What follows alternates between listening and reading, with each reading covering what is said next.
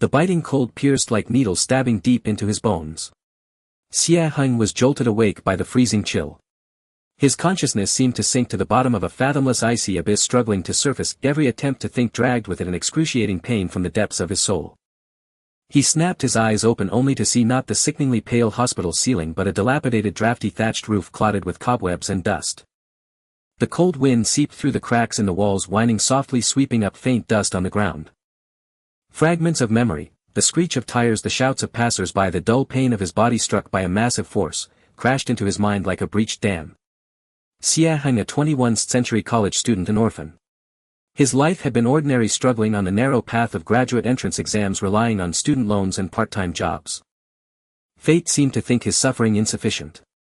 On his way back from a second-hand market, he pushed a little girl chasing a ball out of the path of a mud truck that seemed to have charged straight from hell, and was sent here. And now he was another Xie Heng, also 6 years old, also an orphan, a country boy barely surviving on the charity of villagers at the foot of Cloud Dream Mountain. His stomach growled with a burning, twisting pain, the extreme of hunger. His throat was parched, his body limp and powerless, even moving a finger was excruciating. He turned his head with difficulty, surveying this home. The rammed earth walls were mottled and broken, a crooked wooden table leaned against the corner bearing a chipped clay jar. Besides that, the room was completely empty, truly bare walls. Was this his restart point in life? An overwhelming sense of absurdity and despair seized him. Dying under the wheels was one thing, transmigration, such a legendary stroke of luck, why did it fall on him only to begin with such miserable circumstances? His gaze wandered aimlessly, finally settling on a dusty object beside his pillow. It was a gourd. Palm's eyes dark in color, lusterless, it looked like it had been around for ages, coated in an indelible layer of old grime. A faded red string was tied around its waist. It was the very one he had bought for 5 yuan at that second-hand stall. The vendor had sworn it was an old relic that could ward off evil. Xie Heng's heart gave a violent leap. As if guided by an unseen force, he summoned all his strength, lifted his arm as though it weighed 1,000 pounds, and trembling grasped the cold gourd. The instant his fingertips touched the gourd's surface, a sudden change occurred. A faint yet unmistakably clear warmth flowed slowly through the Laogong point in his palm into his nearly numb meridians. This warm current was as thin as a silk thread, yet carried an indescribable vitality. Where it passed, the piercing cold was dispelled and his stiff limbs regained some strength. It wasn't an illusion.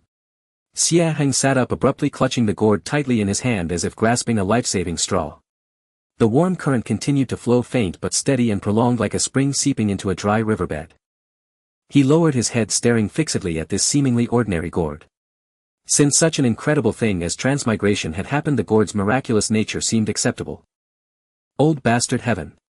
He rasped in a hoarse, almost tuneless voice, carrying a worldly cynicism. No child should possess you. Hit me, so you have to give me some compensation, right? He took a deep breath of the cold, unfamiliar air, a mixture of dirt, hay and a faint musty smell filling his lungs.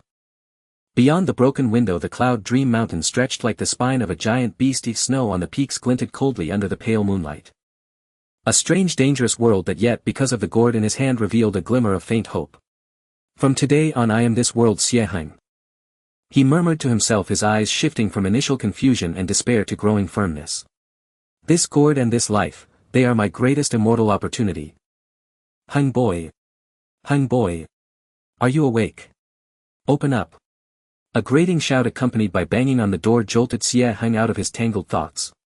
He struggled down from the straw-covered broken bed, staggered to the door and pulled open the old wooden door propped with a stick. Outside stood a woman bundled in a thick cotton jacket, her cheeks red from the cold, holding a coarse clay bowl that emitted wisps of steam. It was Aunt Wang from the village, who lived next door.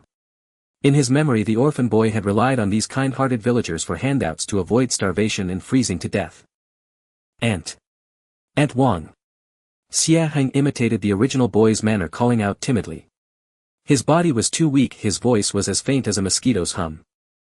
Oh, poor child, your face is blue from cold. Seeing his condition, Aunt Wang's eyes filled with pity. She quickly shoved the bowl into his hands. Quick, drink it while it's hot. I just made wild vegetable porridge, added a bit of salt. Warm yourself up. The bowl held a thin, almost transparent broth with a few wild greens floating in it. But at this moment in Xie Heng's eyes it was the most delicious delicacy in the world. A great bitterness surged into his nose. In his past life he was an orphan, in this life again an orphan. Yet there was still some warmth in this world. Thank you, Aunt Wang. He lowered his head, hiding the complex emotions in his eyes, and drank the nearly grainless porridge in tiny rapid sips. The warm liquid flowed into his stomach, bringing a tangible warmth. Drink slowly, don't choke. Aunt Wang sighed, rubbed his straw-like yellow hair with her rough hand. This weather is terrible. Your grandpa Zhao hurt his leg while patrolling the mountain a few days ago, so he can't look after you as much. When the snow lets up a bit, go to the back mountain to collect some dry firewood, but don't go too deep, you hear. There are wolves in the mountains. Grandpa Zhao Qingxuan, a retired veteran living at the village's end, the most knowledgeable person in the village who had been kind to the original boy. I understand, Aunt Wang. Xie Heng nodded obediently. After Aunt Wang left, Xie Heng licked the bowl clean. Feeling the slight strength returning to his body and the steady warmth from the gourd in his palm, he knew he had to do something. Survival was the foremost priority. He retied his patched, tattered cotton jacket, picked up a rusty old woodcutter's knife with a chipped blade from behind the door, and carefully tucked the gourd into the inside pocket against his chest. He pushed open the creaking wooden door, and a gust of biting wind immediately rushed in, making him shiver. Gazing out, the entire small mountain village was buried under thick snow, a vast expanse of white. Dozens of low rammed earth houses scattered in the mountain basin, silent. In the distance, the Cloud Dream Mountains coiled like a sleeping dragon, spanning heaven and earth, exuding a vast and ancient aura. Based on the original boy's faint memories, Xie Heng trudged with heavy steps toward the foot of the mountain not far behind the village. The snow submerged his calves, every step was excruciating. The gourd in his chest emitted a faint, steady warmth, protecting his heart from freezing. Finally he reached a relatively sparse grove at the mountain's base. Most trees had long shed their leaves, only a few cold-resistant pines and cypresses still retained some green. Xie Heng selected a withered sapling, raised the woodcutter's knife, and swung with all his might. Clang! A sharp sound, the knife bounced back, leaving only a white mark on the trunk. The body was too weak, and he had no proper technique for applying force. He didn't give up. Recalling bits of physics from his past life, he adjusted the angle, used the strength from his waist and abdomen, and swung again. Crack! This time the blade bit in a bit. It worked. So he chopped again and again, one stroke after another. His tiger's mouth went numb from the vibration, his arms ached unbearably, but he didn't stop. Sweat soaked his worn thin clothes, then froze into ice crystals in the wind, clinging to him, biting cold. Yet amidst this extreme exhaustion and cold, Xie Heng clearly sensed that the gourd in his bosom seemed to pulse. No, not a pulse. The warm current seemed to have thickened just a little. Moreover, at the instant he swung the knife, the warm current would actively flow into his arms, still faint, but making each subsequent strike more stable and forceful. This gourd not only nourished the body but also assisted in exerting strength. A thought flashed like lightning through his mind: cultivation. This gourd might be his only ticket to the path of immortal cultivation in this world. And the first step to cultivation was perhaps simply to survive, to train this body until it could bear the immortal fate. Chopping wood was the most basic training. Having understood this, Xie Heng's eyes blazed with newfound clarity. Fatigue and cold remained, but a blazing fire ignited in his heart. He no longer viewed chopping wood as mere survival labor, but as part of his cultivation. With each swing he adjusted his breathing, felt the muscles contract, and guided the faint warmth inside his body. Time passed quietly in the monotonous repetition. When he finally chopped enough firewood for a bundle and tied it with a rope made of bark, the sun was already tilting westward. Dragging an exhausted but strangely fulfilled body carrying a huge load of firewood taller than himself, Xie Heng hobbled back step by step. The firewood was heavy, bending his thin spine like a bow, but his steps were unwaveringly steady. Returning to the dilapidated mud hut, he carefully stacked the wood under the eaves. Then he entered the house, closed the door, sealing out the wind and snow. Inside was still cold, but the gourd in his bosom radiated continuous warmth. He sat on the cold brick bed, leaned against the wall, and took the gourd in his hand, again scrutinizing it carefully. In the last light filtering through the broken window, he suddenly noticed that the natural, seemingly random lines on the gourd's surface under a certain angle faintly formed some kind of profound pattern, like a talisman he had never seen before. Or a map.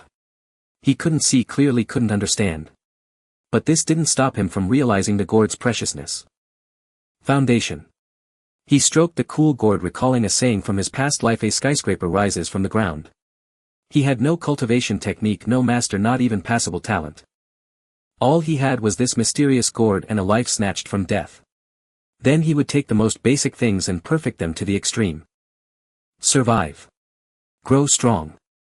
He pressed the gourd tightly against his heart, feeling its steady life-filled warmth, and slowly closed his eyes. Outside the window the wind and snow raged on. Inside, a soul from another world in this cold snowy night amidst humble mortal flesh planted the seed of a path to the supreme sword way. In the silence he whispered softly, as if making a vow, start with chopping wood. My path, step by step I will walk. In the days that followed, Xie Heng's life descended into a simple, almost monotonous repetition. Before dawn broke he was awakened by the intermittent warmth flowing from the gourd cradled in his arms. The gourd seemed to follow a certain rhythm, always condensing the purest trace of qi during the darkest hour before daybreak. He no longer lingered in bed. He leaped up swiftly, splashed his face with icy water from a pot that held shards of frost, grabbed his woodcutter's knife and the smooth bark rope, then pushed open the door and stepped out into the still dark, biting wind. He fixed his chopping spot on a sunny slope at the foot of the hill behind the village. The trees here were mostly a kind of shrub called iron thorn wood with exceptionally hard timber that ordinary woodcutters avoided, but it suited Xie Heng perfectly. The harder the wood, the better the training for control and endurance. The first time he struck an iron thorn branch with full force, the recoil nearly wrenched the knife from his hand, splitting his tiger's mouth and staining it with blood. But he did not retreat. He silently tore a strip from his undershirt, wrapped the wound and raised the knife again. He no longer used brute force but began to experiment with adjusting his breathing. Inhale, raise the knife, will the warm current from the gourd to flow into his arm. Exhale, chop down, concentrating all his strength at the edge of the blade.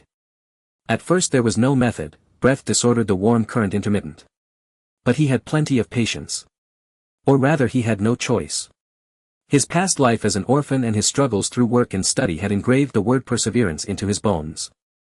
1, 2, 10, 100 strokes.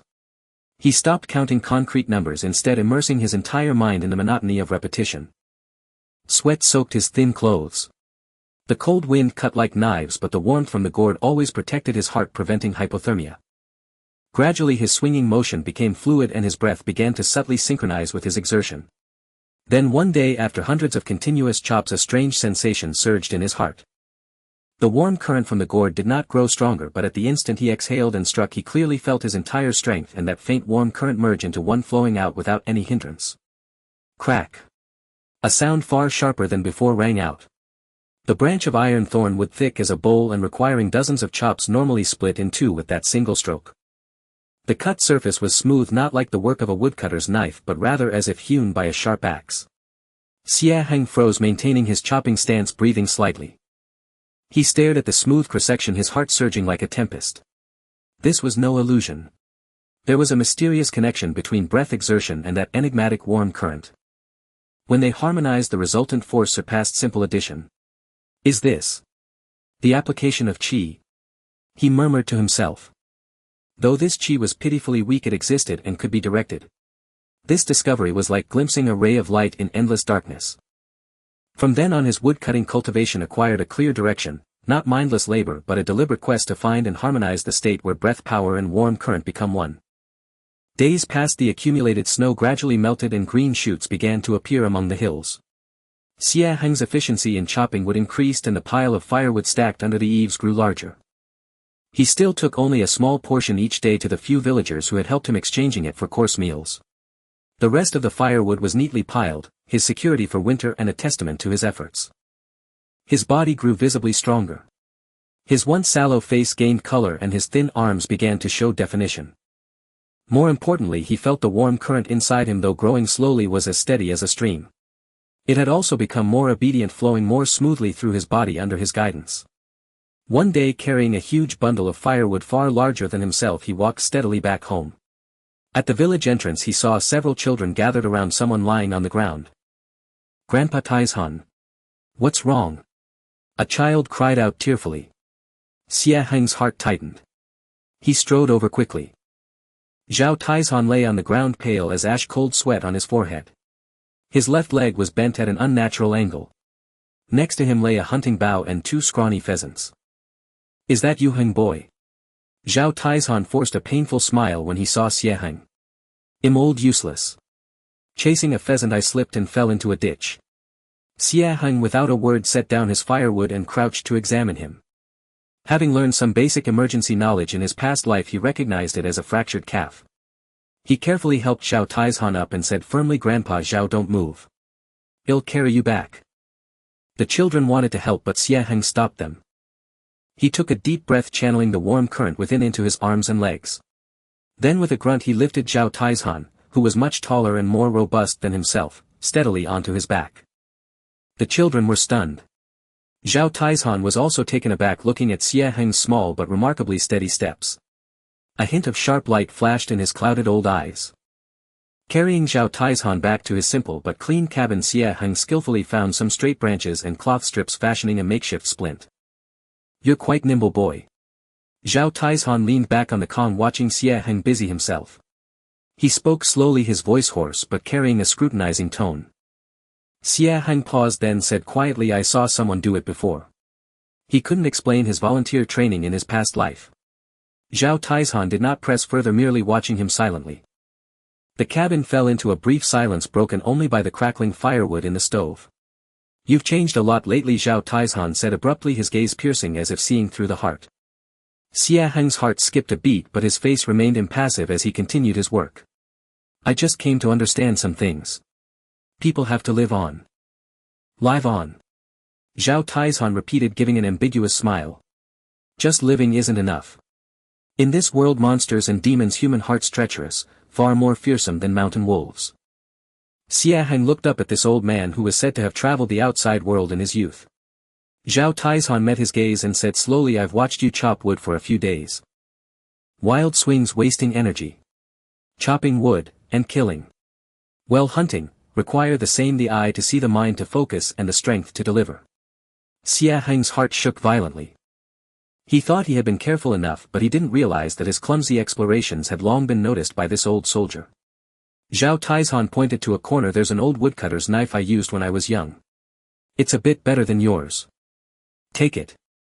Xie Heng followed his gaze and saw a knife of antique design propped in the corner.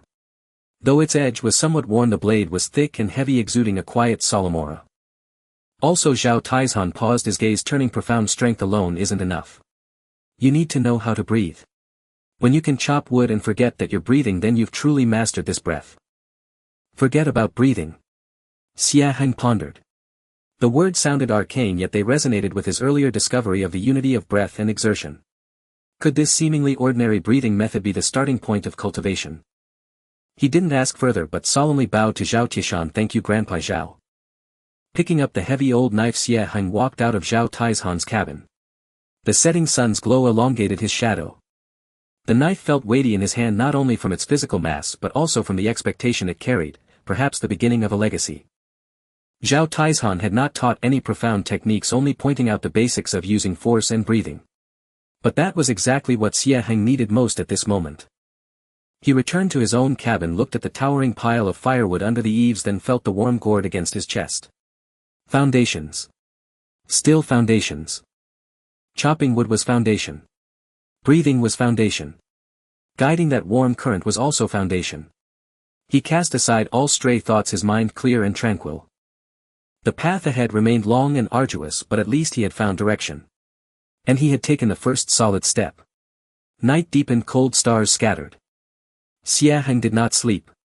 Instead he sat cross-legged on the cold earthen bed, a posture he had devised himself based on vague memories of meditation from his past life.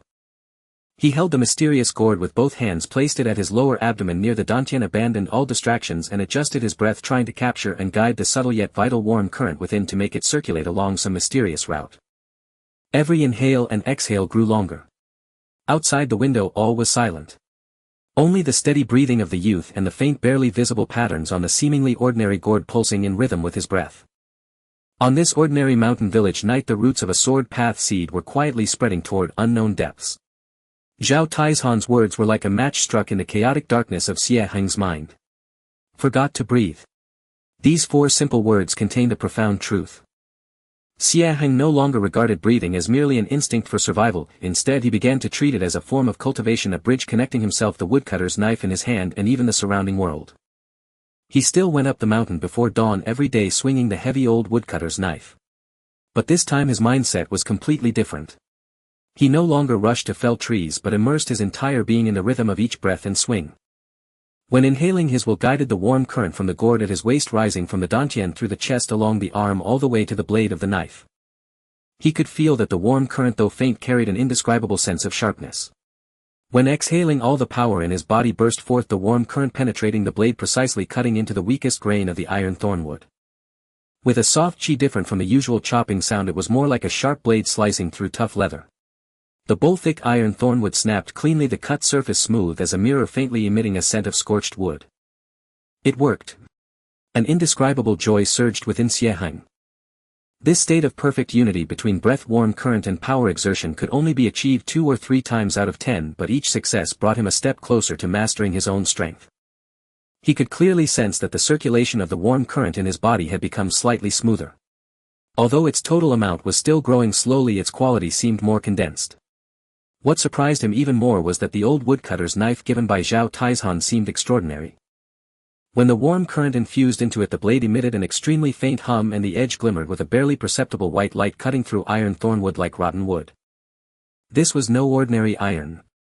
Perhaps it was a remnant of a weapon once used by Zhao Taizhan. He kept silent, only practicing more diligently each day. He secretly named this unique breathing technique the basic breathing art. It had no complex circulation paths, only the most essential inhale and exhale, a single cycle of gathering and releasing, yet it resonated with the principles of heaven and earth. Days passed quietly in monotonous yet fulfilling cultivation. Winter's snow melted completely, mountain flowers gradually bloomed, and the cloud dream mountain range donned a green mantle, but it also brought new dangers. One day Xie Heng was practicing on his usual slope. After months of arduous training, his figure had become much more upright, his complexion ruddy and his eyes clear and focused. There was already a steady rhythm in his swings. Suddenly a fierce and violent wolf howl came from deep in the forest, startling a flock of birds into flight. Xie Heng paused, frowning slightly. The howl was filled with a malevolence unlike that of ordinary mountain wolves. He recalled the warnings from Aunt Wang and Zhao Qishan during the spring famine. Hungry wolves in the mountains were most ferocious. He gripped the woodcutter's knife tightly, warily looking towards the source of the sound. But the next moment his expression changed drastically. Because the wolf howl was accompanied by the terrified cries of a child and the sounds were getting closer. It was a child from the village. Without a moment's hesitation, Xie Heng instinctively accelerated the flow of the warm current in his body, channeling it into his legs. He pushed off the ground, employing a footwork technique he had developed over time, incorporating the concept of wind riding art. Though he couldn't yet ride the wind, it made his speed far exceed that of an ordinary person, and he dashed towards the direction of the cries like an agile ape. After a few bounds he burst through a thicket, and the sight before him made his blood run cold. 3 children about 7 or 8 years old, the sons of the village hunter Zhang, were paralyzed with fear on the ground, crying uncontrollably. In front of them a massive green-furred wolf as sturdy as a young calf bared its ghastly white fangs, drool dripping from its maw. Its crimson eyes flickered with hunger and madness as it slowly advanced. This was no ordinary wolf. Its body exuded a faint foul odor and a trace of weak demonic energy. It was a demon beast. The lowest grade, but still far beyond the capability of any ordinary villager. Seeing the green-furred demon wolf crouch on its hind legs ready to pounce on the nearest little girl, Xie Heng's eyes blazed with fury. Beast! Get lost! Xie Heng's eyes were wide with rage. Without time to think, he let out a furious roar and hurled the woodcutter's knife with all his might.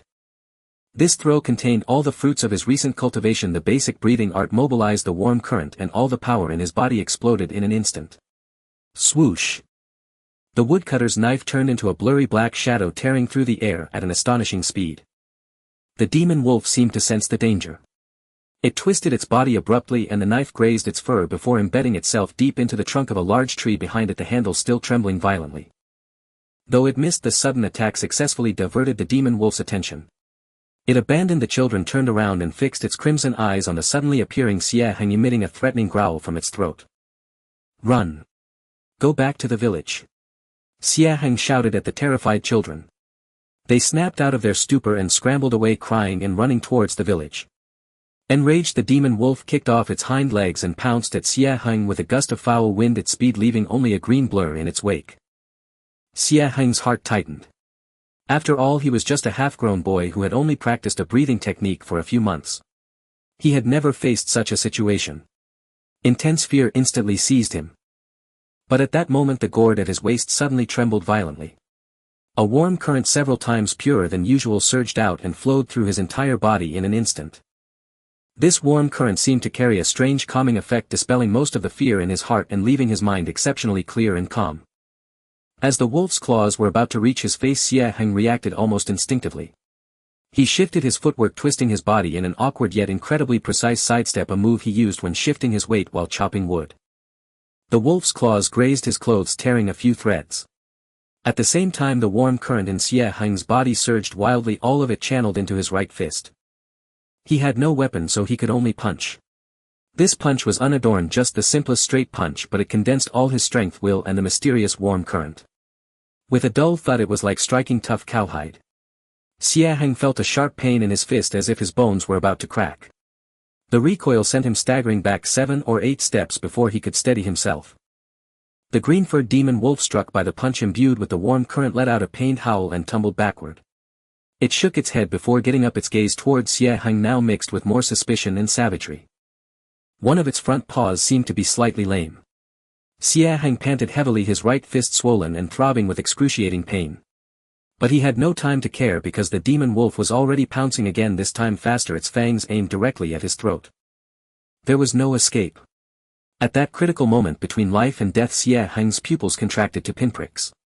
His mind went blank, all his will, breath and warm current focused on a single goal: survival. He did not retreat, instead he charged towards the demon wolf. Just as they were about to collide, he suddenly lowered his body, executing a slide beneath the wolf's belly. At the same time, the sharp branch of iron thornwood he had picked up earlier, clenched in his left hand, was infused with the last trace of warm current in his body. He thrust it upwards with all his strength into the relatively soft belly of the wolf. A sound of a blade piercing flesh was heard. Warm, foul-smelling liquid splattered all over Xie Heng's face and head. With a most miserable howl, the demon wolf's massive body crashed to the ground. Its limbs twitched as blood gushed from its belly, quickly staining the ground red. Xie Heng collapsed to the ground, gasping for breath, completely exhausted, his hands trembling uncontrollably. The sticky, foul wolf blood on his face and the thick smell of blood in the air assaulted his senses. He had killed a demon beast. There was no excitement, no pride, only the weakness of a survivor and an indescribable coldness. The cruelty of the cultivation world had been revealed to him for the first time, so directly, so bloodily. Heng boy! Xie Heng! At that moment, urgent shouts and the sound of hurried footsteps approached from afar. It was the village hunters, armed, rushing over. Leading them was Zhao Qishan, leaning on his staff, his face grim. When they saw the green-furred demon wolf lying on the ground and Xie Heng covered in blood and sitting in a daze beside the wolf's corpse, everyone gasped. This is a green-winged wolf, almost a demon beast. An old hunter said, his voice trembling. Heng boy, are you alright? Zhao Taizhan hurried forward and carefully examined Xie Heng. Finding only exhaustion and minor abrasions, he breathed a sigh of relief. He looked at the fatal wound on the wolf's belly, then at Xie Heng's swollen right fist and the blood-stained wooden spike. A mix of shock, relief and complex emotions flickered in his aged eyes. He patted Xie Heng on the shoulder and said in a low but powerful voice, boy, you've seen blood. In this world, if you don't want to be eaten, you have to learn to eat others. Know to slay demons and monsters. Xie Heng looked up at Zhao Qishan, then at the villagers' faces, which held fear, gratitude and a hint of awe. The blood on his face was gradually drying, cold and sticky. He slowly raised his hand, looking at the still wet blood on it, and then clenched it tightly into a fist.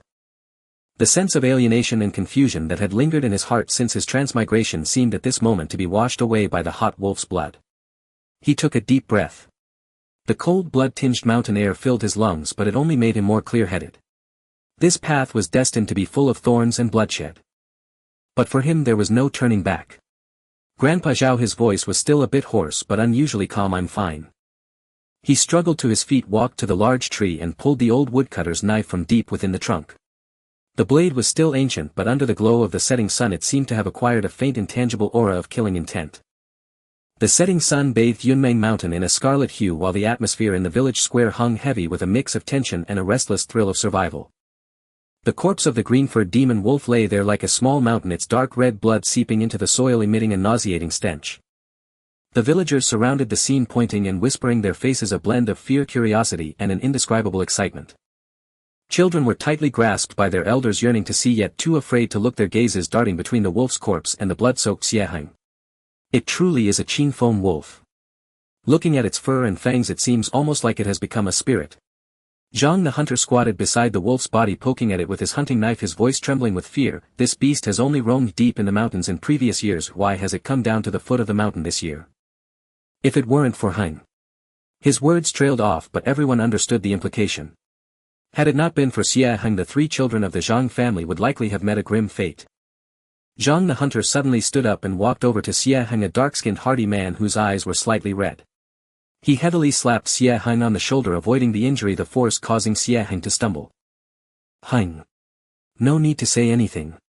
From now on, when your family needs firewood or water, my Zhang family will take care of it. You are the savior of my 3 children. His voice boomed, filled with the simplest gratitude of a mountain dweller. Yes. Heng, well done. I didn't expect you, this kid, to be so formidable at a critical moment despite being so quiet usually. This wolf's body is a valuable treasure, the fur, bones and demon.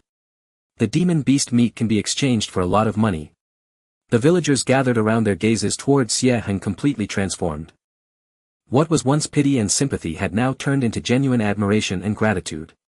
In this mountain village where they contended with nature and beast strength and capability were always the most compelling truths. Aunt Wang squeezed through, holding a clean damp cloth, wanting to help Xie Heng wipe the blood from his face with concern. Oh dear, look at this, it's terrifying. Quickly wipe it off, you're not hurt anywhere, are you? Xie Heng felt somewhat overwhelmed by this enthusiastic attention. He took the cloth and softly replied, thank you Aunt Wang, I'm fine, I'm just a bit exhausted. His gaze passed over the crowd, landing on the quietly standing Zhao Taizhan at the outskirts. The old man leaned on his cane, his expression calm, but his eyes held too much, a mix of approval, seriousness and a hint of relief. Zhao Taizhan slowly stepped forward and the villagers automatically made way for him. According to the rules, the wolf's body was killed solely by Heng, so it naturally belongs to him. Zhao Taizhan's voice was not loud but carried an undeniable authority. The fur can be made into soft armor, the bones can be used for medicine, and the wolf meat contains a weak spiritual energy which greatly benefits martial practitioners. Eldest of the Zhang family, your skills are good, you handle the skin and make sure it's clean. As for the wolf meat, let each family have a portion to make soup for the children to nourish themselves, and the rest will be reserved for Heng. With just a few words he clarified the distribution of the wolf's body, affirming Xie Heng's ownership while considering the bonds of kinship, leaving no one with a word to say. As for you little brats, Zhao Taizhan's gaze turned towards the several still in shock children, especially the eldest of Zhang the hunter's family. His tone grew stern. During the spring famine you dare to venture deep into the mountains. If it weren't for Xie Heng today, you would have been food in that wolf's belly. Go home and each take 10 lashes to remember this lesson. The children were frightened into silence, nodding repeatedly. After handling all this, Zhao Taizhan turned to Xie Heng again. Can you walk? Xie Heng nodded. Although his body ached, the warm flow from the gourd was slowly nourishing him and his strength was recovering quickly. Follow me. Zhao Taizhan turned and walked towards his small house. Xie Heng silently followed, feeling countless gazes behind him, envy, curiosity, awe. He knew that from this day forward his standing in this village would be different. Entering Zhao Taizhan's dim yet tidy little house, he was greeted by a faint herbal scent mixed with the aroma of aged wood. Zhao Taizhan gestured for Xie Heng to sit on the edge of the kong while he retrieved an old wooden box from the corner and took out a ceramic jar, pouring a bowl of murky liquid and handing it to Xie Heng. Drink this, it's a folk remedy for relaxing muscles and promoting blood circulation. It can't compare to celestial pills but will do you good. Xie Heng took the bowl and without hesitation downed it in one go. The liquid was spicy and bitter. A warm flow plummeted from his throat straight to his dantian, then spread through his limbs, significantly alleviating his soreness. How do you feel? Zhao Taizhan asked calmly while sitting on a wooden stool opposite him. Xie Heng paused for a moment before honestly replying, still shaken. But I also feel somewhat different. He couldn't quite explain the feeling, as if some fragile part of his heart had been shattered in the life-and-death battle just now and then reformed, becoming more resilient. Zhao Taizhan nodded. Seeing blood is inevitable. You did well, you remained calm in a crisis, acted decisively, and most importantly you knew how to protect the weaker ones. This is far more important than mere brute strength. He paused, his sharp gaze fixed on Xie Heng. I've noticed your recent changes. Your strength has increased, your stance is steady, and your breathing has become long and even. When you killed the wolf today, it truly carried a feeling of qi. Have you encountered some sort of opportunity? Xie Heng's heart jolted, realizing he couldn't hide anything from this keen-eyed old soldier. He pondered briefly, not mentioning the core secret of the gourd, but half-truthfully said, A while ago I found an old gourd on the mountain. I liked it and kept it with me. Later I discovered that when I hold it my body warms up a bit and my strength recovers faster. While chopping wood I tried adjusting my breathing and it feels like I can exert less effort. A gourd. Zhao Taizhan's eyes sparkled for a moment but he didn't delve deeper, instead sighing, opportunities are also part of strength. The fact that you can glimpse the threshold of qi is your fortune. It seems it's time to pass down some real knowledge to you. Xie Heng's heart raced at those words, his breathing quickening. He had been waiting for this moment for far too long. Zhao Taizhan stood up and pulled out a thin book with yellowed pages and severely worn edges from beneath the Kong mat, solemnly handing it to Xie Heng. The cover of the book bore the 4 characters basic qi refining technique written in ancient style. This is not a profound technique, Zhao Taizhan's voice carried a hint of nostalgia, it is the simplest foundation technique used by outer disciples in the sect I once belonged to.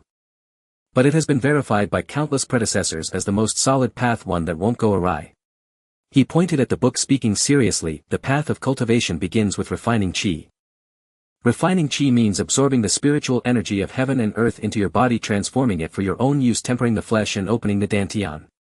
This basic qi refining technique teaches you how to sense spiritual energy and how to guide it to circulate in your body. Remember, the path of cultivation is like walking on thin ice, it is most crucial to avoid being overly ambitious. This qi refining technique may seem simple but it is the foundation of a towering building. Only when you can successfully draw qi into your body and operate your first small circulation will you truly step into the threshold of cultivation. Xie Heng took the book with slightly trembling hands as if it weighed 1,000 pounds. He had finally touched the long-desired path of cultivation. Though it was merely the most basic, as Zhao Taizhan said, it was the most precious starting point. Thank you, Grandpa Zhao. He stood and deeply bowed. Zhao Taizhan waved his hand and after receiving the bow continued, the technique is given to you, how well you practice it depends on your own comprehension and perseverance.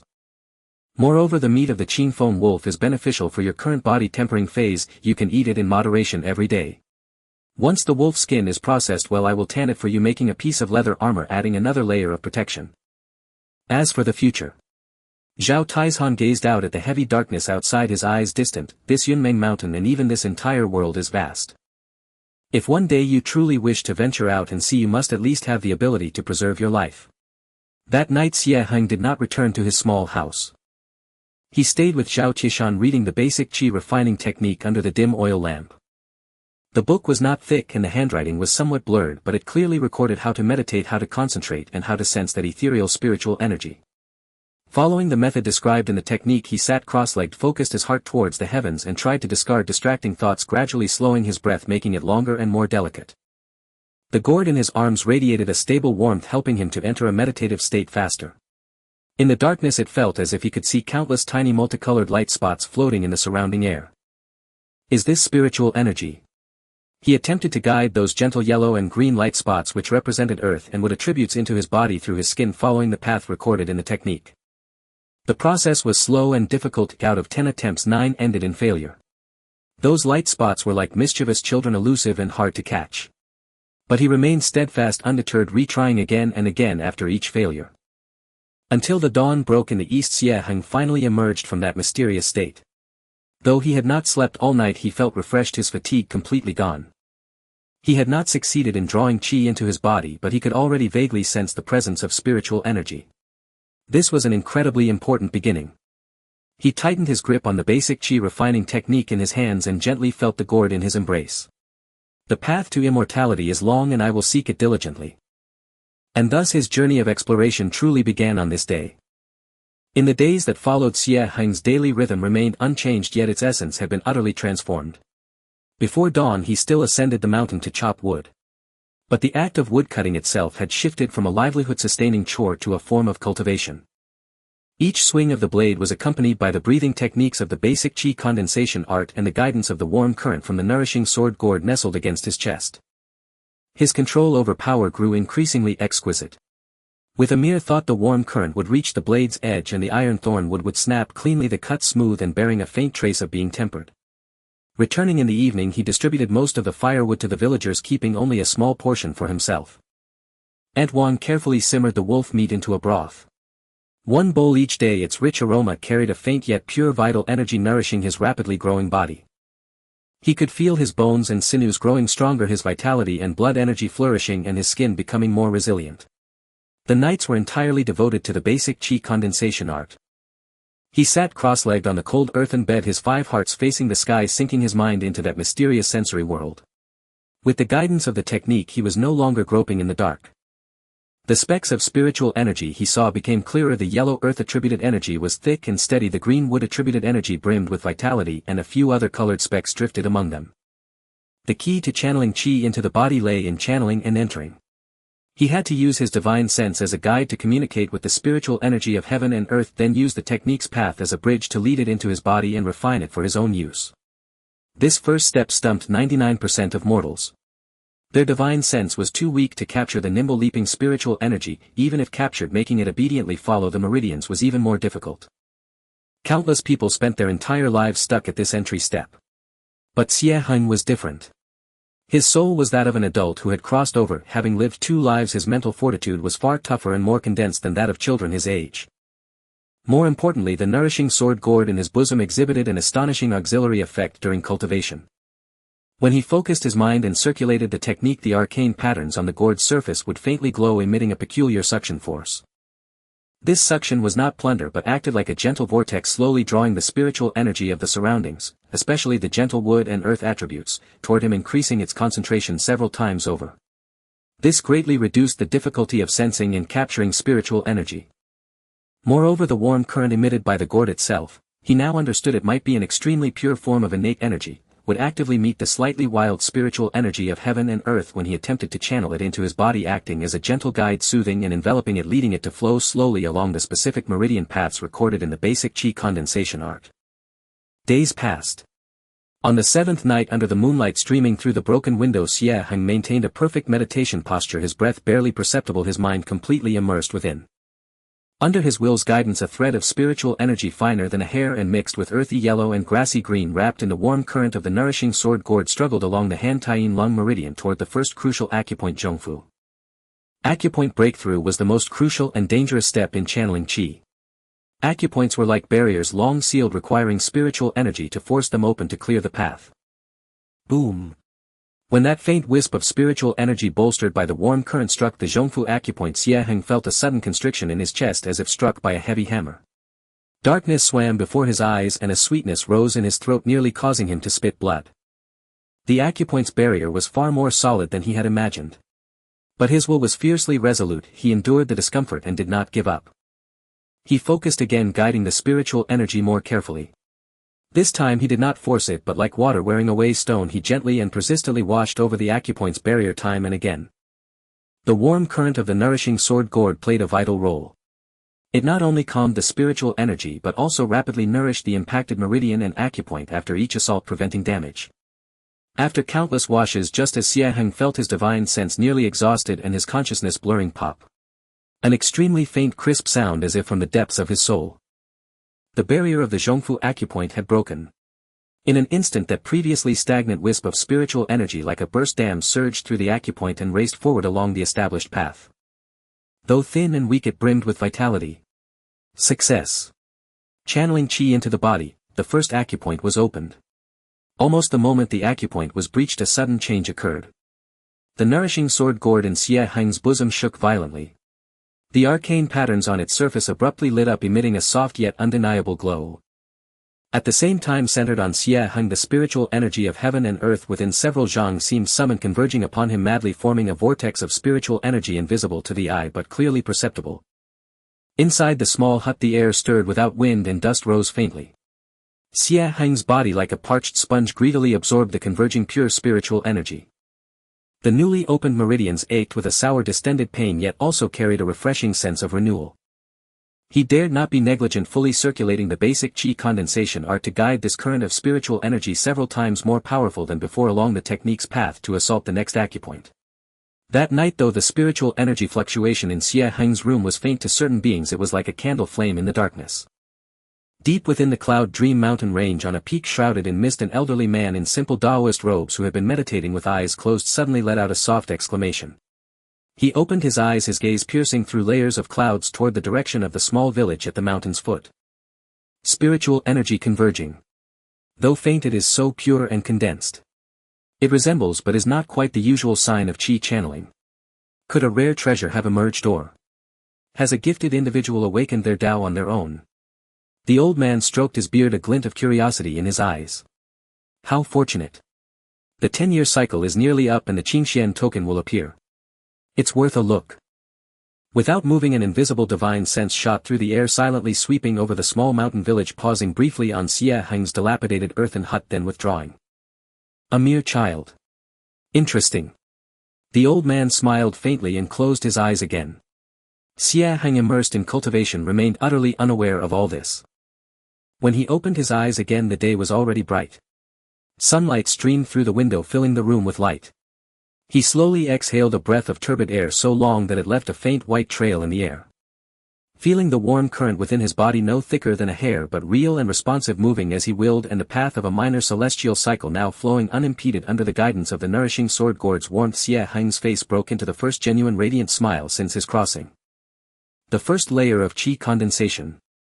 Though it was merely the most insignificant first step, he had truly set foot on this magnificent path of immortal cultivation. Not only could he feel his power growing, but his hearing and sight had become sharper. He could even hear the low conversations of distant villagers and see the motes of dust floating in the air. Was this the world of immortal cultivators? He looked down at the basic Qi condensation art in his hands, then touched the now quiet gourd in his bosom, his heart filled with boundless longing for the future. Yet he did not know that at the moment of his successful Qi channeling and the faint phenomenon, it caused a shadowy imprint of an ancient token engraved with the characters Qingxuan had silently coalesced into a small mark deep within his Danshan sea of Qi. The gears of fate had begun to turn. The aura of an impending storm seemed to have already begun to permeate the air beyond this tranquil mountain village. Successfully guiding Qi into his body and stepping into the first layer of Qi refining felt to Xie Heng like finally lighting a lamp of his own in the boundless darkness. Though the light was faint, it illuminated the path ahead and showed him the direction. He did not become complacent with this initial success, instead he grew even more serene. Deeply aware of the principle that a lofty tower rises from the ground, he transformed all his excitement and anticipation into the monotonous yet steadfast practice of day after day. The daily task of chopping wood became the optimal practice for cultivating the basic Qi refining art. He no longer merely sought to cut down trees, instead he deliberately guided the faint stream of Qi within him while swinging the axe, attempting to imbue the blade with it. At first it was extremely difficult. With his breath and movements out of sync, he might succeed in only 1 out of 10 swings. Yet he possessed ample patience, viewing failure as accumulation and meticulously contemplating each successful imbuing of Qi. The effect was palpable. When the stream of Qi successfully enveloped the blade, the axe seemed to gain a spirit, slicing through the iron thornwood like a hot knife through butter, effortless and elegant, with the cut surface remarkably smooth, even faintly shimmering with a luster tempered by spiritual energy. His control over power and his application of spiritual energy advanced rapidly through this most basic repetition. Nightly meditation was the key to solidifying his foundation. With the experience of successfully circulating Qi through the minor circulation, one's subsequent cultivation became much smoother. The nurturing sword gourd's effect of gathering spiritual energy remained significant, making his training twice as effective with half the effort. That stream of Qi traveled through his meridians. With each circulation cycle it would absorb and refine a wisp of spiritual energy, growing slowly but steadily while also subtly nourishing and widening his still tender meridians. He could clearly feel his strength increasing, his 5 senses growing keener, and even his height had shot up a bit. His once somewhat gaunt cheeks, nourished by spiritual energy and wolf meat, had become full and ruddy. When his eyes opened and closed they held a serenity and focus beyond his years that was hard to put into words. The changes were not only evident in himself but also in his relationship with the villagers. After the Azure Wind Wolf incident, his status in the village had already shifted. Where there was once sympathy and pity, there was now genuine respect tinged with a faint trace of awe. The children looked at him with admiration while the adults treated him with more courtesy.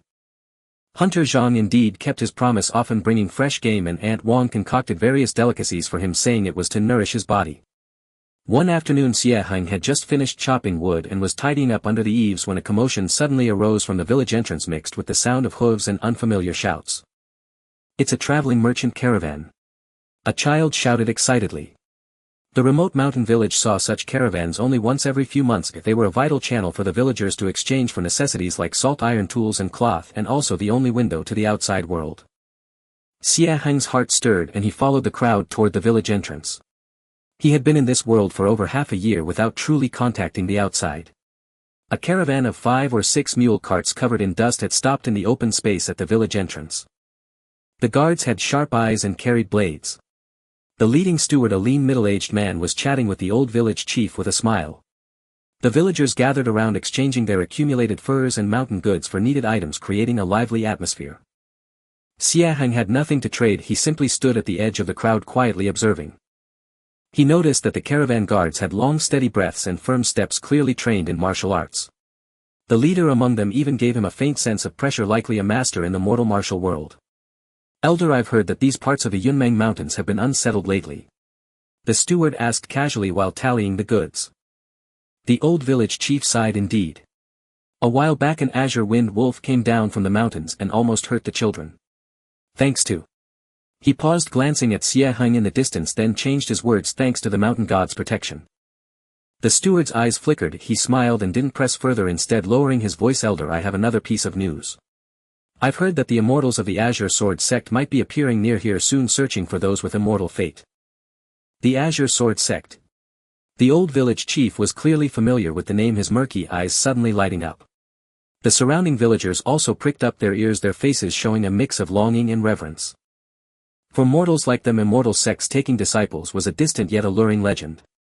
Yes, the steward nodded. That's one of the great immortal sects in the eastern domain. If any family's child is fortunate enough to be chosen, they'd rise to the heavens and become an immortal master. The crowd stirred. Families with children of suitable age were especially excited. Xie Heng's heart also pounded violently. The Azure Sword sect. The basic qi refining art that Zhao Taizhan gave him had a faint cloud-like pattern surrounding a long sword on the lower right corner of its cover. Could it be that the sect Grandpa Zhao once belonged to was the Azure Sword sect? The immortal sect taking disciples. Wasn't this the chance for him to leap out of this mountain village and step onto a broader stage? He suppressed his excitement and continued listening. But the steward changed his tone, dousing their enthusiasm. Immortal fate is rare. I've heard the Azure Sword sect selection is extremely strict, requiring not only a spiritual route but also an examination of character and comprehension. It's 1 in 10,000. In this remote, impoverished place it's unlikely such a person will emerge. This cooled the fervor of many villagers. Xie Heng, however, was lost in thought. A spiritual route. He didn't know if he had one, but he had the nurturing sword gourd, a soul and mental strength far surpassing ordinary people, and more importantly he had the determination and perseverance to hone the basics to perfection. He quietly slipped out of the crowd and hurried toward Zhao Taizhan's hut. He needed to confirm some things. Pushing open the wooden door, Zhao Taizhan was sitting on the con wiping the old firewood he had given Xie Heng, his expression complex as if he had anticipated Xie Heng's visit. Heard the news? Zhao Taizhan asked without looking up. Xie Heng nodded. Grandpa Zhao, that Azure Sword sect. That's right, Zhao Taizhan interrupted him, setting down the firewood and fixing a sharp gaze on Xie Heng. I was once an outer disciple of the Azure Sword sect. I retired due to injury and returned to my hometown. He paused, his tone carrying nostalgia and a faint, barely perceptible melancholy. The Azure Sword sect is a true titan of the eastern domain with thousands of disciples and peerless sword techniques. Entering it for cultivation would indeed be a tremendous blessing for you. But he shifted his tone, his expression turning gravely serious. Remember this, Heng boy. The immortal sects are not a pure land, they are even more brutal than the mortal world. Talent, resources, background, cunning. All are indispensable. With your meager skills you wouldn't even make a ripple in the outer sect. Xie Heng remained silent, clenching his fists. He knew Zhao Taizhan spoke the truth, but he also knew this was an opportunity he must seize. How is your practice of the basic qi refining art coming along? Zhao Taizhan suddenly asked. Grandpa Zhao, I can already circulate it through the minor circulation, Xie Heng answered honestly.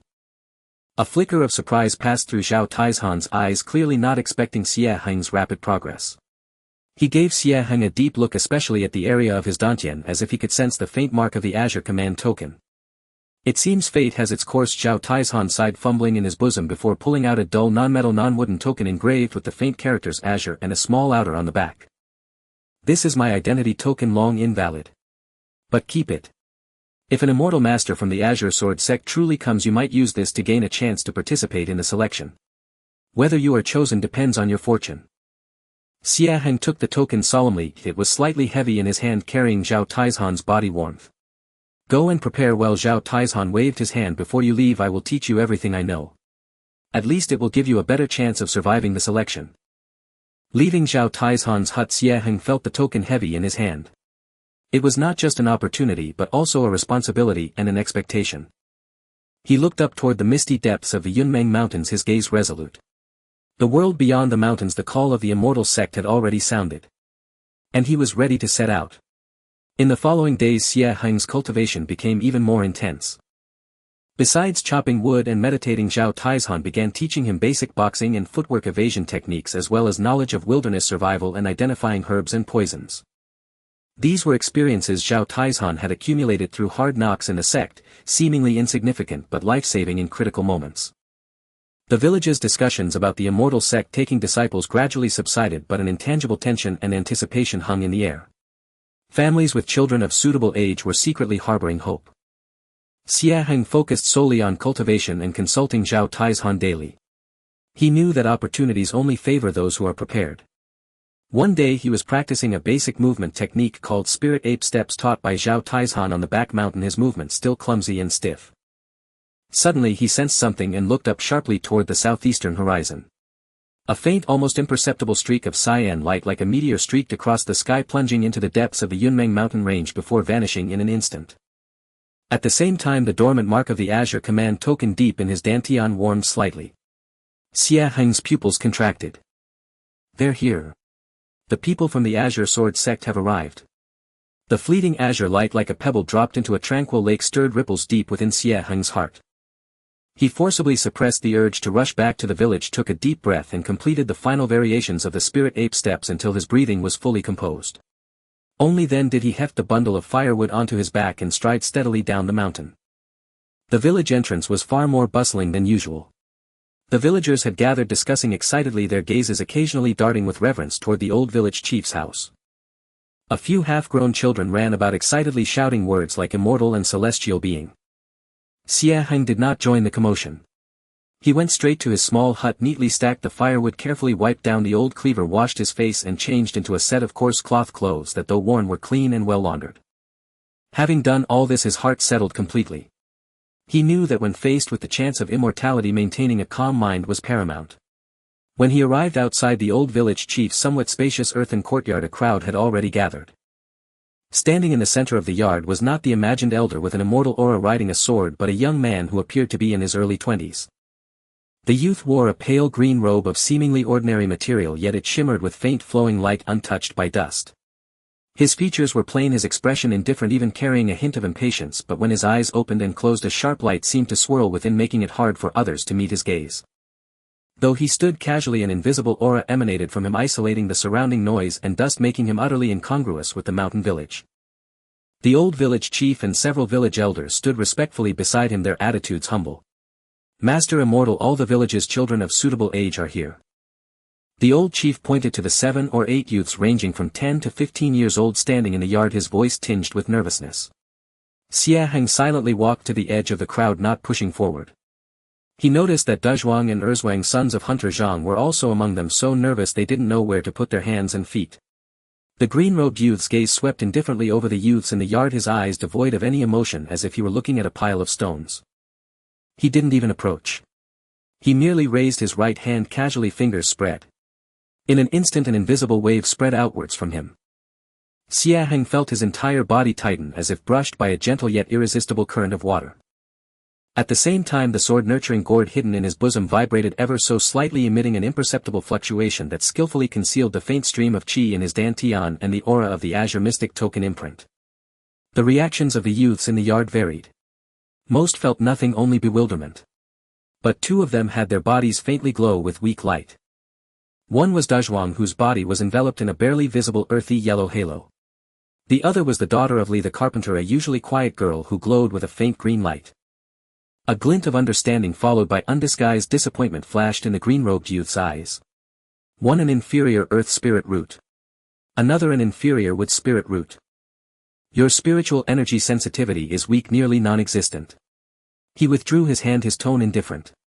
You 2 are considered to have the minimal qualifications to participate in the outer sect disciple selection of our sect, to be held at Heishan City 100 li away in 3 months. As his words fell, a wave of envious sighs arose from the crowd, along with the disappointed murmurs of families whose children had failed. Hunter Zhang and his wife were overjoyed, pulling the still-dazed Dazhuang along as they repeatedly expressed their thanks. Master Immortal, that selection. Is it difficult? Li the carpenter asked, plucking up his courage. 1 in 10,000. The green-robed youth's reply was succinct, shattering everyone's unrealistic fantasies. With inferior spirit roots, unless one possesses great perseverance and extraordinary fortune, they will never break through to the midstage of qi refining in their lifetime. On the path of immortality it is but a waste of years. These words were like a bucket of cold water cooling the newly kindled enthusiasm. The youth seemed unwilling to stay longer. His gaze swept across the entire scene, finally pausing for a fraction of a second on Xie Heng, who stood at the periphery of the crowd. Xie Heng's heart stirred. He felt as if the other's gaze had pierced through his clothes, seeing the copy of the basic qi refining art and the token tucked in his bosom. But the youth did not expose him. He only spoke flatly. Is anyone here already a cultivator or in possession of a Qingxuan token of faith? Xie Heng knew his chance had come. He took a deep breath, pushed through the crowd, walked into the yard, bowed respectfully to the green-robed youth and presented the token given by Zhao Taizhan with both hands. Junior Xie Heng, having been fortunate enough to receive a senior's instruction on the method of attracting qi, holds this token and humbly requests the immortal master to grant me an opportunity for assessment. His voice was clear, neither humble nor arrogant, standing out conspicuously among the nervous and flustered youths. Instantly all eyes focused on him. Some were surprised, some puzzled, and Hunter Zhang and others wore complex expressions. The green-robed youth's gaze fell on the token and he nodded slightly.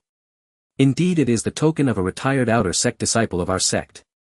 He raised his hand again and that invisible wave enveloped Xie Heng. This time Xie Heng did not let the sword-nurturing gourd completely conceal everything. Instead, he deliberately allowed a trace of his qi refining layer 1 cultivation aura along with the faint resonance of the azure mystic token imprint to leak out. Oh! The green-robed youth let out a slightly surprised sound for the first time. Qi refining layer 1. Self-induction of qi. The imprint has already formed. That's quite rare. He scrutinized Xie Heng for a few moments as if trying to discern something. But Xie Heng's aura was steady, his gaze clear, and aside from that trace of self-cultivated fairly solid spiritual energy fluctuation, there was nothing unusual. The sword-nurturing gourd's concealment was flawless. Your foundation is passable and your temperament is quite composed. The youth nodded, his tone softening slightly. You are also qualified to participate in the Heishan City selection. Thank you, Immortal Master. Xie Heng bowed again, a great weight lifted from his heart. The green-robed youth said no more. With a flick of his sleeve, 3 palm-sized warm white jade plaques flew lightly towards Xie Heng, Dazhuang, and Li the carpenter's daughter. These are the assessment tokens. Drip blood onto them to bind them. In 3 months present these tokens at the Heishan City Lord's mansion and someone will guide you. They will be void after the deadline. Having said this, he paid no further attention to the crowd. His form flickered, fading like green smoke, and the next moment he was already dozens of zhang away. With another flash he vanished completely at the village entrance as if he had never been there.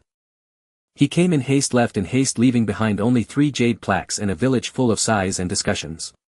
The fleeting trace of an immortal had indeed stirred a massive upheaval in this small mountain village. Xie Heng grasped the cool jade plaque in his hand. It felt warm to the touch, engraved with intricate cloud patterns with the character Xian in the center. He could sense a faint connection forming between the plaque and the imprint in his dantian. Heng boy. You. The old village chief approached, his expression complex. He had never imagined that this orphan he had watched grow up had without a word already set foot on the threshold of the immortal path. Grandpa village chief, I was just lucky enough to receive guidance from Grandpa Zhao, Xie Heng said modestly. The crowd gradually dispersed, but the looks cast at Xie Heng had completely changed. They were the kind of looks reserved for another kind of person, awe mixed with distance. Xie Heng paid it no mind. Clutching the jade plaque, he hurried towards Zhao Taizhan's hut. Zhao Taizhan seemed to have already anticipated the outcome. He was sitting on the Kong drinking tea. He's gone. He's gone. Xie Heng handed the jade plaque to Zhao Taizhan to see. Zhao Taizhan glanced at it and nodded. Keep it safe. This is your key to another world. He paused, his expression turning serious. But Heng boy, you must remember today. Those of the immortal sects may seem transcendent, but in reality they are strictly hierarchical. In the eyes of that immortal master, we mortals are no different from ants. He gave you a chance not because he valued you but simply because it was the rule. Once you enter the sect you must be cautious in word and deed. Strength is the only dignity. Xie Heng nodded emphatically. I understand, Grandpa Zhao. You have 3 months. Zhao Taizhan's gaze was sharp. In these 3 months I will teach you how to survive in these mountains, how to fight with others, how to identify danger. Sect selection is no tea party, it's a true arena of blood. From that day on, Xie Heng's training regimen intensified once more. Zhao Taizhan imparted all the knowledge he had accumulated in his life. It was not just about fists, feet and weapons, but more about brutal survival skills, setting traps, poisoning, tracking, countertracking, field medicine, orientation and so on. He even took Xie Heng deep into the outer reaches of the Yunmeng Mountains for practical drills, fighting with wild beasts and familiarizing himself with various terrains. Xie Heng learned voraciously, knowing that these seemingly insignificant skills could very well save his life at a critical moment. He also did not neglect the basic qi refining art, his cultivation steadily advancing towards the peak of qi refining layer 1. 3 months passed in the blink of an eye. The day of departure finally arrived. On this day before dawn, Xie Heng packed his bags. Inside were only a few pieces of dry rations, a water pouch, a sharpened cleaver, the basic qi refining art and the warm jade plaque. The sword nurturing gourd was securely tied with a thin cord and hidden against his chest. Aunt Wang stuffed a packet of jerky into his hands. Hunter Zhang gave him a fine hunting knife, and the villagers silently offered some dry provisions and blessings. Zhao Taizhan did not see him off. He merely stood at the door of his hut and waved his hand. Go on, boy. Come back alive. Xie Heng bowed deeply to Zhao Taizhan and to the small mountain village that had raised him. Then he turned around, took a step and walked steadfastly along the small path leading out of the mountains. The faint light of dawn cast a long shadow behind him. The youth's figure disappeared at the end of the winding mountain path, heading towards the unknown vast world teeming with opportunities and dangers. His path of immortality had officially begun. Morning mist like gossamer enveloped the winding mountain path. Xie Heng, carrying a simple bundle, walked with steady steps. Half a day had passed since leaving the village.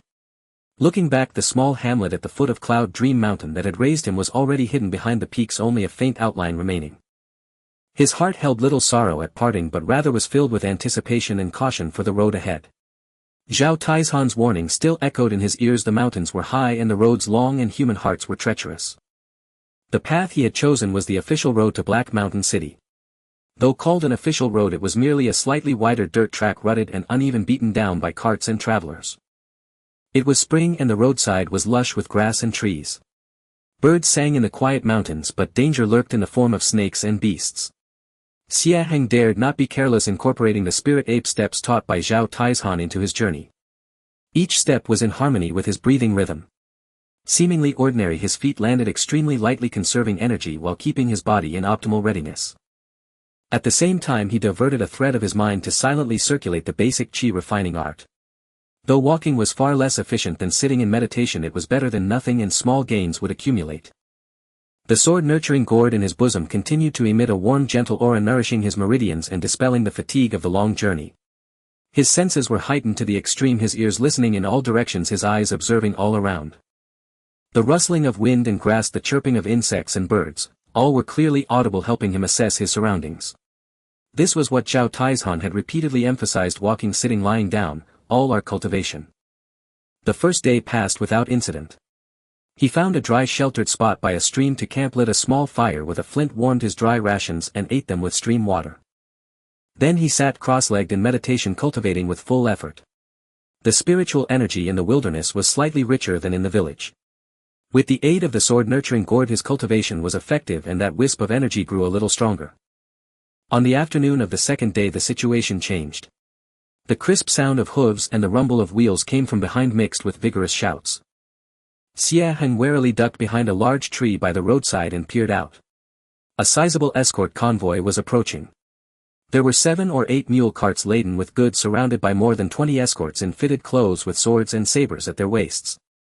At the head of the convoy, a robust man in his 40s with a ruddy complexion and prominent temples rode a tall horse, his sharp eyes scanning the road ahead. He was clearly the chief escort. A banner embroidered with the characters Wei Yuan fluttered noisily in the wind. Xie Heng hesitated for a moment and did not reveal himself immediately. The martial world was perilous, and even an escort convoy might not be entirely safe. He suppressed his aura and relying on the agility of the spirit ape steps quietly followed several dozen zhang behind a convoy using trees and grass to conceal himself. This allowed him to borrow the convoy's presence to avoid potential trouble while observing them.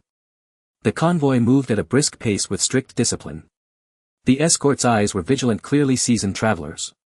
He followed for most of the day without finding anything unusual.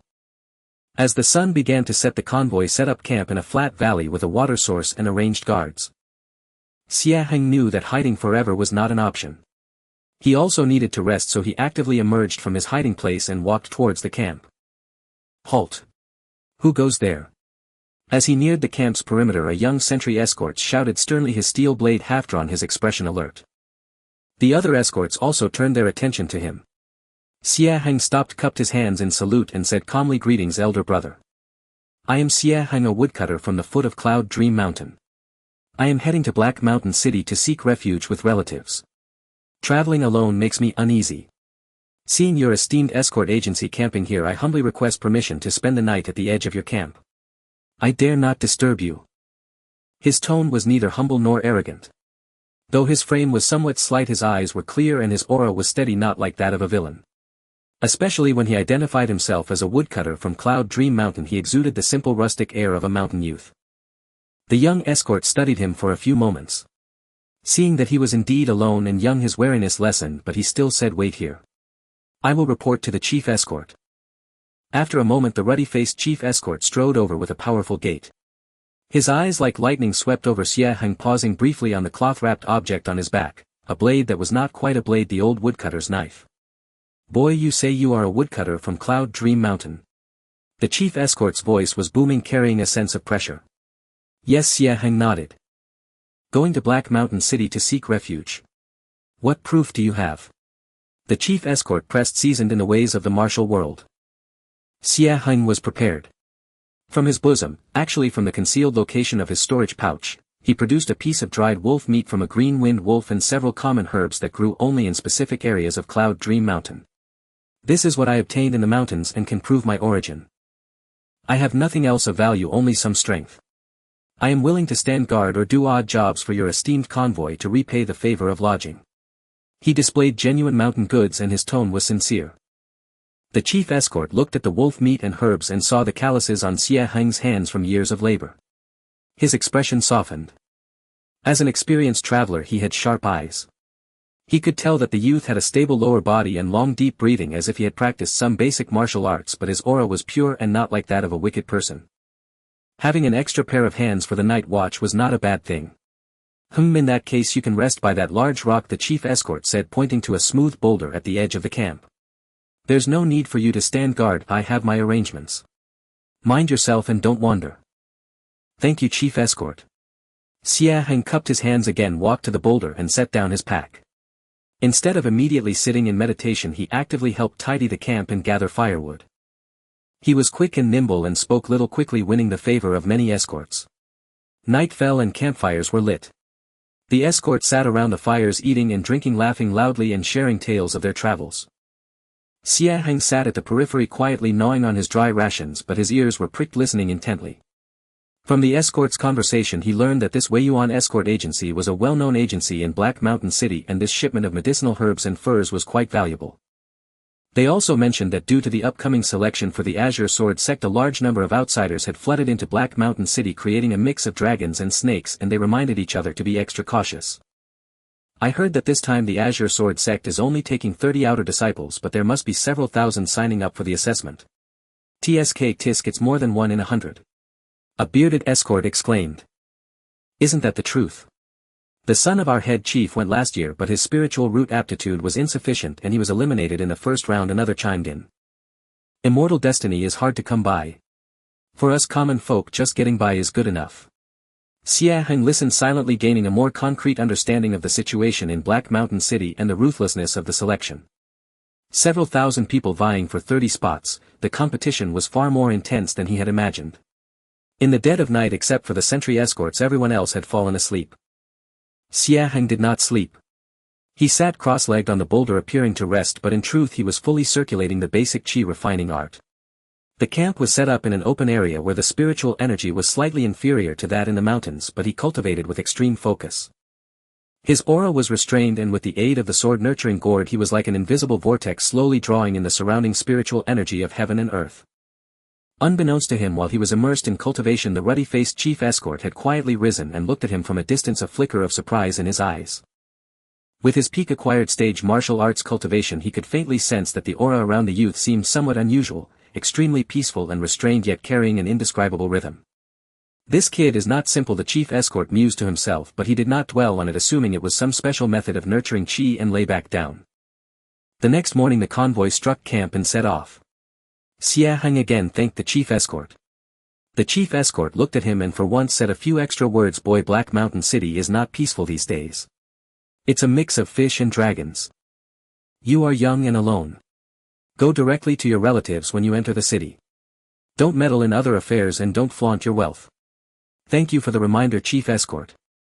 I will remember, Xie Heng said sincerely. The convoy continued on and Xie Heng still followed at a distance. With the convoy clearing the way, the rest of the journey went smoothly without encountering bandits or wild beasts. After another 2 days of travel, the outline of a massive city gradually emerged on the distant horizon. The city walls were towering, built against the mountains, and glowed with a dark, heavy luster under the sun, like a crouching giant beast exuding an aura of age and majesty. Black Mountain City had arrived. Xie Heng stopped, gazed at the imposing city and took a deep breath. He could feel a faint warmth emanating from the azure jade token in his bosom. A new challenge was about to begin. He waved farewell to the Weiyuan escort convoy ahead, then straightened his clothes and strode towards the massive city gate, which seemed capable of devouring everything. Heishan City was even more magnificent and bustling than Xie Heng had imagined. The massive black city walls, constructed from whole blocks of obsidian, shimmered with a cold hard sheen under the sunlight, towering over 10 zhang high. The armored soldiers patrolling the walls glinted in their bright armor, exuding a chilling aura. The wide city gates could accommodate 4 horse-drawn carriages side by side, yet at this moment they were still packed tightly with a bustling crowd. Merchant caravans, travelers, wanderers, and numerous young boys and girls like Xie Heng, all brimming with dreams to participate in the selection along with their families, formed a colorful and chaotic mix. The air was filled with a complex blend of the smells of sweat, dust, livestock, and various foods, while the cacophony of voices was so loud it made one's head throb. Xie Heng tightened the strap of his backpack, clutching in his hand the simple travel permit issued by the Weiyuan escort agency, which proved his clean background, and he struggled to move forward with the flow of people. The scrutiny at the city gate was stricter than expected. The guards had sharp eyes and paid particular attention to those carrying weapons. When it was Xie Heng's turn, the guard frowned upon seeing the bundled hatchet on his back. "Kid, what do you have there?" Reporting to the military officer, "It's a hatchet for chopping wood," Xie Heng replied calmly, actively unwrapping the cloth to reveal the old-fashioned simple hatchet. The blade was entirely unadorned, only showing signs of wear from years of use, making it look like any farming tool. The guard scrutinized it for a moment, then glanced at Xie Heng's slightly immature yet composed face and the travel permit, waving him in. "Go ahead. Things have been a bit unstable lately, so watch yourself." "Thank you, military officer," Xie Heng said as he rewrapped the hatchet and entered the city. As soon as he stepped inside, the sounds and sights hit him like a wave. On both sides of the wide bluestone main street, shops lined up, flags fluttering, offering everything from pills to talismans, weapons to inns and taverns. The sounds of selling, haggling, and the clattering of carts filled the air. Many formidable warriors passed through, and occasionally he could see cultivators dressed in various sect robes, clearly here for the Qingxuan sword sect selection. Xie Heng was like a small stream merging into the ocean, instantly engulfed by the surging tide of people. He followed the direction marked on his travel permit by the Weiyuan escort head, aiming for a relatively reputable Inueli tavern, but after inquiring at several places he was told they were all fully booked. Not just the Ueli tavern, but looking around, nearly every inn had a fully booked sign hanging at its entrance. With the selection imminent, Heishan City had become a place where finding a room was nearly impossible. Xie Heng was not discouraged if this was within his expectations. He turned towards the western part of the city, where it was said that the impoverished and lower-class wanderers gathered, hoping to find a cheaper place to stay. Sure enough, deep in a narrow, filthy alley with sewage flowing through, he found a rundown tavern named Ping'an. With a shared sleeping area costing only 5 copper coins a night, the environment was noisy and dirty, but at least it provided a shelter from the wind and rain. After settling in, Xie Heng did not rest, he immediately went out to gather information.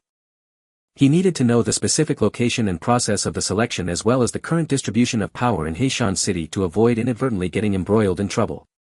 The square in front of the city lord's mansion was the information hub.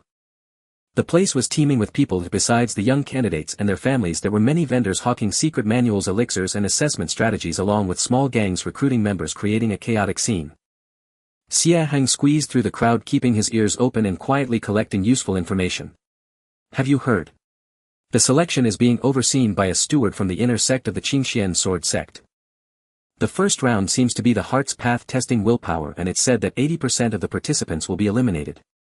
That young master from the Wang family, I heard he's already at the 3rd level of Qi refinement. He'll definitely make it. What does the 3rd level of Qi refinement matter?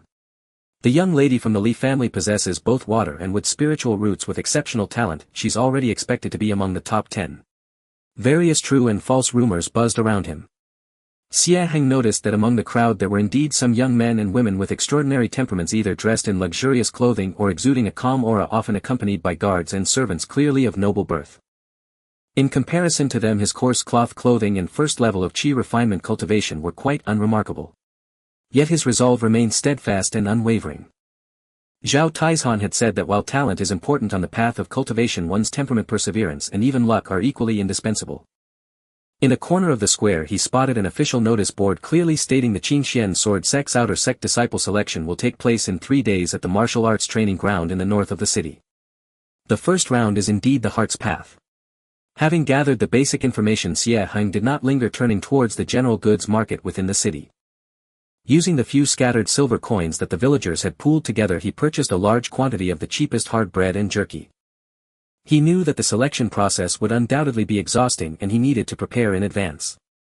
As for those grand-sounding consolidation pills and fasting pills, he didn't even bother to look. 1. He couldn't afford them, and 2. He understood that a solid foundation must be built through his own efforts. Relying too early on external aids was not beneficial.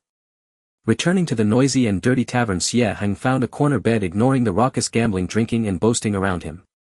He sat cross-legged, closed his eyes and began to cultivate. The external disturbances seemed unrelated to him. His heart was like still water as he guided the stream of qi within his body to circulate slowly. The sword-nurturing gourd pressed against his chest, radiating a gentle aura that helped him fend off distractions and refine his spiritual power. For the next 3 days he rarely ventured out apart from the necessary meals and gathering the latest news. He devoted almost all his time to cultivation and adjusting his state. He adjusted his spirit and energy to their peak. The day of the selection finally arrived. Before dawn, the massive martial arts training ground in the north of the city was already packed with people. Preliminary estimates showed that nearly 5,000 youths had come to participate in the selection. The area outside the training ground was a sea of black, crowded with people. Parents were kept on the outskirts anxiously waiting. Xie Heng arrived early, choosing an inconspicuous spot to stand and observe quietly. He saw the scions of noble families surrounded by admirers, their expressions either haughty or nervous. He also saw many youths of humble origins like himself, fists clenched, their eyes filled with longing and unease. At the stroke of Chen, the tall gate of the training ground thunderously opened and a chilling aura spread throughout. A group of outer sect disciples from the Qingxuan sword sect, clad in blue uniforms and exuding formidable auras, filed out and stood on either side, their cold gazes sweeping over the crowd, instantly silencing the noise. Then 3 figures with deep and unfathomable auras slowly walked out. The one in the center was a gaunt middle-aged Taoist with indifferent eyes and dressed in a blue cloud-patterned robe. He was the inner sect steward overseeing this selection. Standing beside him were a stern-faced swordsman and a calm-looking female cultivator holding a jade tablet, both emanating formidable auras far beyond those of the young candidates below. The middle-aged steward's gaze was sharp as it swept over the thousands of young candidates. His voice was not loud, yet it clearly reached everyone's ears, carrying an undeniable authority. The selection for the Qingxuan sword sect begins now. The first round is the heart's path. Those entering this door must walk to the summit of Lixing Peak at the back of the training ground. Those who fail to reach the top before sunset will be eliminated. Along the way, no weapons, talismans or elixirs may be used, and no fighting amongst each other is allowed. Violators will be severely punished. Now enter. As soon as he finished speaking, the gigantic gate seemed to transform into a vortex exuding an invisible force. Charge! Someone shouted, and the thousands of youths surged towards the gate like a flood released from a dam. Xie Heng did not rush forward. He took a deep breath, adjusted his breathing and began to circulate the stream of qi within him, protecting his mind. Only then did he step forward, merging with the crowd as he entered that door that would determine the fates of countless individuals. As he took his first step inside, the scenery transformed instantly.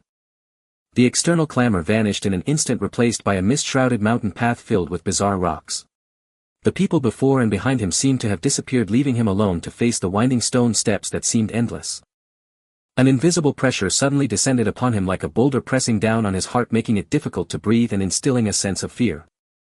At the same time, various illusions began to manifest in his mind, temptations of fame and fortune, fears of falling into an abyss, and distractions from friends and family calling out. This was the heart's path. The test was not about speed or strength, but rather whether the fundamental resolve to pursue the Tao was steadfast. Xie Heng was mentally prepared. He focused his mind, fully expressing the resilient will taught by Zhao Qishan, his eyes fixed solely on the steps ahead. The sword-nurturing gourd in his arms began to emit a gentle warmth, its soothing aura acting like an anchor, helping him resist the encroaching illusions and the pressure on his spirit. His steps were not fast, but they were incredibly steady. 1 step, 2 steps, 3 steps. Ignoring the tempting whispers in his ears and the rising fears in his heart, he climbed resolutely and steadily upward. Sweat soaked his clothes and his legs felt as heavy as lead, while the mental fatigue surged like a tide. But he gritted his teeth with only one thought in his mind: keep moving. Reach the summit. For him, this heart's path was not just a test by the sect, but the first rigorous trial of his own resolve on the path of cultivation. On the path of heart inquiry, dense fog shrouded the way and illusions arose one after another. Xie Heng felt as if his legs were mired in a swamp. Every step required immense effort. The whispers in his ears sometimes transformed into Zhao Taizhan's earnest exhortation, sometimes into the villagers' mockery and doubt, and even evoked the screeching brakes of the car crash from his past life. These sundry thoughts, like parasites clinging to his bones, incessantly eroded his will. Yet his resolve was unyielding. Having lived 2 lives, especially the arduous training at the foot of Yunmeng Mountain, in this life had honed his Tao heart as hard as stone. He guarded the clarity of his spiritual platform, silently reciting the mantra of the basic Qi refining art, concentrating all his mind on the rhythm of his breath and steps. 1 step, 2 steps, 3 steps. Sweat trickled down his temples, dripping onto the rough stone steps and evaporating instantly. His chest heaved like a bellows, but the air he inhaled seemed laced with the unique intangible force of Lisan Peak that tempered the spirit, leaving him exhausted yet with an increasingly refined mind. The sword-nurturing gourd in his bosom radiated a gentle warmth like a steady anchor, helping him withstand most of the spiritual assaults and allowing him to focus more on combating his own distracting thoughts.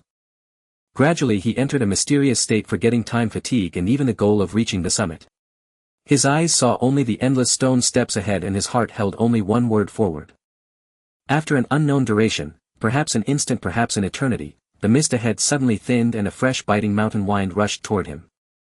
Xie Heng instinctively looked up and saw an ancient stone platform before him. At its end stood a mottled stele inscribed with 3 vigorous characters: Lisan platform. He had reached the summit. Dozens of people were already scattered on the platform, all pale-faced and drenched in sweat, some even collapsed on the ground, clearly having endured a severe mental ordeal. Xie Heng's arrival drew little attention. He appeared merely as one of the many successful candidates. He silently walked to the edge of the platform and looked down. Clouds and mist shrouded the path below, obscuring the way back, allowing him only to feel the steepness of the peak beneath his feet. He steadied his breath, sensing the refined Qi within him, now seemingly more condensed, and a profound calm settled in his heart. As time passed, more people ascended Lisan platform, yet compared to the thousands who had set out, only 300 to 400 remained on the platform, an astonishing elimination rate.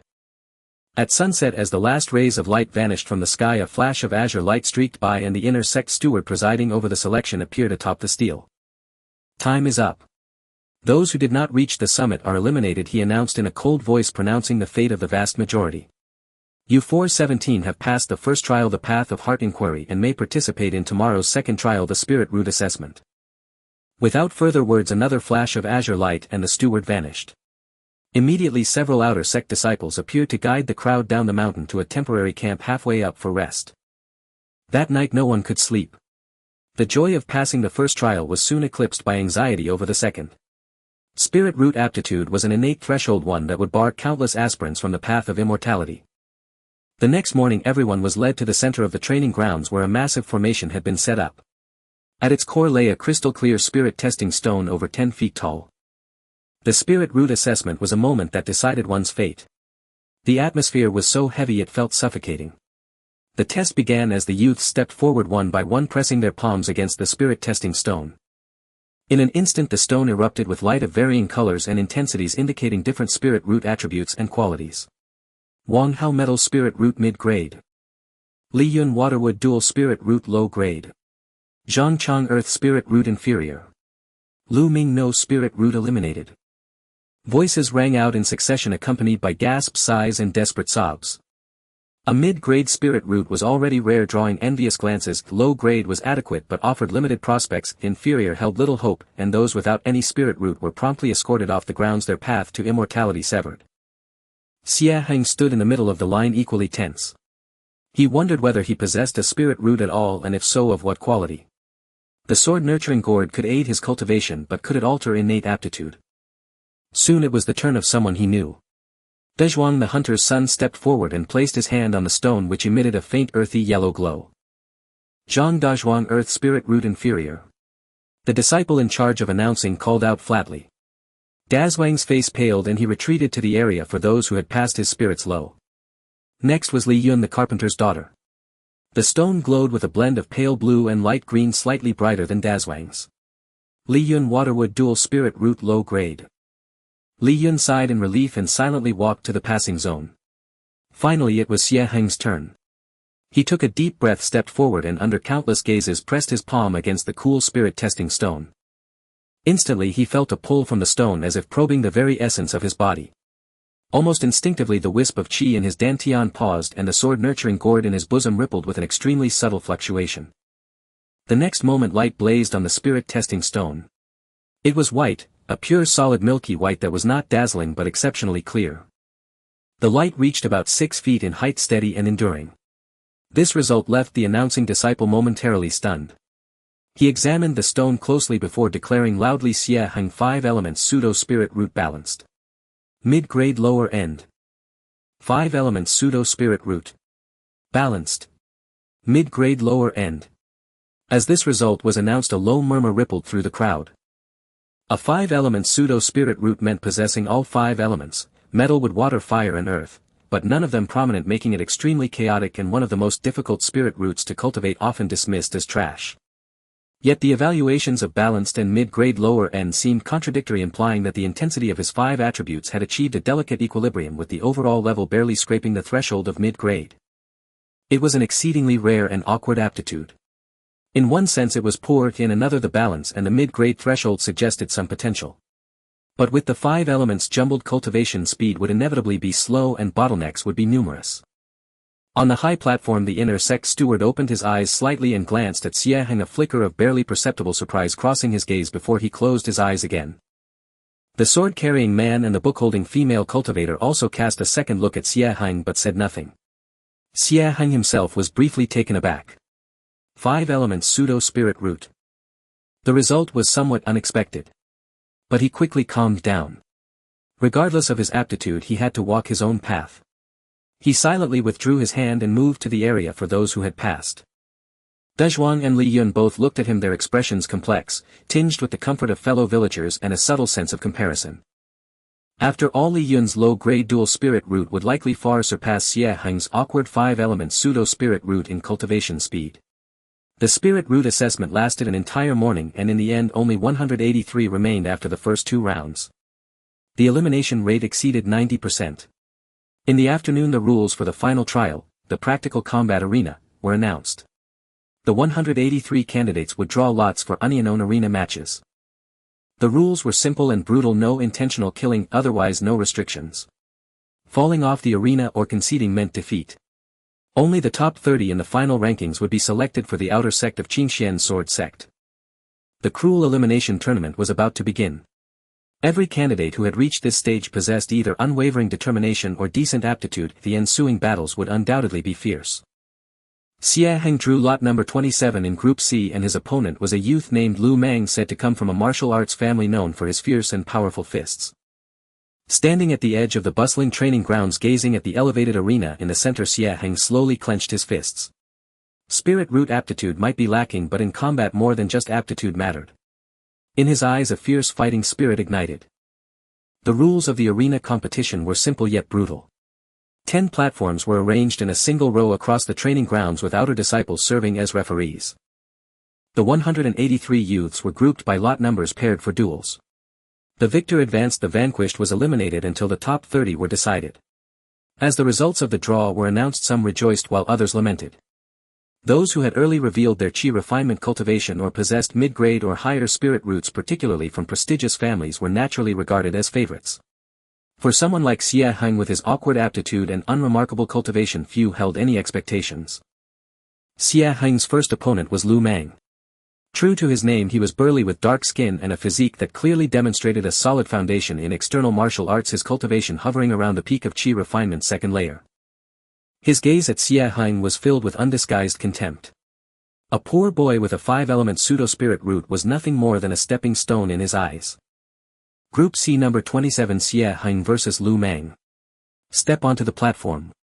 At the referee's command, the two leaped onto the arena. Lu Mang clasped his fists in a perfunctory gesture and rumbled, "Kid fists and feet have no eyes. Surrender now while you still can." Xie Heng returned the salute calmly, saying nothing. He slowly unslung the old firewood knife wrapped in coarse cloth from his back. The cloth fell away, revealing a blade that was simple and unadorned, reflecting no light under the sun, as if it were merely a piece of stubborn iron. A firewood knife. Lu Mang froze, then burst into roaring laughter. "Ha ha ha. Are you here to chop wood?" A ripple of snickers came from below the platform. Using a firewood knife as a weapon in a sex selection competition was indeed unheard of. Xie Heng remained unmoved, gripping the knife with both hands in the most basic chopping stance, his eyes as calm as still water. This posture was no different from when he split wood in the mountains. Playing tricks. Lu Mang, irritated by his composure, let out a low growl. He pushed off the ground the wooden boards of the platform, emitting a dull thud, and charged like a wild bull. A faint earthy yellow glow shimmered over his fists as they hurtled towards Xie Heng's face with a fierce wind, his family's inherited, mountain-splitting fist. The fist wind was overwhelming, the momentum ferocious. Many below the platform held their breath as if they could already see Xie Heng being sent flying with a single punch. Yet in the instant Lu Mang's fist was about to land, Xie Heng moved. He did not choose to clash head-on. Instead, he shifted his stance, his body sliding half a step sideways and backward like a nimble ape, the most basic side slide from the spirit ape step. The timing was exquisitely precise, perfectly evading the peak of the fist's power. Simultaneously, he casually tilted his firewood knife upward in a diagonal slash. This slash had no dazzling spiritual radiance, no howling blade wind, only a precision and stability honed through countless repetitions. The blade's edge aimed not at Lu Mang's vital points but at the junction of meridians in his wrist. Lu Mang's technique had reached its limit, leaving no room to change.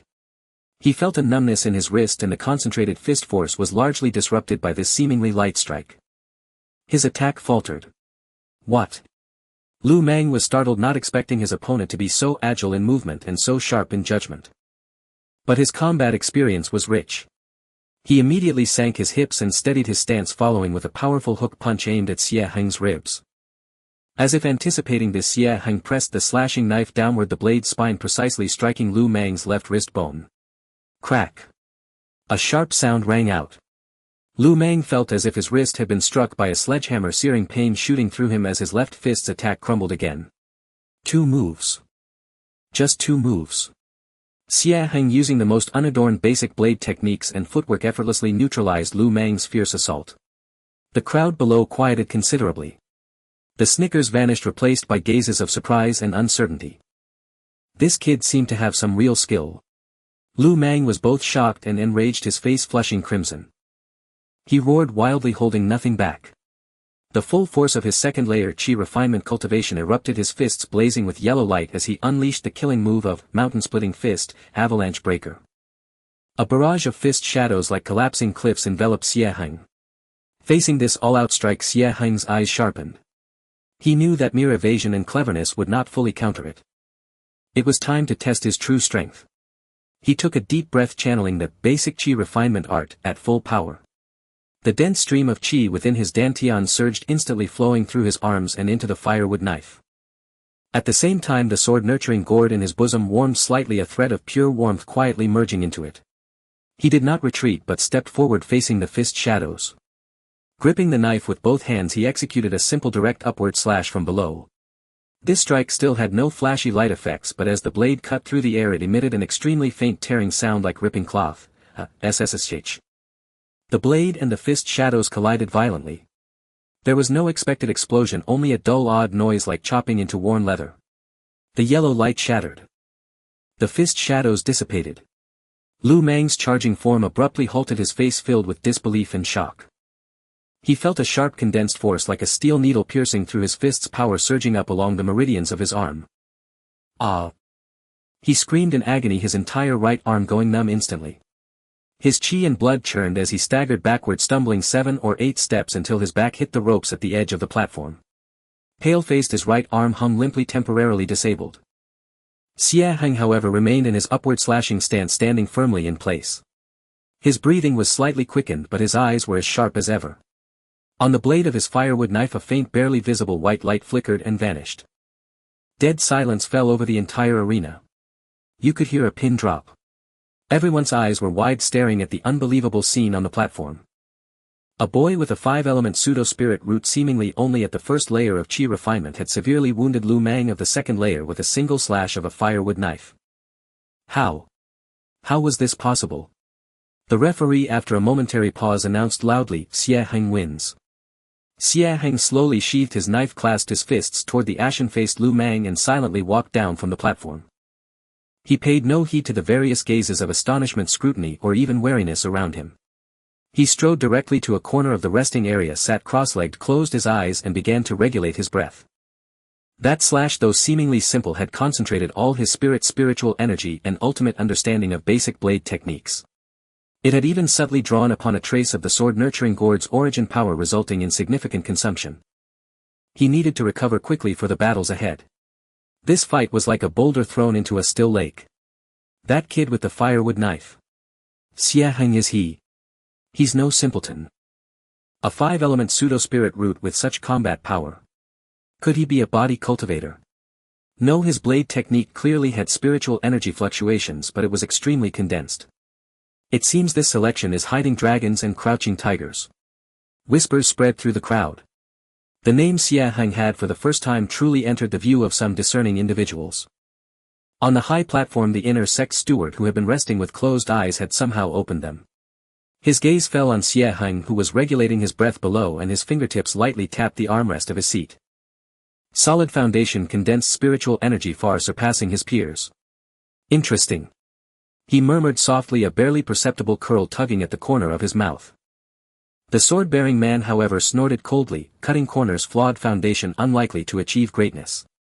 The female cultivator holding the jade scroll smiled faintly and made a subtle mark beside Xie Heng's name on the scroll. Xie Heng was unaware of the evaluations on the high platform. He only knew that he had won his first victory in the most direct way, earning the right to continue advancing. His path on the arena had only just begun. And the title, Firewood Knife Youth, had already spread like wildfire. Xie Heng's victory, like a pebble cast into a tranquil lake, stirred ripples among the remaining candidates. Those who had previously dismissed him began to re-evaluate this taciturn youth who wielded a simple woodcutter's knife. The arena matches were brutal and efficient. The victors advanced while the defeated departed in dejection. The training ground echoed with shouts, the clash of weapons and the collision of spiritual energies, punctuated by occasional cries of pain and the indifferent pronouncements of the referee. Xie Heng's second opponent was a young woman skilled in the use of a flexible whip. Her movements were agile, her whip cracking like a serpent, treacherous and venomous. She had evidently studied Xie Heng's battle with Lu Mang and attempted to keep him at bay with long-range attacks from the outset, preventing him from closing in. However, she underestimated the reaction speed Xie Heng had honed through his battles with beasts in the Yunmeng Mountains, as well as the nimble, evasive capabilities of the spirit ape step within a confined space. Xie Heng moved like a persistent shadow, weaving through the dense whip strikes. His steps appeared simple, yet he always evaded attacks by a hair's breadth. He did not rush to attack, but instead carefully observed the rhythm and flaws in her whip technique while dodging.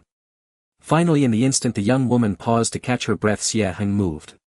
He stomped his foot, launching himself forward like an arrow from a bow. His woodcutter's knife transformed into a streak of dark light, not a slash but a precise tap aimed at the whip's vital point, the connection between the handle and the whip itself. With a sharp crack, the young woman felt a violent tremor in her wrist as the whip flew from her grasp. She stood frozen, utterly incredulous. Xie Heng withdrew his blade and stood still, not pursuing the attack. Xie Heng wins. The referee's voice rang out once more. Clean and decisive, another instant victory. The murmurs among the spectators below grew louder. That woodcutter kid has a vicious eye. He doesn't seem to know any fancy techniques, just basic moves, but his timing is impeccable. 5-element pseudo-spiritual root. I think he's just playing the fool. Xie Heng's expression remained impassive as he descended from the arena to catch his breath. He knew the true challenges still lay ahead. None who had made it this far were weak. Indeed, in his third match he encountered a formidable opponent, Qingxuan, a youth from a minor cultivation family who had reached the peak of the third layer of qi refinement. Qingxuan wielded a gleaming azure steel sword, his swordsmanship fierce and sharp. He employed his family's heirloom technique, the flowing wind sword art, unleashing sword energy that drew gasps from the crowd. So you're Xie Heng. Your luck ends here. Qingxuan declared, pointing his sword with an arrogant tone. It'll show you that a gap in talent cannot be bridged by mere cleverness. Before his words faded, Qingxuan transformed into a streak of azure light charging forward. His sword tip quivered instantly, conjuring 7 or 8 illusory sword shadows, blurring reality and deception aimed at Xie Heng's vital acupoints. This was the opening move of the flowing wind sword art, wind rising in clouds surging. Faced with this swift and flamboyant assault, Xie Heng's pupils contracted as he sensed an unprecedented pressure. The spiritual energy intensity of a cultivator at the peak of the third layer of qi refinement far surpassed any opponent he had previously encountered. He dared not be the least bit careless, pushing the spirit ape step to its utmost limit. His figure dodged and weaved within a confined space, his woodcutter's knife parrying and blocking against Qingfeng's azure steel sword, producing a series of crisp ringing clashes.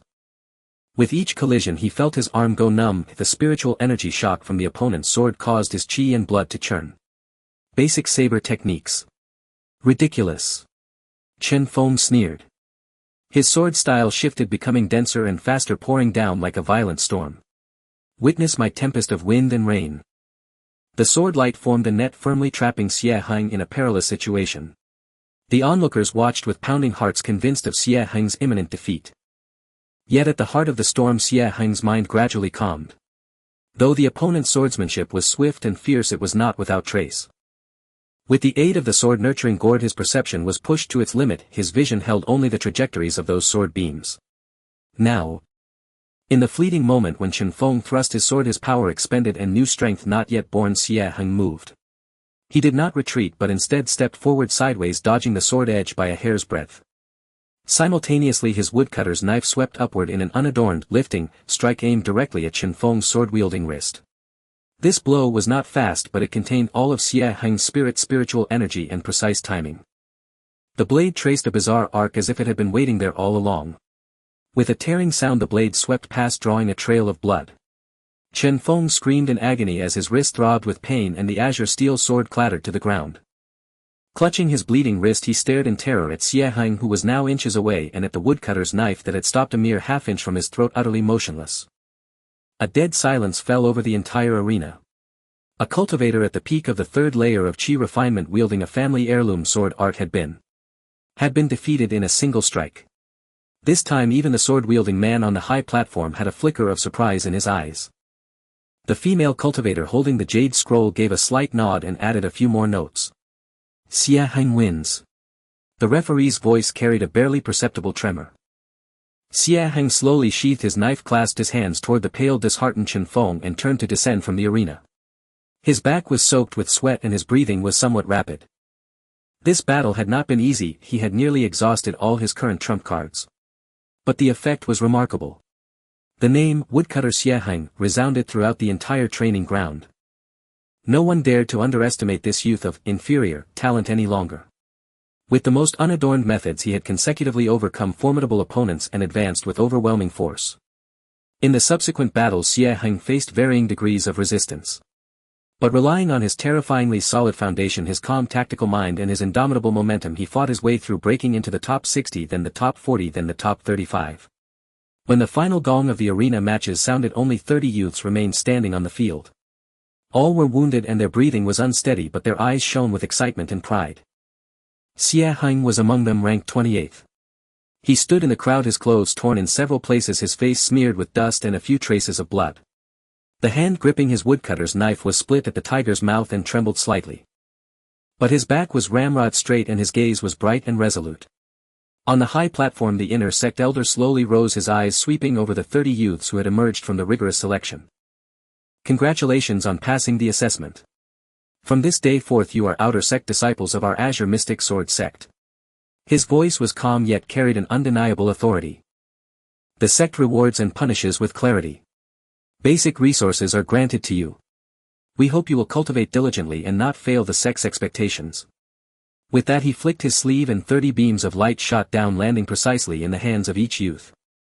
Xie Heng caught as a pale green jade pendant identity token, a dusty cloth pouch, the lowest grade storage bag containing 3 low-grade spirit stones, a bottle of low-grade chi gathering pills, a copy of the Azure Mystic Outer Sect Regulations, and a set of coarse blue disciple robes and a standard issue Azure Steel Longsword. You will now follow the Outer Sect steward to the miscellaneous affairs peak to settle in. In 3 days a steward will arrange your cultivation matters. There were no flowers, no applause, only a concise command and a meager initiation gift. This was the immortal sect, realistic and cold. A stern-faced Outer Sect steward stepped forward and said coldly, "New disciples, follow me." The 30 youths, filled with excitement, apprehension and hope for the future, followed the steward, leaving the training ground that had witnessed their sweat, blood and dreams. They headed toward the Azure Mystic Mountain range shrouded in mist, the symbolic starting point of the immortal path. Xie Heng turned his head one last time to gaze in the direction of Black Mountain City, then resolutely turned and merged into the flow. The story of the mountain village youth Xie Heng had turned a page.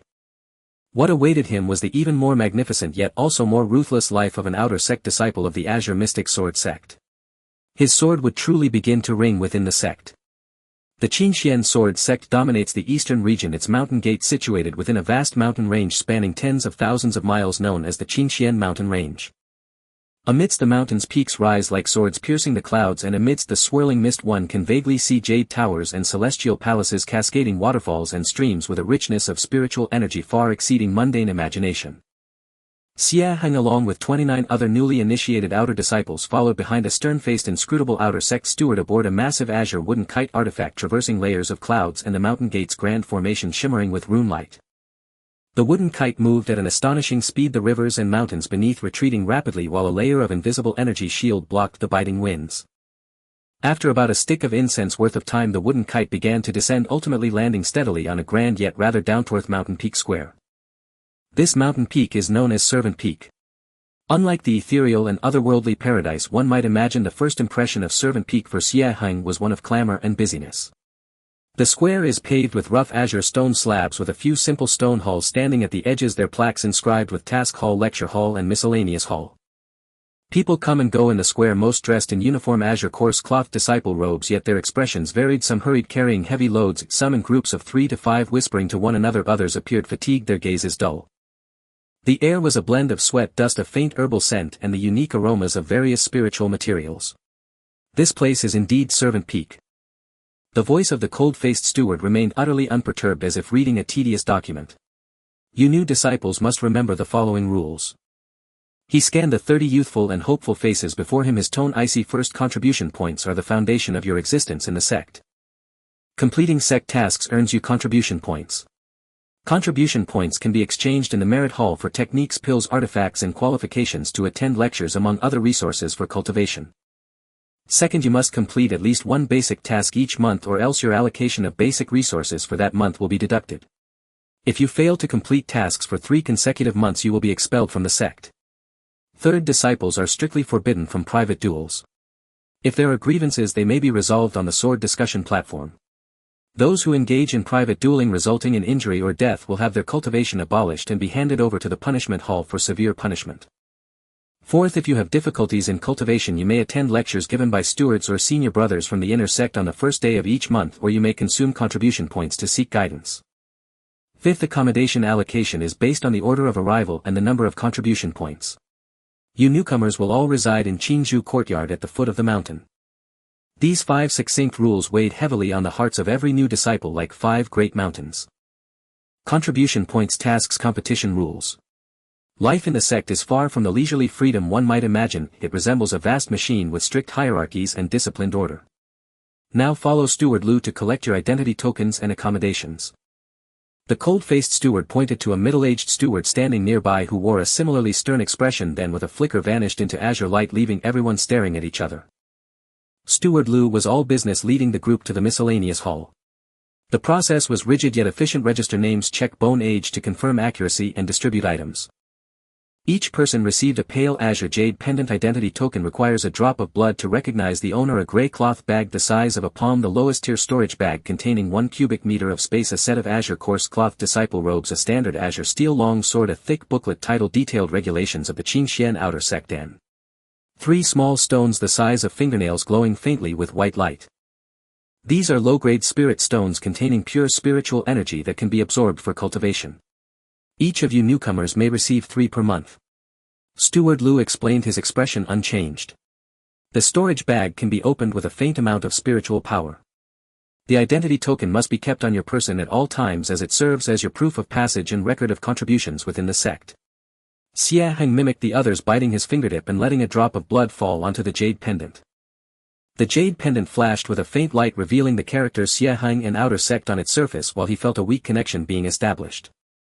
He then tried to inject a trace of spiritual power into the storage bag and his consciousness immediately saw a grayish space of about 1 cubic meter where a few items quietly lay. This magical feeling stirred something within him. Then Steward Lu led them towards Qingzhou courtyard at the foot of the mountain. The so-called Qingzhou courtyard was actually a cluster of simple stone houses built against the mountain, with each stone house barely the size of a square meter, only accommodating a bed, a table and a stool. The doors were as thin as paper with almost no soundproofing. The environment was noisy and the air was permeated with a musty and sweaty odor. Choose an empty house to move into. Those without a plaque on the door are available, just hang your identity token on it. After Steward Lu finished speaking, he turned and left, seeming to feel that staying even a moment longer was a waste of time. The new disciples scattered, competing for those houses that were relatively better, closer to water sources or quieter. Xie Heng did not push his way in, instead he quietly walked to the most remote stone house at the farthest corner of the courtyard. It was backed against the mountain wall away from the main path, and though it was a bit dark and damp, it was peaceful.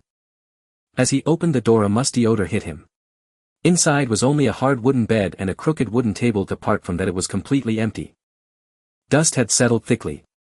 Xie Heng did not mind.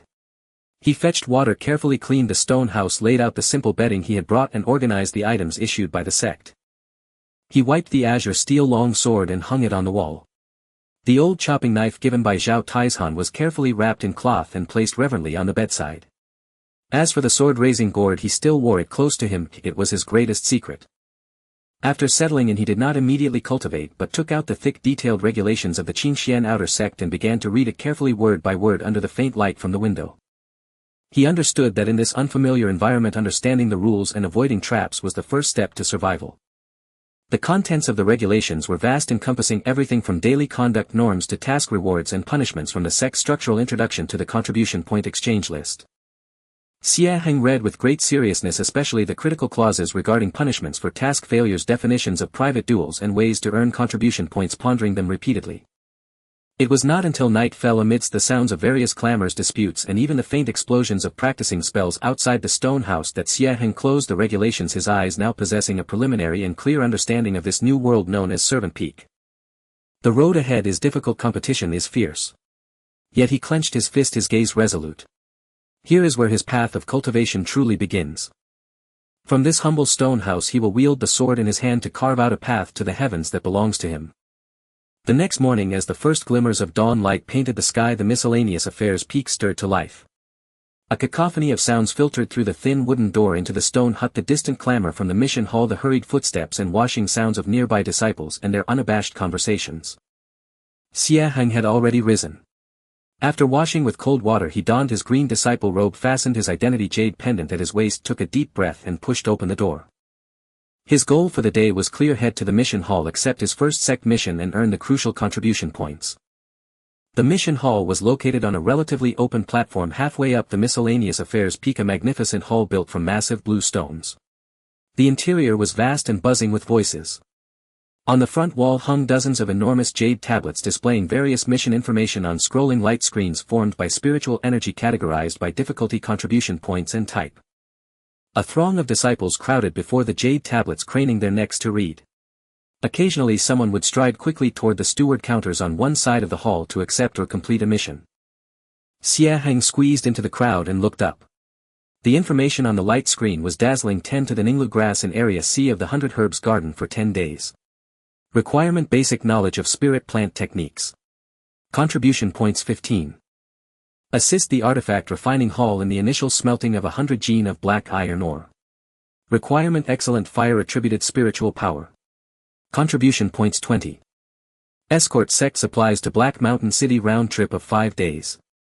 Requirement Qi refining layer 3 or above. Contribution points 50. Clear out the Gale Wind Wolf Den on the outskirts of Beast Subduing Valley. Requirement strong combat power team formation required. Contribution points 100 distributed based on contribution. The higher the mission listed the greater the contribution points, but the requirements were also increasingly stringent.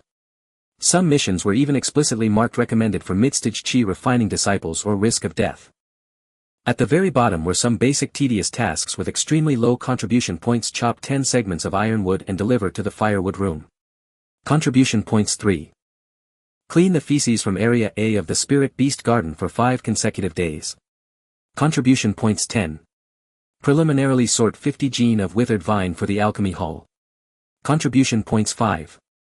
Xie Heng's gaze finally settled on the chop ironwood mission. The contribution points were indeed pitifully few. 3 points probably couldn't even exchange for the lowest grade Qi gathering pill. However, what he valued was the ironwood itself. According to the brief introduction to common spiritual materials in the sect's rulebook, ironwood was as hard as iron and contained faint metallic energy. It was a common material for low-level disciples to train their strength and refine their control over spiritual power. This perfectly aligned with his philosophy of solidifying the foundation. Without hesitation he walked to the counter marked basic missions. The steward behind the counter was a middle-aged man with a stoic expression, his cultivation around the 5th or 6th layer of Qi refining. He didn't even look up as he processed jade slips. Senior brother, I'd like to accept the chop ironwood mission, Xie Heng said, handing over his identity jade pendant.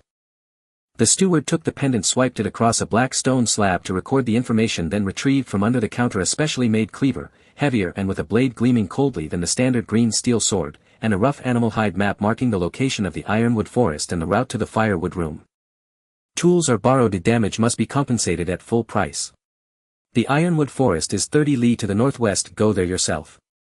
Chop 10 segments each 3 Qi long and deliver them to the firewood room for completion. Time limit 3 days. Mission failure results in a deduction of 5 contribution points. The steward recited rapidly and mechanically, then pushed the items towards Xie Heng and ignored him. Xie Heng thanked him, put away the map and cleaver, turned and walked out of the mission hall.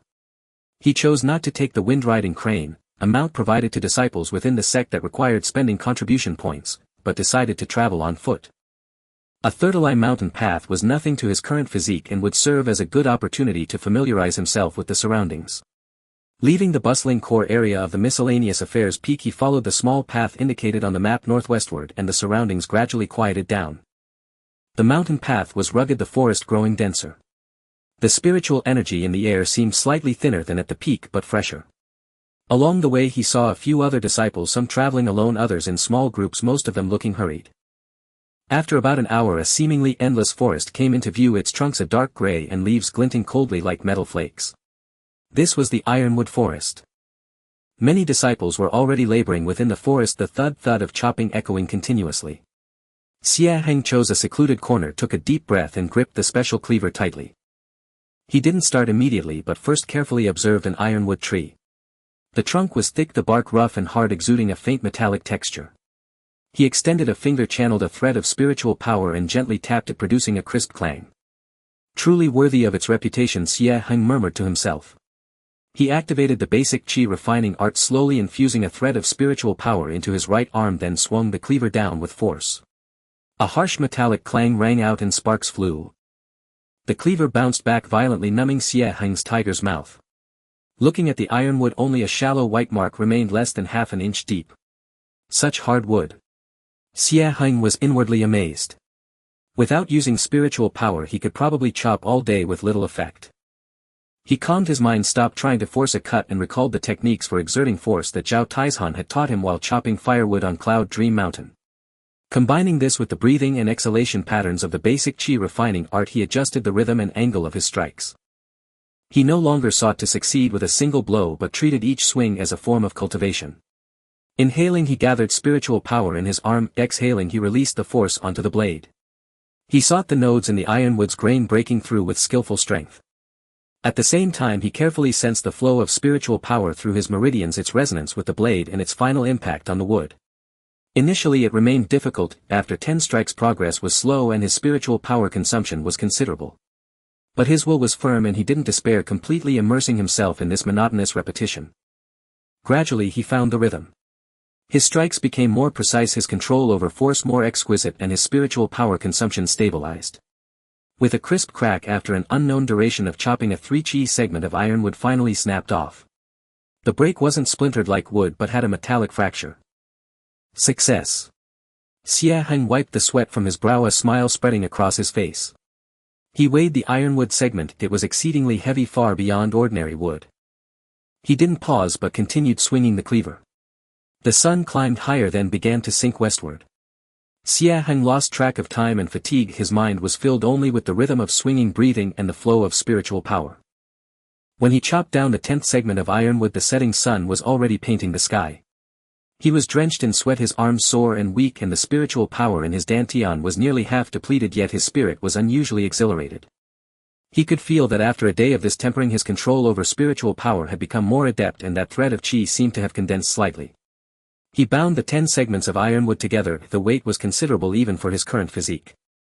He hoisted the bundle onto his shoulder and, following the map, headed toward the firewood room located on the eastern side of the miscellaneous affairs peak. The firewood room was a row of massive stone houses responsible for processing the daily fuel needed by the sect. The handover process was simple. A drowsy-looking chore disciple counted the quantity, checked the specifications, and then tapped Xie Heng's identity jade pendant. A faint light flashed and the contribution points were recorded. Looking at the pitiful 3 character on the pendant, Xie Heng felt no disappointment. He knew this was only the beginning. More importantly, through this first mission he had truly taken his first step toward establishing himself in the sect. On the way back to the stone hut the night had deepened. The mountain wind was biting, but it couldn't extinguish the fire in his heart. He calculated what 3 contribution points could do. Perhaps it couldn't even exchange for the cheapest bottle of low-grade fasting pills 10 points, but small gains add up. Next he should go listen to the lectures at the doctrine hall, or perhaps look for a more suitable mission. The path of immortal cultivation was long and arduous, but every step counted. After accumulating 3 contribution points, Xie Heng was not in a hurry to take on new tasks. He deeply understood that in this unfamiliar Qingxuan sword sect, working behind closed doors was far from a wise strategy. Understanding the orthodox cultivation system of the sect and obtaining proper guidance were far more important than blindly earning contribution points. The best way to achieve this was the lecture hall, which opened to outer disciples on the first day of every month. On the first day before dawn broke, Xie Heng had already risen. He carefully adjusted his cyan disciple robe, fastened his identity jade pendant securely at his waist, took a deep breath of the cold air and headed toward the lecture hall located halfway up the miscellaneous servant peak.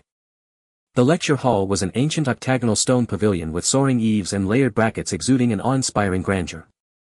Above the hall's entrance hung a plaque with a black background and gold characters bearing the 3 bold calligraphic words "Lecture Hall," which radiated a subtle aura of solemnity and reverence. At that moment the hall's doors were already open and several hundred outer disciples had gathered on the square in front. The crowd was dense yet remarkably quiet, with only low murmurs of conversation creating an atmosphere thick with anticipation and gravity. Xie Heng silently made his way to the edge of the crowd, found an inconspicuous spot to stand and scanned the assembly. The disciples varied in age and cultivation level, ranging from newcomers who had just reached the first layer of qi refining to seasoned veterans whose auras were steady, having attained the 5th or 6th layer. Most wore expressions of respect and hope like his own, but a few stood out with arrogant looks and fine attire, surrounded by other disciples, clearly individuals with some background or exceptional talent. At the hour of 10:79 a.m. 3 bell tolls rang out melodious and clear. The heavy stone doors of the lecture hall slowly closed. The interior space was vast, capable of accommodating nearly 1,000 people. The floor was paved with smooth bluestone slabs, and at the center stood a circular stone platform about a foot high, surrounded by rows of low meditation cushions.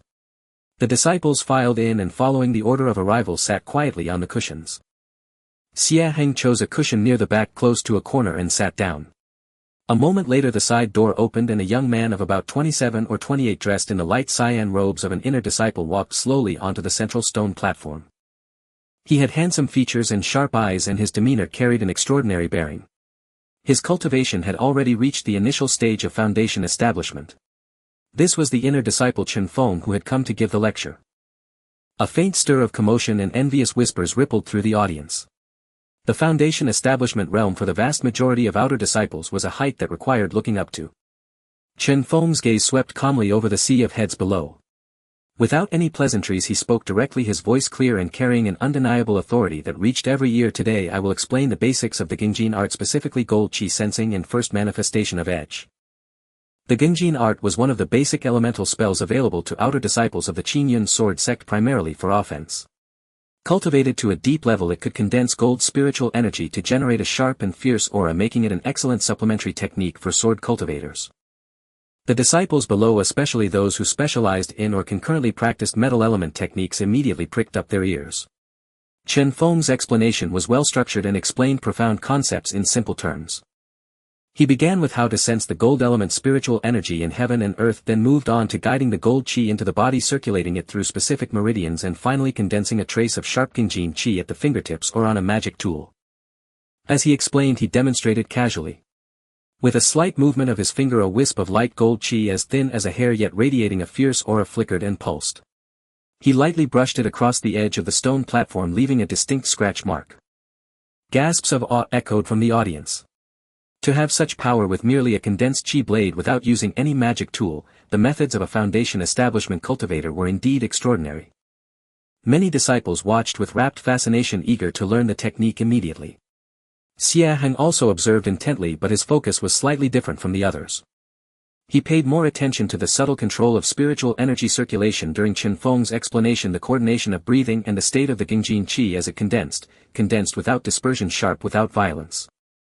He vaguely felt that this resonated with his own pursuit of solid foundations and meticulous control. However, Chen Feng's next words made Xie Heng furrow his brow slightly. "You outer disciples, most of you are of mediocre talent and comprehension," Chen Feng said in a flat tone carrying a subtle condescension. "When cultivating this art, there is no need to excessively pursue an understanding of its profound principles. Simply follow the steps, practice diligently, and proficiency will come naturally. Remember, the power of a spell fundamentally lies in the strength of your spiritual energy and the compatibility of your attribute. Those with poor aptitude, even if they train hard for 10 years, will find it difficult to achieve great success. It is better to focus your efforts on contributing more to the sect." These words, seemingly practical, actually revealed a contemptuous dismissal of those with mediocre aptitude. Many disciples below heard this, and the excitement faded from their faces, replaced by expressions of dejection or resignation. Xie Heng, however, felt a disagreement within. Zhao Taizhan had taught him that the path of cultivation was like drinking water, only the drinker knew whether it was cold or warm.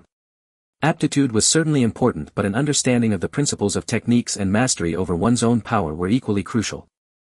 To overemphasize the strength of spiritual energy while neglecting technique and foundation seemed somewhat biased. The explanation concluded and the QA session began. Disciples eagerly raised their hands to ask questions, most of which focused on technical aspects like how to condense Qingxuan qi faster or how to enhance its power. Chen Feng answered each one, his words concise yet always carrying an air of "you are at too low a level to delve deeper." At this point, a lavishly dressed young man sitting in the front row stood up, cupped his hands, and asked, "Senior Brother Chen, I have been cultivating the Qingxuan art for 3 months. I can already condense about an inch of Qingxuan qi, but I always feel it has too much edge and not enough condensation, it disperses easily. Is there any secret to improve this?" Xie Heng recognized this young man. He seemed to be a scion of some cultivation family named Wang Hao. He had decent talent and was usually quite ostentatious. Chen Feng glanced at him and said indifferently, "This is due to a lack of purity in your spiritual energy. You can try taking sharp gold pills to assist in refining your spiritual energy, it might help. Additionally, practice more. As your spiritual energy naturally increases, this problem will alleviate on its own." Wang Hao's face lit up with joy and he repeatedly thanked him. "Thank you for the guidance, senior brother. I happen to have sharp gold pills prepared at home." Xie Heng listened from the side, sighing inwardly. This answer was essentially meaningless. Purity of spiritual energy was naturally important, but what about control? What about coordinating breathing? What about techniques for exerting force? Relying solely on pills and hard training was far too crude. Just then another disciple sitting in the middle row, looking shy, timidly stood up. His voice was as faint as a mosquito's. "Senior Brother Chen, when I sense gold qi, I always feel a stabbing pain in my meridians and the circulation is sluggish. What is the reason?" Xie Heng had a vague impression of this disciple.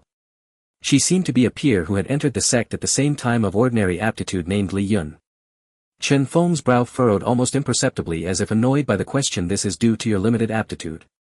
The gold chi does not have a high compatibility with your own spiritual energy. Just endure it, it will get better once you get used to it. If it is truly unbearable you can switch to cultivating a technique of another element.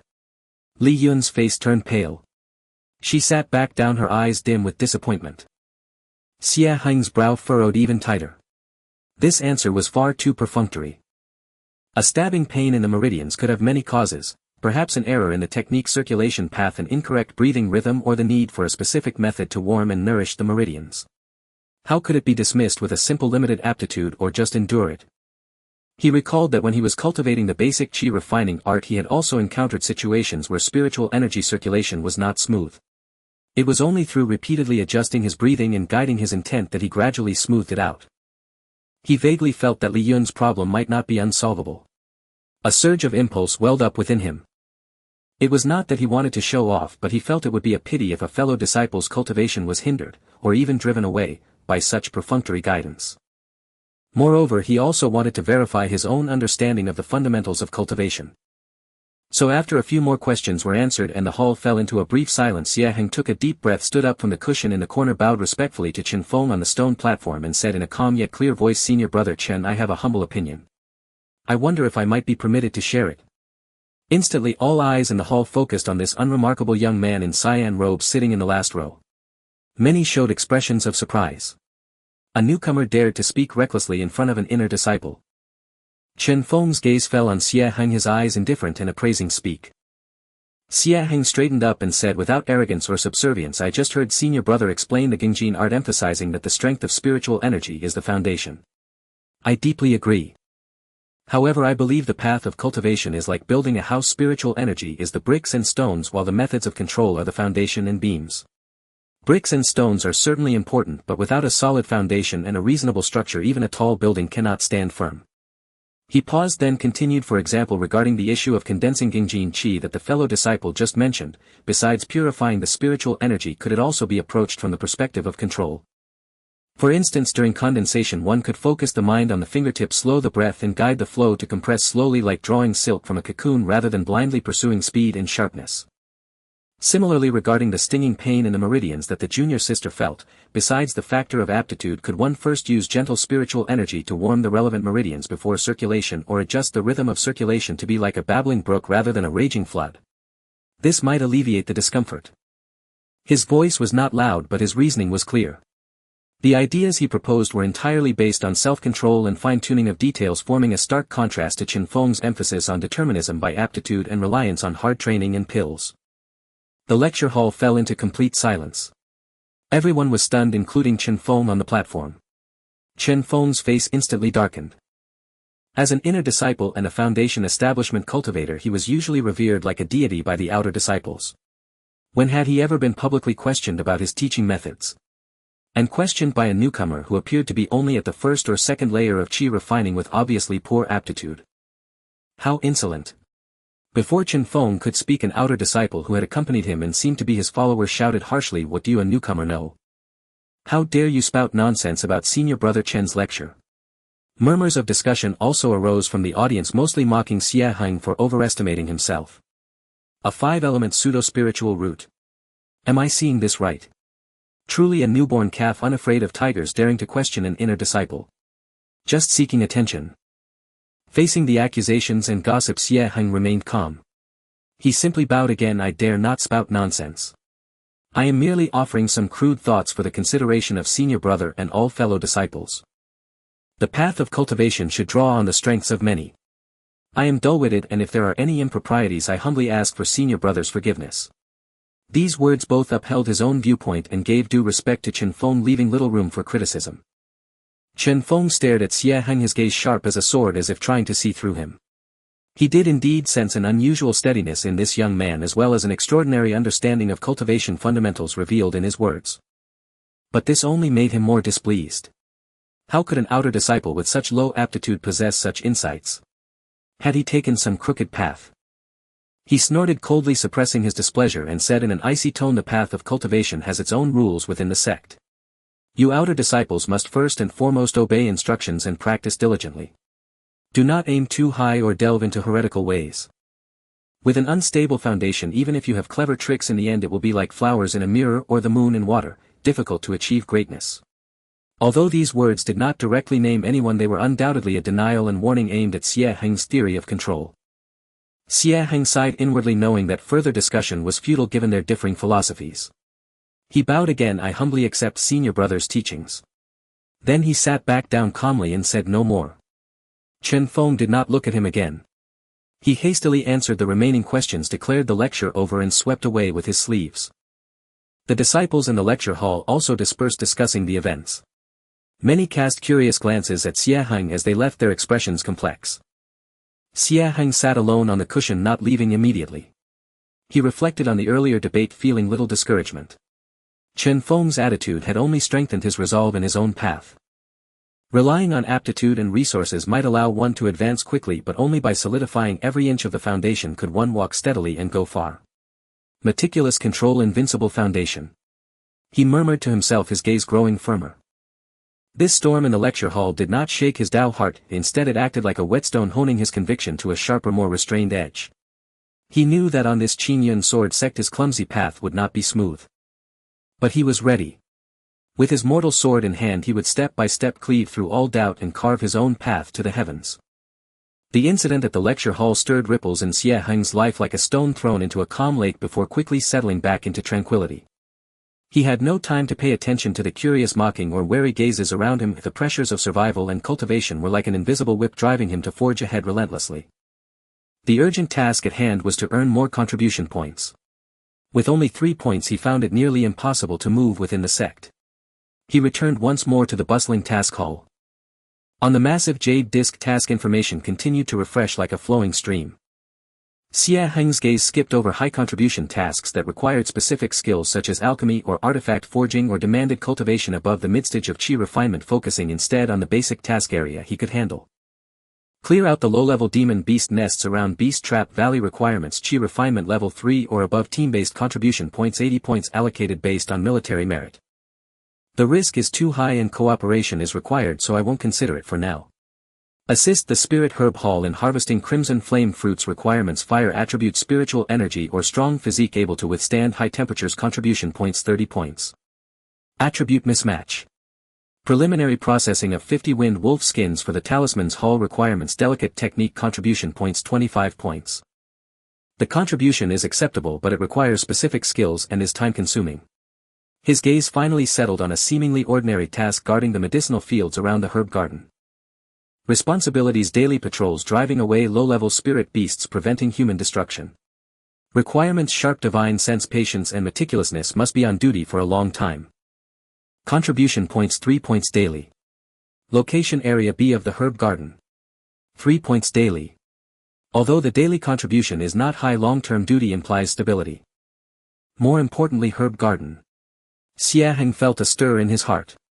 According to the sect overview, the herb garden is a key place for the Qingxuan sword sect to cultivate spiritual herbs and medicines with abundant spiritual energy, far surpassing the ordinary areas of the miscellaneous peak. Guarding there would not only earn contribution points but also provide an exceptional environment for cultivation. The requirement for a sharp divine sense perfectly matched the advantages brought by his soul after crossing over and the nourishing effects of the sword nourishing gourd. This is it. Xie Heng made up his mind. Stability, safety and a conducive environment for cultivation were precisely what he needed at this stage. He walked towards the counter responsible for daily tasks to complete the acceptance procedures. The assessment for the guarding task was relatively simple. A steward asked a few questions regarding how to handle emergencies and tested Xie Heng's sensitivity to fluctuations in spiritual energy. Xie Heng displayed his abilities appropriately without exerting his full strength and passed smoothly. He received a wooden badge inscribed with the character Bingshu and a detailed map of Area B of the herb garden. The next morning Xie Heng followed the map's instructions, leaving the noisy core area of the miscellaneous peak and heading deeper into the mountains. As he walked, the scenery grew more serene and the spiritual energy became noticeably denser. After about half an hour, a vast garden shrouded in a light mist appeared before him, stretching endlessly. Towering spiritual trees formed a natural barrier, with disciples strictly guarding the entrance who checked his badge before allowing him entry. Upon entering the garden, a refreshing herbal fragrance enveloped him and the air was filled with an incredibly rich essence of plants. Taking a deep breath invigorated him, causing the spiritual energy within him to stir. Looking around, the paths crisscross, dividing countless areas, each planted with spiritual herbs of various shapes radiating with colorful brilliance. There were red maple fruits with fiery leaves, cold jade orchids with ice-like petals, and spiritual vines entwined with golden gourds. Many spiritual herbs Xie Heng couldn't even name left him feeling dazzled. His gardening area B was located on the outermost edge of the herb garden, primarily planting low-level spiritual herbs that had low age requirements but were in high demand for the sect's daily consumption, such as jade crystal rice for refining the pill of absorption and life grass for making hemostatic powder, as well as a small amount of dew condensation grass. The medicinal fields were neatly divided into plots separated by small paths of gravel. His job was indeed simple: patrol several times a day, mainly driving away harmless low-level spirit beasts like scent mice and moonlight rabbits that occasionally sneaked in to nibble on the spiritual herb leaves, while also keeping an eye out for disciples who might trespass or cause damage. Most of the time the garden remained exceptionally quiet, only the rustling of the spiritual herbs as the wind passed and a distant sound of a spiritual spring trickling. Xie Heng quickly adapted to this job. After meticulously completing his patrols, he could sit in a stone pavilion built under a few giant calm heart bamboos to meditate and cultivate. The wood attribute spiritual energy here was particularly active, making it an ideal cultivation place for him who possessed a mixed 5-element pseudo-spiritual root, even if it was mediocre. With the assistance of the sword-nourishing gourd, his efficiency in absorbing spiritual energy far exceeded when he was in the stone house. The operation of the basic qi refinement technique became increasingly smooth, and the stream of energy in his dantian gradually expanded at a visible pace. Days quietly passed in this regulated and fulfilling routine.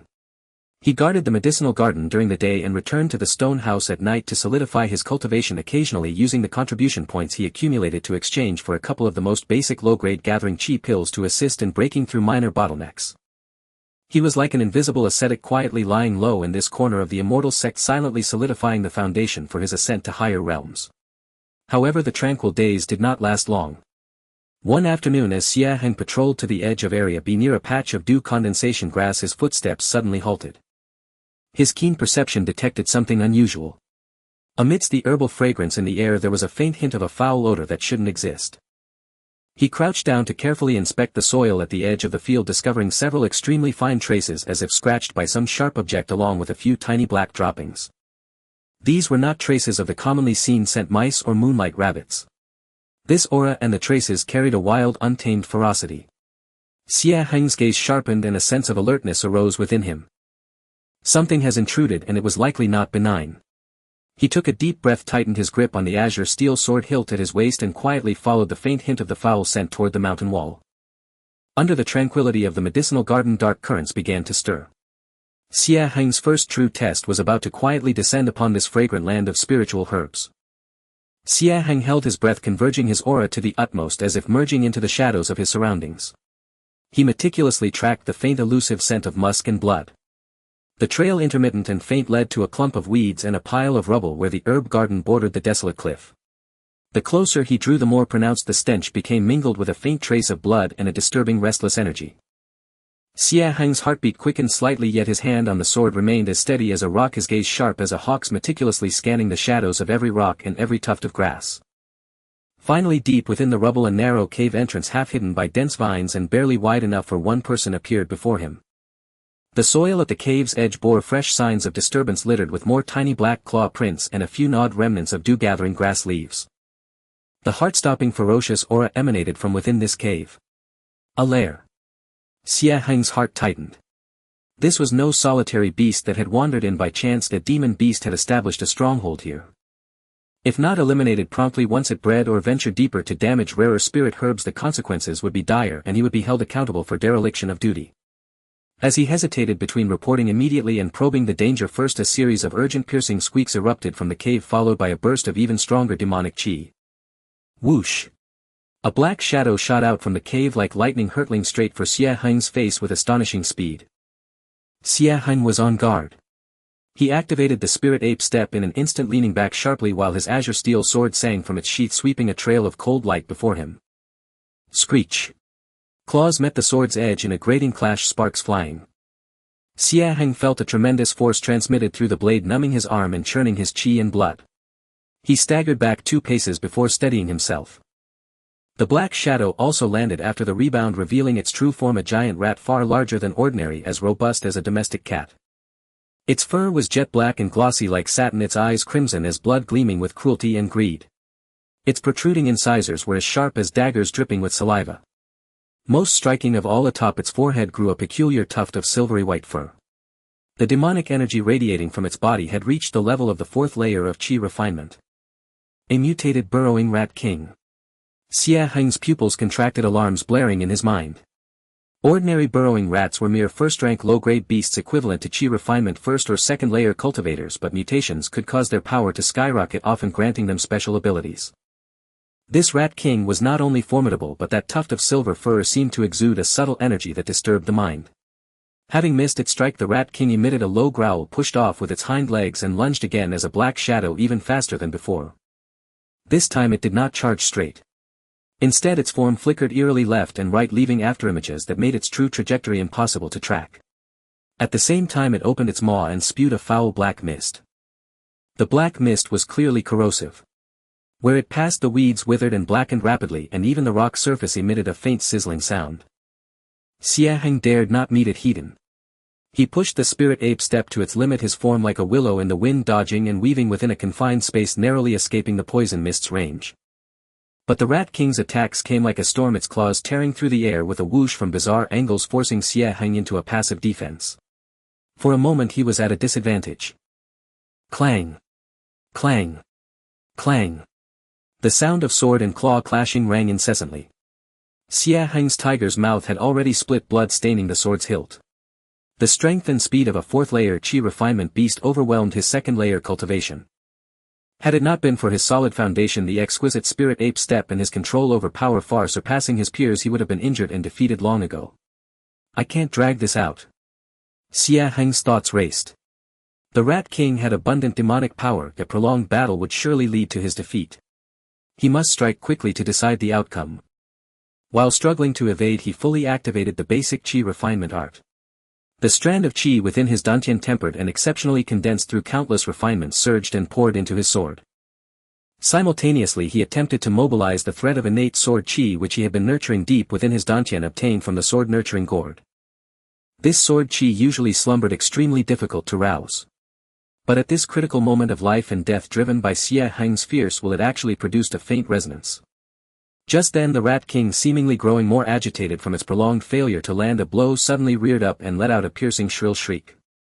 The tuft of silver fur abruptly flared with an eerie white light. Xie Heng felt a sudden dizziness, as if countless needles were stabbing into his sea of consciousness, causing his movements to falter. No. A soul attack. Xie Heng was horrified. In that fleeting moment of vulnerability, the Rat King's eyes blazed with murderous intent. It transformed into a black line, its claws aimed straight for Xie Heng's heart. If that landed, it would surely rip him open. At the brink of death, Xie Heng's latent potential was fully unleashed. A powerful will to survive allowed him to shake off the soul attack's influence instantly. Almost instinctively he concentrated all his spiritual energy and that sliver of awakened sword Qi onto the tip of his sword. He chose no complex sword technique, only the simplest, most direct and most practiced basic thrust. But this thrust contained all his will and power. Pft. There was no earth-shattering sound, only a light yet crisp, clean noise like tearing through dry leather. Time seemed to freeze at that moment. The Rat King's forward charge abruptly halted. Its crimson eyes were filled with incredulous horror. Its claws were a mere inch from Xie Heng's chest, yet could advance no further. For Xie Heng's azure steel sword had pierced with unerring precision through its open maw, penetrating its skull. At the sword's tip a faint, barely perceptible yet supremely sharp white light flashed and vanished. The Rat King's massive body twitched a few times, the ferocity in its eyes rapidly dimming. Finally, with a heavy thud, it crashed to the ground, stirring up a cloud of dust. Xie Heng stood with his sword, his chest heaving violently, sweat soaking through his robes. His right arm holding the sword trembled slightly, blood dripping from his split tiger's mouth. That instantaneous burst had drained most of his spiritual energy and mental strength. Rousing that sliver of sword Qi in particular had placed an enormous strain on him. But he had won. As a cultivator at the 2nd layer of Qi refinement, he had slain a mutated beast at the 4th layer. He slowly withdrew his long sword, warily examined the Rat King's corpse to confirm its death, and then let out a long relieved breath. Then, not daring to delay, he quickly dealt with the scene.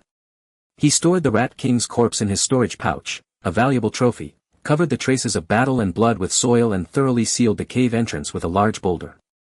Having done all this, he immediately rushed to the steward's office of the 100 Herbs Garden to report the incident.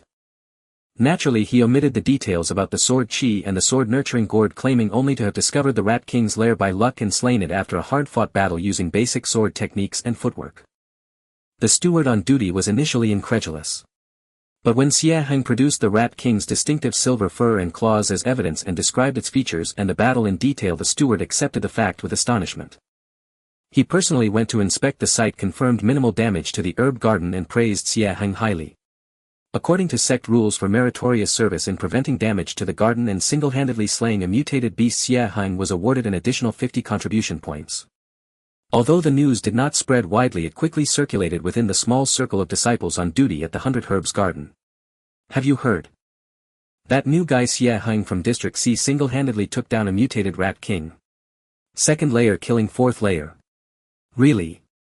They say he only used an azure steel sword and basic sword techniques. The basic technique maniac. Lives up to his name. Xie Heng paid no heed to these discussions. He silently accepted the contribution points and devoted himself even more diligently to his duties and cultivation. Through this battle, his conviction in the path of invincible foundation was strengthened, yet he also became acutely aware of his own inadequacies. If a fourth-layer beast was this difficult, what of even more powerful foes? He needed to raise his cultivation level faster and also required a true offensive sword technique. And the 50 contribution points from the mutated Rat King might just be the key to his next stage. 50 contribution points, like an unexpected windfall, for the first time granted Xie Heng the luxury of choice in his impoverished life as an outer disciple. Without a moment's hesitation, he resolved that this resource must be spent on the most critical need, and the most pressing edge was a genuine offensive sword art. The basic Qi refining art was the foundation solidifying his spiritual energy. The 1,000 basic sword techniques were the skeleton granting him exquisite control.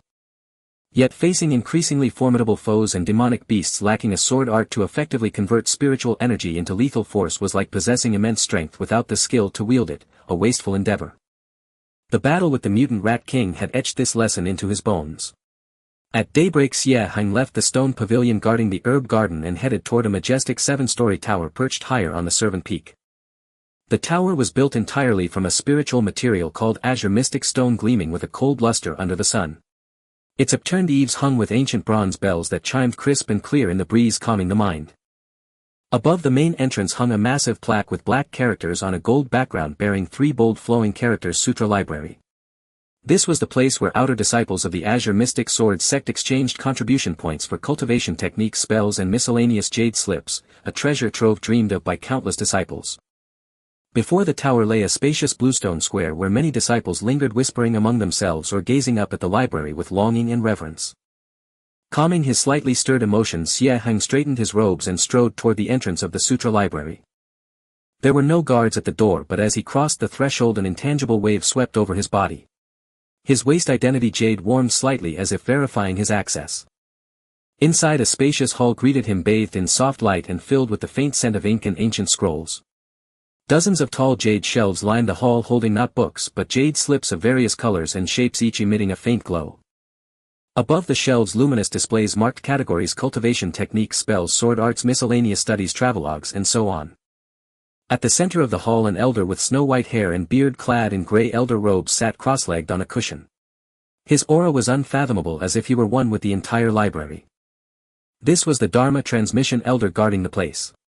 Occasionally a disciple would approach to ask a question, and without opening his eyes the elder would move his lips slightly, his voice transmitting directly into the disciple's mind.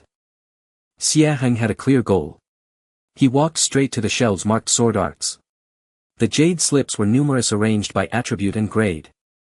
He first ruled out high-grade sword arts that required specific spiritual roots, like blazing sun sword art needing a fire root or frozen ice sword art needing a water root to unleash their full power. These demanded exorbitant contribution points, often hundreds or thousands, and clashed with his 5 elements pseudo-spiritual root.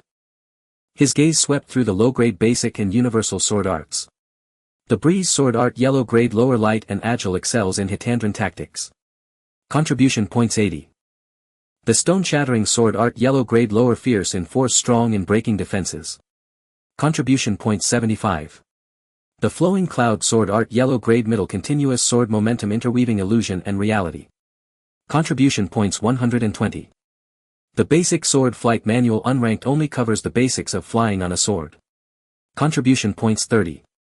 The contribution point requirements made Xie Heng gasp inwardly. With only 50 points his options were extremely limited. Patiently he examined each jade slip reading not just the name and contribution points but also the brief descriptions etched in spiritual energy detailing their traits cultivation requirements strengths and weaknesses. Most sword arts emphasized aggression pursuing speed power or unpredictability. But Xie Heng never forgot his core principle control and foundation. What he needed was not the flashiest or deadliest technique but one that could best synergize with his solid foundation leverage his superior control over spiritual energy and offer potential for growth. Finally on an inconspicuous shelf in a corner a jade slip of verdant green appearing quite ancient caught his eye. The ether green wood radiance sword yellow grade lower. Harnesses the vitality of ether wood to manifest the swiftness of green radiance. The sword techniques are simple emphasizing the sustained and precise circulation of spiritual energy revealing mastery in the finest details. Cultivated to a high level one may comprehend the principle of unceasing life. Contribution points 45. 45 points. Within his budget. More crucially the description, simple sustained and precise circulation of spiritual energy mastery in the finest details unceasing life, resonated deeply. It seemed tailor-made for him. The etherwood attribute was gentle clashing with nothing and it emphasized not instant burst but sustained precise control perfectly aligning with his path of invincible foundation. The unceasing life principle hinted at long-lasting endurance and recovery vital for someone with scarce resources embarking on a prolonged struggle. Without much deliberation Xie Heng took down the verdant jade slip. He walked to the seated elder bowed respectfully and presented the slip and his identity jade with both hands. Disciple Xie Heng wishes to exchange for this ether green wood radiance sword jade slip. The elder did not open his eyes but the jade slip and identity jade floated up and landed before him. With a faint wave of his sleeve a soft light flickered on the jade deducting the contribution points. Simultaneously the verdant jade slip's surface glowed with a gentle radiance for several breaths before fading. The jade slip is unlocked. Press it to your brow to read. The content is sealed with a prohibition, it must not be passed on and it will self-destruct after reading the elder's indifferent voice echoed directly in Xie Heng's mind. Thank you elder. Xie Heng bowed again taking back the slip and jade. The remaining balance on his identity jade was a mere 5. Yet his heart brimmed with the joy of acquisition. Suppressing the urge to study it immediately he carefully stored the jade slip in his storage pouch and quickly left the sutra library returning to his stone hut. Bolting the door and activating the simplest soundproofing array built into the stone hut Xie Heng sat cross-legged on his bed took a deep breath to attune himself to peak condition and then solemnly took out the verdant jade slip. As the elder instructed he gently pressed the jade slip to his brow. In an instant a cool current flooded his sea of consciousness. A torrent of information surged forth. Not just words and images but a unique artistic conception and the subtle sensation of spiritual energy circulation. The entire content of the ether green wood radiance sword was indelibly etched into his mind. The sword art comprised 3 layers. The first emerging green radiance was the foundation. It involved refining spiritual energy like drawing silk from a cocoon into a tough sharp ether wood sword chi condensing a faint green aura on the blade. The strike was swift as lightning piercing with focused precision. The second layer shadowing like a shade allowed the sword chi to divide into multiple fine strands like creeping vines to entangle and restrain the enemy shadowing their every move. The third layer life-severing strike was the ultimate move. It reversed the vitality of ether wood transforming life force into extinction delivering a strike that severed life itself. Its power was immense but consumed vast energy requiring profound comprehension of the sword art to execute. Beyond the sword techniques the jade slip detailed the matching spiritual energy circulation paths breathing methods and various crucial points to note during cultivation. It particularly emphasized that cultivating this sword art required patience avoiding haste. One had to refine the sword chi like grinding water, slowly naturally and harmoniously like the growth of plants. Just as I thought. Xie Heng's heart soared. The core of this sword art was precisely control and foundation. It did not pursue the frenzy of a one-strike kill but a sustained precise enduring combat style that perfectly matched his philosophy. He immediately immersed himself delving into the cultivation method of emerging green radiance. Guiding the stream of chi within him along the specific complex route he attempted to transform it into the vibrant life-filled ether wood sword chi. At first it was extremely difficult if the spiritual energy flowed sluggishly with countless obstructions. But with his tenacious will and the nourishing sword gourd silently soothing his spirit and calming agitation, he tried again and again, meticulously sensing every subtle change. Unbeknownst to him, night had fallen outside the sky dotted with stars. Xie Heng slowly opened his eyes. A trace of fatigue lingered, but his gaze shone with a brighter light. Though he had yet to fully condense a complete ether with sword chi, he had already touched the threshold, gaining new insights into the delicate control of spiritual energy. He knew this would be a long process, but he had ample patience. Starting tomorrow, besides his daily duties and the cultivation of the basic chi refining art, he would add another important task: practicing the ether greenwood radiant sword. The path of immortality stretched long, and his sword path had just begun. At last he held in his hand a sword truly belonging to a cultivator. After exchanging the jade slip for the wood azure light sword, Xie Heng's daily rhythm became more compact and disciplined. Before dawn each day he would rise and head to the Bing district of the herb garden for his duty. Upon completing the routine patrol, he no longer merely sat in meditation on the stone pavilion practicing the basic chi refining art. Instead he devoted most of his energy to the cultivation of the new sword art. On the outskirts of the herb garden the spiritual energy was abundant, especially the wood attribute chi, which was highly active, making the practice of wood azure light sword twice as effective with half the effort. He chose a relatively secluded spot near the edge of the medicinal fields close to a rocky cliff as his sword practicing ground. Overgrown with weeds and scattered with several massive bluestones, it was unlikely to be disturbed. The process of cultivation was far more arduous and obscure than he had anticipated. The first layer of wood azure light sword, known as azure light emergence, hinged on channeling one's own spiritual energy through a specific and complex network of meridians, refining and transforming it into a unique sword chi, wood sword chi, that combined the enduring vitality of plants with the sharp swiftness of metal. This required extremely delicate control over spiritual energy far beyond mere brute force infusion. Xie Heng sat cross-legged on a bluestone, holding his breath and concentrating his mind. His consciousness sank into his dantian, guiding the dense stream of chi, carefully beginning its circulation along the path recorded in the jade slip. The route involved several minute collateral branches. The slightest mistake would cause the spiritual energy to deviate, bringing waves of stabbing pain. He had to slow down, groping like a blind man, repeatedly adjusting the coordination between his breath and intent. The initial attempts almost all ended in failure. Either the spiritual energy would stagnate at a certain node, or it would circulate too rapidly, causing the chi to become disordered. After barely completing one full cycle, the so-called sword chi he condensed was scattered and weak, its color dull, far from the condensed like silk brilliant azure state described in the jade slip. What troubled him even more was balancing the seemingly contradictory qualities of vitality and sharpness. Wood sword chi needed both the enduring regenerative power of plants and the piercing edge to break through enemies and thorns. Excessive pursuit of sharpness made the sword chi restless and prone to dispersion. Overemphasizing vitality rendered it soft and weak. Mastering this nuance required thousands of attempts and insights. Days passed and progress was minimal. Xie Heng was not discouraged. He had long grown accustomed to this process of starting from nothing and moving from clumsiness to proficiency. After each failure he would carefully reflect, analyzing which part of his intent had deviated or if his breathing rhythm had failed to synchronize perfectly with the chi flow.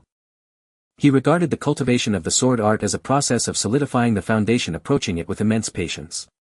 One afternoon a fine drizzle began to fall from the sky. The raindrops, woven like silk, pattered softly against the leaves of the spirit herbs, making the medicinal garden even more serene. Xie Heng continued his strenuous practice in the open space. The rain soaked his robes, but he remained oblivious, his entire mind immersed in the microscopic world of chi circulation. After repeated failures he stopped, refraining from blind attempts. Instead he sheathed his sword, closed his eyes and carefully sensed everything around him. Raindrops fell on the leaves, gathered into beads, rolled down, moistened the roots and nourished the growth of the plants. A gentle breeze carried the fresh scent of earth and vegetation, brimming with vibrant life. In the distance the exposed rocks on the cliff stood steadfast against the wind and rain, their sharp edges exuding a sense of unyielding hardness. Vitality and resilience coexisted in the natural world. Suddenly a realization struck him. Previously he had been too deliberate in creating vitality and sharpness, which had led him astray. Why not try guiding his spiritual energy to imitate and merge with the rhythm of nature? Let the spiritual energy permeate as finely as raindrops, progress gradually like the growth of plants, and remain as solid and unwavering as rock. This thought flashed through his mind like lightning.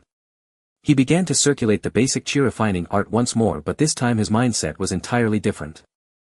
He no longer sought quick results. Instead he emptied his mind, guiding the spiritual energy as if it were spring rain, nourishing his meridians, extending slowly like vines while maintaining a stable and condensed core. A wondrous thing happened. The previously blocked meridian pathways seemed to become much smoother. As the qi flowed, an unprecedented sense of harmony arose. When he again attempted to infuse the sword with spiritual energy, the edge of the cyan steel blade faintly glowed with an extremely thin yet remarkably stable azure halo. Though the halo was weak, as if it might extinguish at any moment, it was undeniably a sign of condensed wood sword qi. Success. An indescribable joy surged in Xie Heng's heart. Although this was merely the first step of a long journey and mastery of azure light emergence was still far off, taking this step proved that his direction was correct.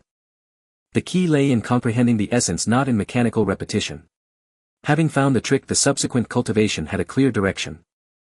He no longer clung rigidly to the descriptions in the jade slip, but instead sought to understand nature, integrating the essence observed in natural phenomena, the growth of plants, the dripping of water wearing away stone, the wind passing through a bamboo grove, into the practice of the sword art. His wood sword qi began to grow at a slow but steady pace, its color deepening and stability improving. Half a month later, in the early morning, a thin mist-like gauze shrouded the medicinal garden. Xie Heng stood in the center of the open ground, holding the cyan steel sword, eyes slightly closed, adjusting his breath. After a moment he abruptly opened his eyes, a sharp light flashing within them. With a flick of his wrist he thrust the sword. Qi. A faint sound of air being pierced. On the blade a clearly visible 3-inch-long condensed azure halo suddenly flared up like the first sprout of early spring, full of vitality and sharpness. The sword qi left the blade by a fraction of an inch, cleanly severing a clump of tough weeds at the roots, the cut as smooth as a mirror. Azure light emergence had finally been achieved. Although this sword qi was still far from being able to injure enemies at a distance and had limited power, it marked that Xie Heng had finally entered the hall of wood azure light sword cultivation, crossing the most difficult threshold. He gently stroked the blade, feeling the unique power contained within the azure halo, his heart filled with a sense of accomplishment. This was not merely the initial mastery of a sword art, it was a powerful validation of his path of foundation and control. Yet he was also aware that this was only the beginning. The speed of condensing sword qi, its power and endurance, all required extensive practice to improve.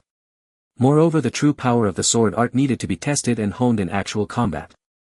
He gazed deeper into the herb garden, where higher-grade spirit herbs grew and more powerful spirit beasts lurked. Perhaps it was time to take on more challenging tasks to temper this nascent azure light sword in true battle. The post-rain sunlight pierced through the thin mist, casting its rays upon him and his sword. The azure halo under the sunlight appeared exceptionally clear and full of hope. Having initially mastered the emerald light's dawn, Xie Heng felt no complacency, instead he grew even more composed. He knew well that this nascent emerald light was but the first toddling step on the path of the sword, still leagues away from the grand achievement of condensing it into a thread, wielding it at will. The daily duty of guarding the herb garden became his perfect training ground. Amidst his patrols he would repeatedly hone that seemingly simplest of thrusts in that secluded clearing. Spiritual energy circulated through specific meridians, transitioning from awkwardness to fluidity. His will guided that wisp of wood attribute qi, striving to make it more condensed and swift. The halo on the azure steel sword slowly expanded from an initial 3 inches to 4, then 5, its hue deepening from light blue to a richer emerald, its stability greatly increased. Yet this was accompanied by profound fatigue. The consumption of spiritual energy and mental focus by the wood attribute sword qi far exceeded his expectations. Often after half an hour of practice he would feel his dantian depleted and his mind foggy, forced to sit in meditation to recover. At this rate, to project the sword qi 3 feet from the body and command it like an arm, I'm afraid it will take months of arduous effort. Xie Heng wiped the fine sweat from his brow, frowning slightly as he watched the fading green light on the blade. Competition within the sect was fierce, resources limited, he had to enhance his strength faster. In the dead of night only the cold moonlight remained in the stone hut. Xie Heng sat cross-legged on the couch, not circulating the basic qi refining art but instead holding the seemingly unadorned sword nurturing gourd in his hands, placing it on his knees, sinking his mind into it. Ever since stepping into the third layer of qi refining, especially after initially mastering the wood attribute sword qi, he vaguely felt a deepened connection with the gourd. Previously he had only passively accepted the nourishment of its gentle warm aura. Now he attempted to actively communicate and explore. The gourd was cool to the touch, its natural veins appearing deeper under the moonlight. Closing his eyes and concentrating, he slowly probed a wisp of extremely fine divine sense mixed with a trace of nascent wood attribute sword qi towards the gourd. At first it was like a stone sinking into the sea, eliciting no response. But Xie Heng possessed a tenacious will. He was neither impatient nor flustered, maintaining this subtle connection. After an unknown duration, just as his mental energy was nearly exhausted, a sudden change occurred. The sword-nurturing gourd gave a gentle tremor, releasing not the usual warm current that nourished the body but drawing forth from its deep interior a wisp of a distinctly different aura. This aura was extremely subtle, yet carried an indescribable sense of antiquity, purity, and an invincible sharpness. Sword quintessence. Xie Heng's heart shook violently. He understood instantly. This was definitely not the wood attribute sword chi he cultivated, but a more fundamental higher-order power born from the sword-nurturing gourd itself. This wisp of innate sword quintessence was as fine as a gossamer thread, yet incredibly condensed, as if containing fragments of a law that could sever all things. The moment this wisp of innate sword quintessence was stirred, Xie Heng experienced a flash of spiritual insight. Almost instinctively he cautiously guided his own still immature wood attribute sword chi towards it. There was no repulsion, no conflict. That wisp of innate sword quintessence, like a gentle elder or a perfect mirror, gently enveloped the wood attribute sword chi. In an instant Xie Heng's mind was flooded with clarity. The many obscure and elusive cruxes he had encountered while cultivating the wood attribute sword chi were now laid bare crystal clear under the reflection of this innate sword quintessence. Several subtle stagnations in the spiritual energy circulation routed a few unnecessary redundancies in will-guided direction, the structural looseness in the sword chi's condensation. All flaws were magnified clear as day. More wonderfully, the innate sword quintessence did not directly enhance the power of the wood attribute sword chi, but acted like a supreme mentor, guiding the wood attribute sword chi to imitate and align itself towards a more condensed, purer and more sword-essential direction. This was a guidance of the Tao far surpassing any written formula. Ecstatic, Xie Heng seized this unseen-a-lifetime opportunity. Following the insights brought by the innate sword quintessence, he readjusted his spiritual energy circulation and will control. The originally somewhat restless and unstable wood attribute sword chi gradually became docile and condensed. Although the range of the cyan halo did not expand, its color grew deeper and more introverted, like a finely polished emerald with brilliance contained within and sharpness hidden inside.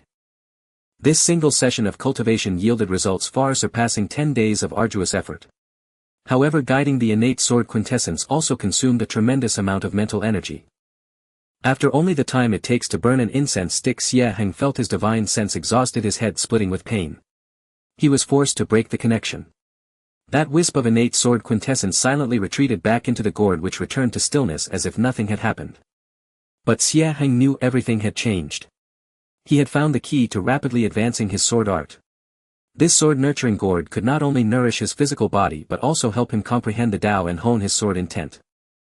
So that's it.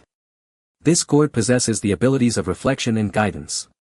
Xie Heng stroked the gourd, a light of understanding flashing in his eyes. For future cultivation he should base himself on personal diligent practice, then use the gourd's sword quintessence as a mirror to examine deficiencies and hone his sword intent, thus achieving twice the result with half the effort. From then on, Xie Heng's cultivation entered a new phase. By day he practiced unceasingly in the herb garden, putting his insights into action. By night he communicated with the sword quintessence in the stone hut, reflecting on his own shortcomings. His wood attribute sword chi advanced at a visible pace, and his control over spiritual energy became increasingly exquisite and subtle. One day while practicing he suddenly heard footsteps and voices not far away. "Senior brother Zhou, look how well this patch of jade spirit rice is growing. It can be harvested in half a month and it will surely fetch a good price," said a slightly flattering voice. "I'm not bad. Instruct them to keep a close watch and not let anything go wrong," replied another somewhat haughty voice. Xie Heng sheathed his sword and looked over, seeing two disciples standing by the jade spirit rice field not far away. The one in the lead wore a cyan brocade disciple robe with a jade pendant at his waist. His face was fair and his gaze held a condescending arrogance. His cultivation was clearly at the peak of the fourth layer of chi refining. The one beside him, nodding and bowing obsequiously, was Steward Wang, the miscellaneous disciple who managed this herb field daily. Xie Heng recognized the brocade disciple. His name was Zhou Tong. His family held considerable influence in Black Mountain City, and it was said he had connections within the inner sect. He was quite ostentatious among the outer sect disciples, having gathered a following and subtly formed his own faction. Zhou Tong's gaze swept across the herb field before settling on Xie Heng, who was practicing his sword. He raised an eyebrow slightly, a faint ambiguous smile curling at the corner of his mouth. "Oh. This junior brother looks unfamiliar. A new arrival. Your swordsmanship is rather unique." Zhou Tong's tone was flat but carried an imperceptible hint of scrutiny. Steward Wang quickly explained in a low voice. Senior brother Zhou, he's the new guard disciple Xie Heng responsible for patrolling Sector C. Xie Heng's expression was calm as he sheathed his sword and made a cupped fist salute. Xie Heng pays respects to senior brother Zhou. Zhou Tong looked him up and down, his gaze lingering for a moment on Xie Heng's ordinary azure steel sword and simple attire. He said flatly, do your duty well. This herb garden is an important ground of the sect, don't let any mishaps occur. His tone carried a faint veiled warning. Having said this, he ignored Xie Heng and turned to leave with Steward Wang. Xie Heng watched Zhou Tong's receding figure, his eyes narrowing slightly. He sensed that beneath Zhou Tong's seemingly casual gaze lay a hint of inquiry and contempt. Perhaps something else as well. His recent minor achievements in cultivation had inevitably altered his aura, likely drawing the attention of some discerning individuals. The tree desires stillness, but the wind will not cease. Xie Heng mused inwardly. The outer sect appeared orderly on the surface, but in reality undercurrents surged. People like Zhou Tong would never be content with mediocrity. He needed to be even more cautious and increase his strength as quickly as possible. He clenched his fist, feeling the increasingly pure wood attribute sword chi within him and the warm aura from the sword nurturing gourd in his embrace. His confidence grew somewhat. No matter what undercurrents lay ahead, only the sword in his hand was the foundation of his standing. He turned and continued to swing his sword. Amidst the swirling green light, the youth's silhouette in the morning light grew increasingly tall and resolute. Since that night when he successfully drew upon the primordial sword aura within the gourd, Xie Heng's cultivation had entered an entirely new realm. He no longer regarded the sword-nurturing gourd merely as an aid to refine his physical body, but as a supreme treasure to temper his sword path and reflect upon his own being. Every night he would use his mind to communicate with that ancient wisp of sword aura within the gourd. Under its reflection he repeatedly tempered his wood ethylene sword chi. This method of cultivation demanded immense mental energy, yet the results were remarkably fruitful. His wood ethylene sword chi grew increasingly condensed and pure, its cyan glow stabilizing at about 7 inches. It flowed with seamless grace, subtly hinting at an unending vibrant rhythm.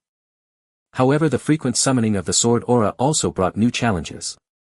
With his cultivation at the third layer of chi refining, his total reserves of spiritual energy and divine sense were ultimately limited. Supporting daily practice and the refinement of his sword technique had become strenuous. After each communion with the sword aura he required an increasingly longer time to recover. He realized he must elevate his cultivation realm as swiftly as possible, otherwise this supreme treasure would become a burden. That night the moonlight was like water. Xie Heng sat cross-legged on the stone bed, holding the sword-nurturing gourd in both hands, once again sinking his mind into it. This time he did not merely draw upon the sword aura but attempted to probe deeper with his divine sense, seeking a greater understanding of the gourd's mysterious interior. Previously his divine sense had been blocked by an invisible membrane upon touching the gourd's surface, unable to advance. But tonight, perhaps due to his improved cultivation or a deepened connection with the gourd, that membrane seemed to have thinned slightly. He concentrated his mind like an intangible needle, carefully piercing the barrier. At first it remained resistant, but as he continuously infused his divine sense, the barrier actually rippled with faint, barely perceptible waves. In an instant Xie Heng felt as if his vision had suddenly opened wide.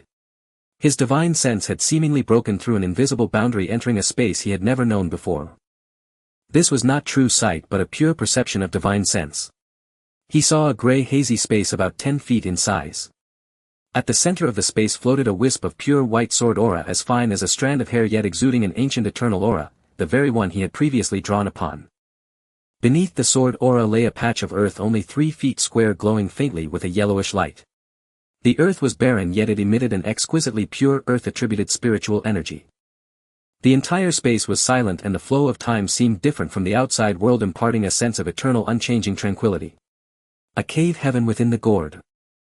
Xie Heng's heart surged with tumultuous waves. The sword-nurturing gourd contained an independent microcosm. Though the space was small and the soil barren, what did this signify? It meant he possessed an absolutely private, independent space where he could accelerate cultivation and even cultivate spiritual plants. He forcibly suppressed his ecstasy and carefully perceived his surroundings. That wisp of primordial sword aura was like the sun of this small world, emitting light and heat on the level of divine sense, maintaining the stability of the space. And that tiny patch of spiritual soil, though pitifully small, possessed a purity of spiritual energy far surpassing the ordinary herb fields on the outskirts of the 100 Herbs Garden. If he could cultivate spiritual herbs here, their growth rate and quality would far exceed those grown outside. This is a heaven-defying object. Xie Heng was nearly overwhelmed with excitement. But he quickly calmed down. Though this cave heaven was wonderful, its current utility was limited. The space was too small, the spiritual soil even smaller, it could probably only accommodate one or two of the most ordinary spiritual herbs. Moreover, activating and maintaining the divine sense exploration consumed immense mental energy. After merely observing for a few breaths, he felt dizzy and had to withdraw. It seems that elevating my cultivation in divine sense is the foundation for unleashing this gourd's power. Xie Heng panted, yet his eyes shone with an exceptionally bright light. The secrets of the sword-nurturing gourd far exceeded his imagination, and its value was incalculable. He must be even more cautious, never revealing a single clue. He turned his gaze to the 100 Herbs garden where he performed his daily duties. If he could obtain some spiritual herb seeds, even the lowest grade, and attempt to cultivate them in the cave heaven, he might accelerate the accumulation of resources. An opportunity soon arrived. A few days later, a spiritual field in Zone C specifically used to cultivate jade rice, the main ingredient for refining fasting pills, reached its critical heading stage. The steward in charge of this field, Manager Wang, was deeply worried. The heading stage required a large amount of pure water attributed spiritual energy for irrigation, but the low-grade spirit gathering array plate used for irrigation was old and dilapidated, its effectiveness greatly diminished. It seemed this batch of jade rice would suffer a reduced harvest. Manager Wang paced anxiously, offering a reward of 5 contribution points for any disciple with a basic understanding of arrays to help repair the array plate. Most disciples shook their heads. The Tao of arrays was profound and arcane, rarely studied by outer disciples. Xie Heng's heart stirred. Although he had never formally studied arrays, the basic qi refining technique had foundational requirements for spiritual energy circulation and node sensing. His daily cultivation emphasized meticulous control, making him particularly sensitive to spiritual energy fluctuations. He stepped forward and carefully examined the array plate, discovering that only a few rune nodes for channeling water-attributed spiritual energy had been blurred by the constant flow, hindering the circulation. He attempted to channel an extremely fine wisp of wood ethylene sword qi, which generates water, aiding guidance, and like embroidery meticulously retraced and reactivated the blurred rune patterns. The entire process demanded immense concentration and control, allowing not the slightest error. The surrounding disciples held their breath, watching while Manager Wang was so nervous that sweat beaded on his forehead. After the time it takes an incense stick to burn, as the final rune was lit, the array plate trembled slightly. A soft water blue glow radiated from its surface, and the surrounding water-attributed spiritual energy began to converge, slowly forming a fine spiritual rain that sprinkled onto the jade rice field. It worked. It really worked.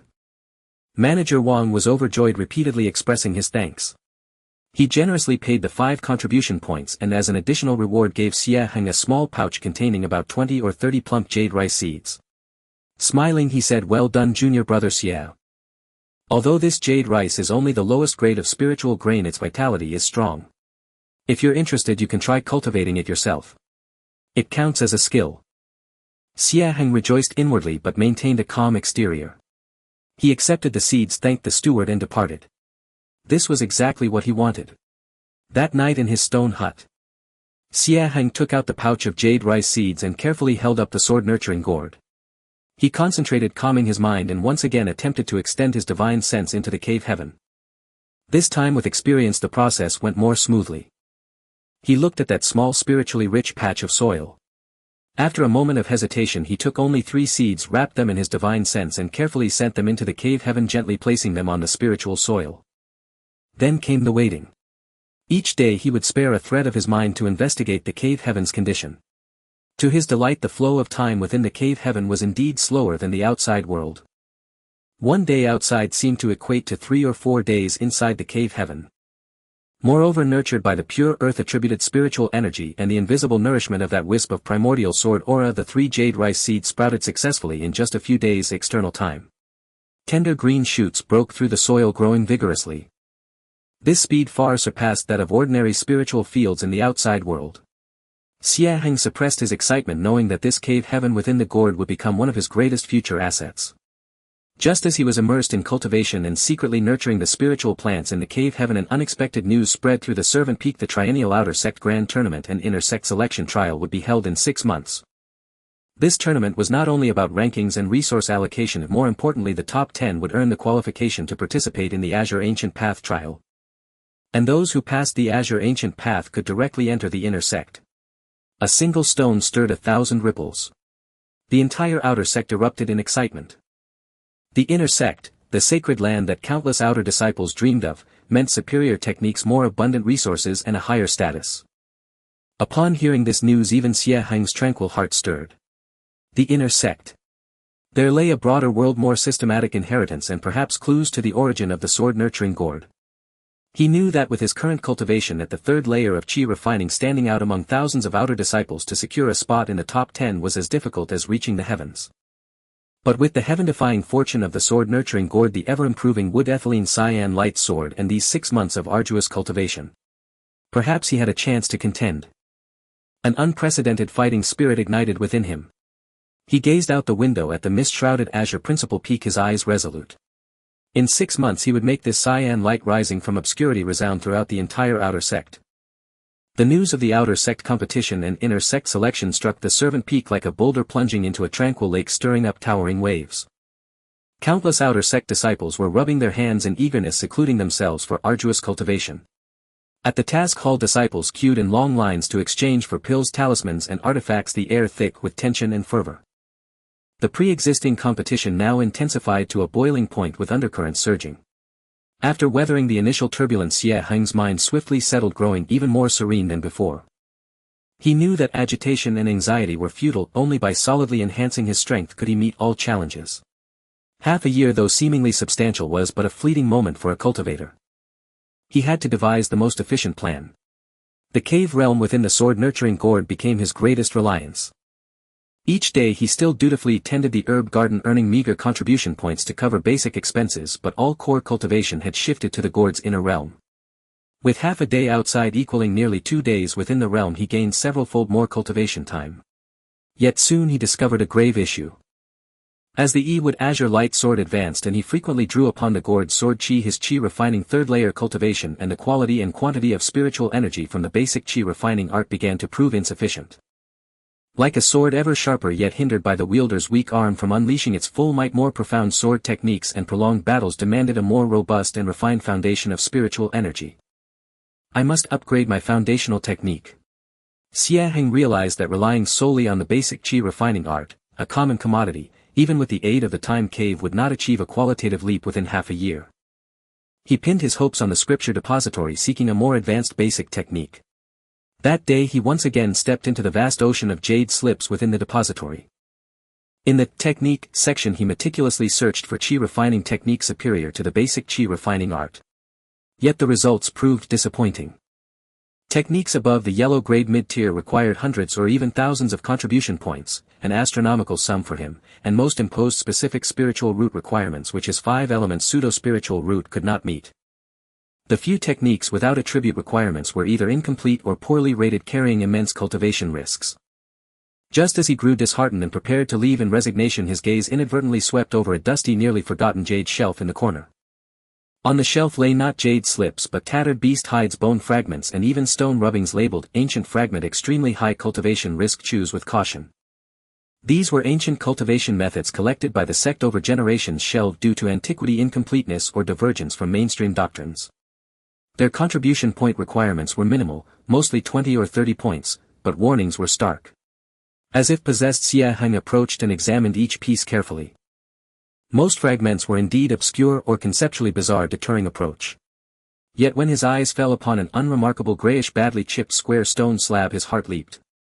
The slab bore no script but archaic twisted line patterns that seemed chaotic yet subtly formed a unique rhythm. More importantly, as he neared the slab, the sword-nurturing gourd which had lain dormant in his bosom transmitted an extremely faint yet unmistakable tremor. As if encountering a kindred artifact. Suppressing his excitement, he glanced at the accompanying jade slip description, fragment of an unnamed Qi refining art unearthed from the edge of the ancient burial ground, age indeterminable. The art's energy route is bizarre, starkly divergent from current systems, suspected to involve the chaos concept of ancient Qi refiners. 3 disciples attempted cultivation, all perishing from spiritual energy explosions due to conflicts. Danger level extremely high. Contribution points 20. Chaos concept. Related to the sword-nurturing gourd. Xie Heng's pupils contracted. The gourd's true name was Chaos Seed. If this fragment might be connected. The tragic fate of those 3 disciples was chilling, yet the gourd's reaction instilled an inexplicable confidence. Risk and opportunity coexist. My path of cultivation has always been unique. A bold idea sprouted in his mind.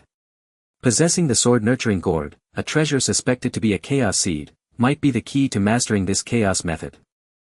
If successful, his foundation would far surpass his peers. Without much hesitation, he spent 20 contribution points to exchange for a rubbing of this seemingly useless slab. Returning to his stone hut, he sealed the door. Xie Heng spread the rubbing on the table, held the sword-nurturing gourd in both hands, calmed his mind and slowly submerged his divine sense into the gourd's inner realm, attempting to channel that thread of primal chaos sword chi to illuminate the patterns on the rubbing. A miracle occurred. The moment the chaos sword chi's aura touched the rubbing, the archaic lines on the slab seemed to come alive, emitting a hazy faint glow.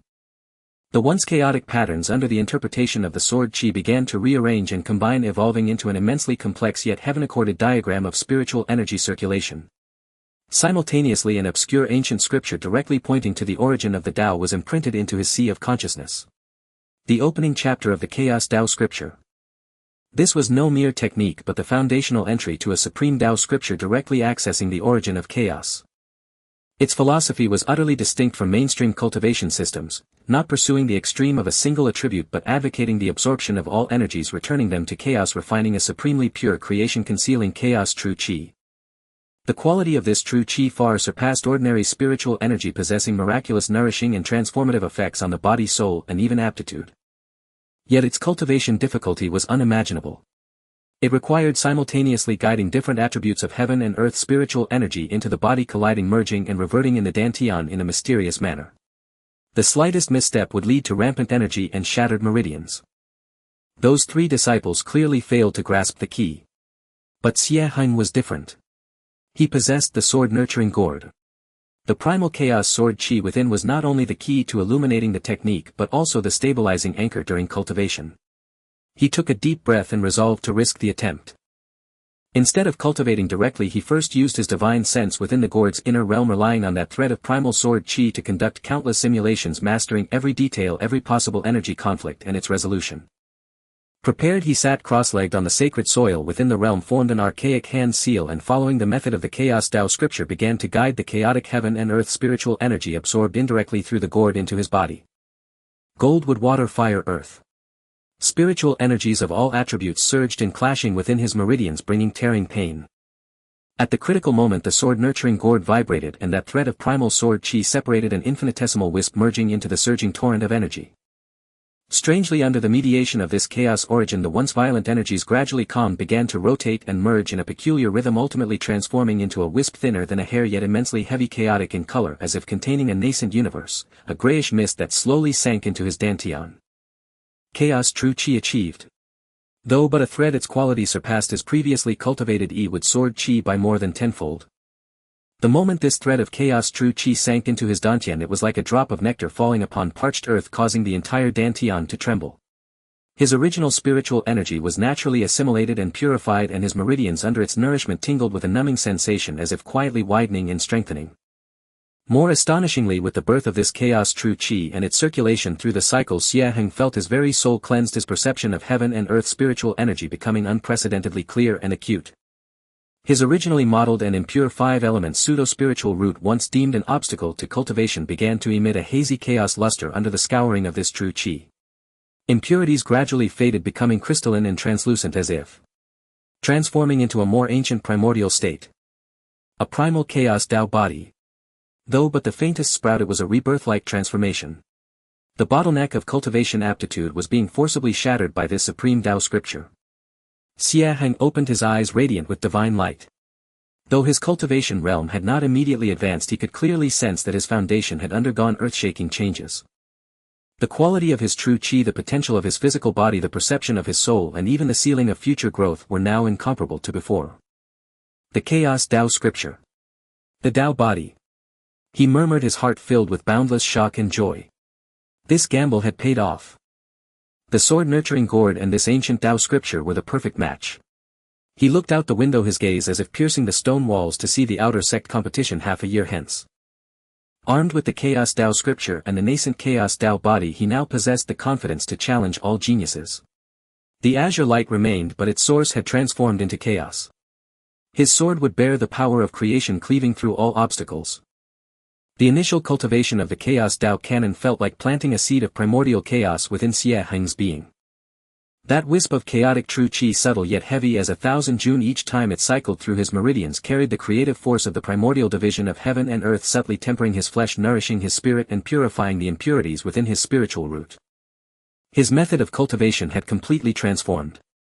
He no longer deliberately absorbed spiritual energy of a single attribute, instead using the supreme techniques of the Chaos Dao canon he drew in all forms of heaven and earth's spiritual chi from his surroundings like a whale swallowing the sea.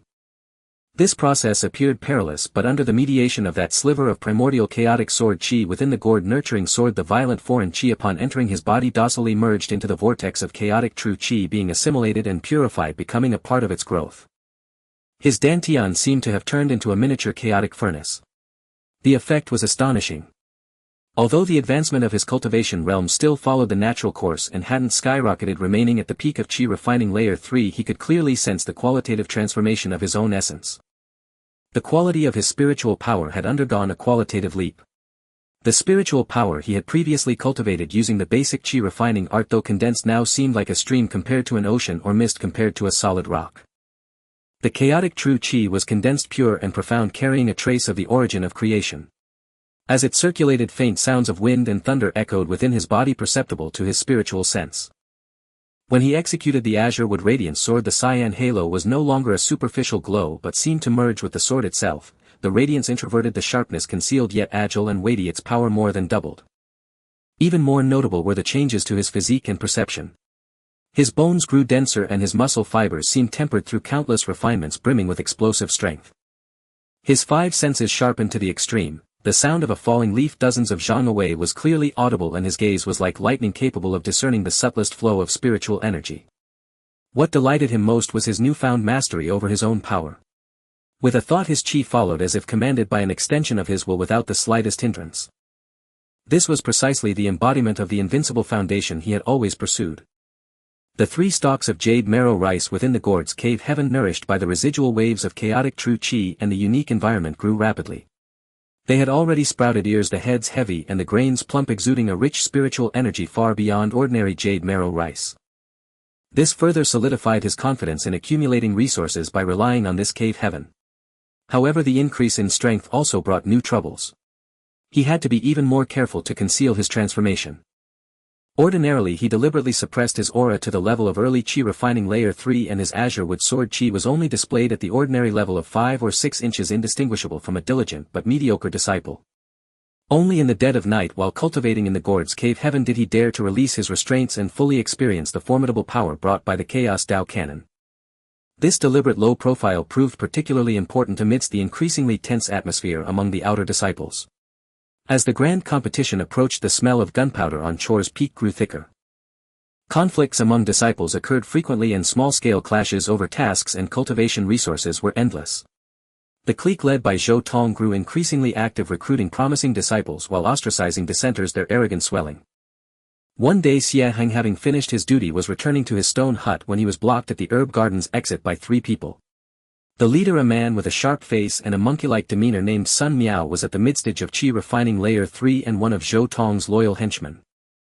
The other 2 were also members of Zhou Tong's gang, their cultivation levels similar to what Xie Heng outwardly displayed. Junior brother Xie, in such a hurry to leave. Sun Miao sneered insincerely as he blocked the way, his eyes mocking. Xie Heng stopped, his expression calm. Senior brother Sun, what advice do you have? Advice? I wouldn't dare. Sun Miao chuckled. I heard you fixed the array disc for Steward Wang recently, earning quite a few contribution points and a packet of jade marrow rice seeds. Quite lucky, huh? Senior brother Zhou is preparing for the grand competition and needs plenty of resources. How about?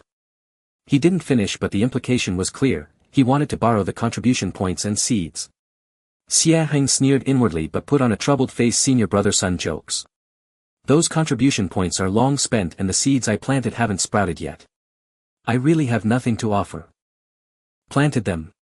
Sun Miao's eyes turned cold. Which plot? Let me see how they're growing.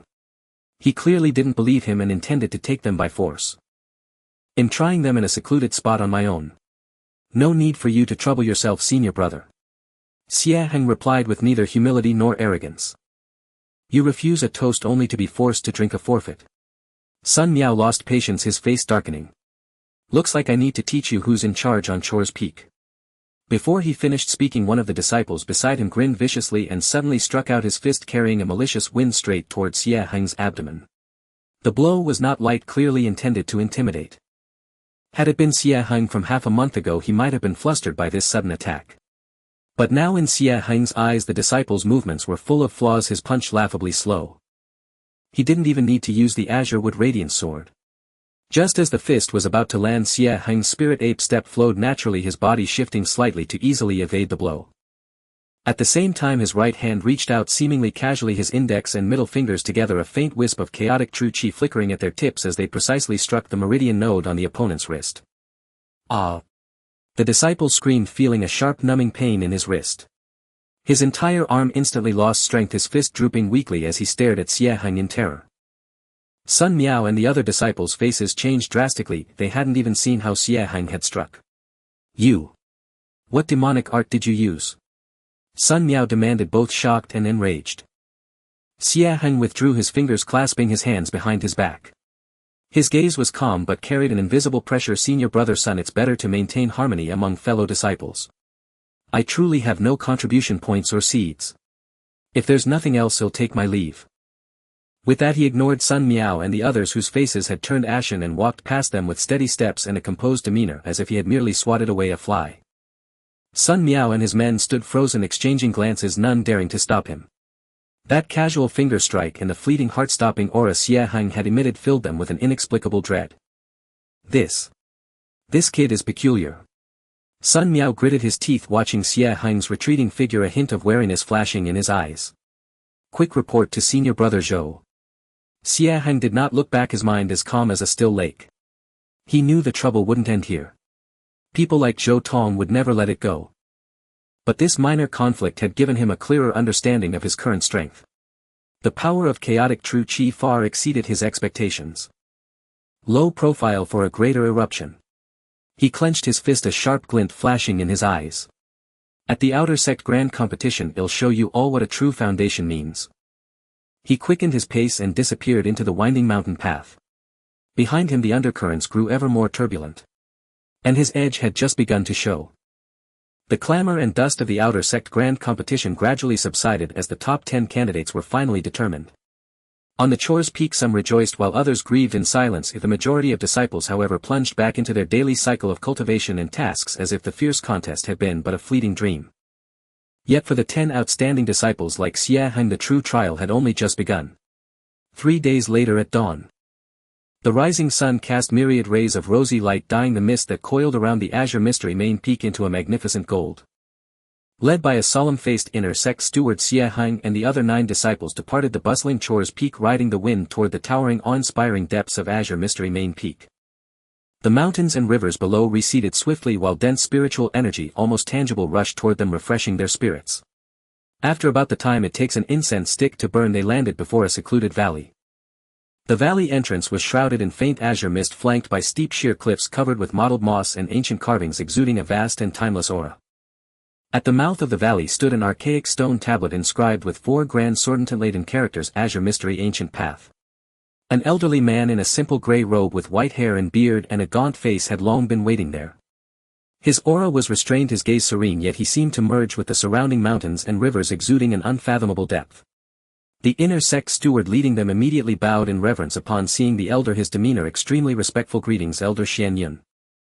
Xie Heng and the others, startled, quickly followed suit in bowing. An elder. This was a figure of esteemed status within the sect, far surpassing ordinary stewards.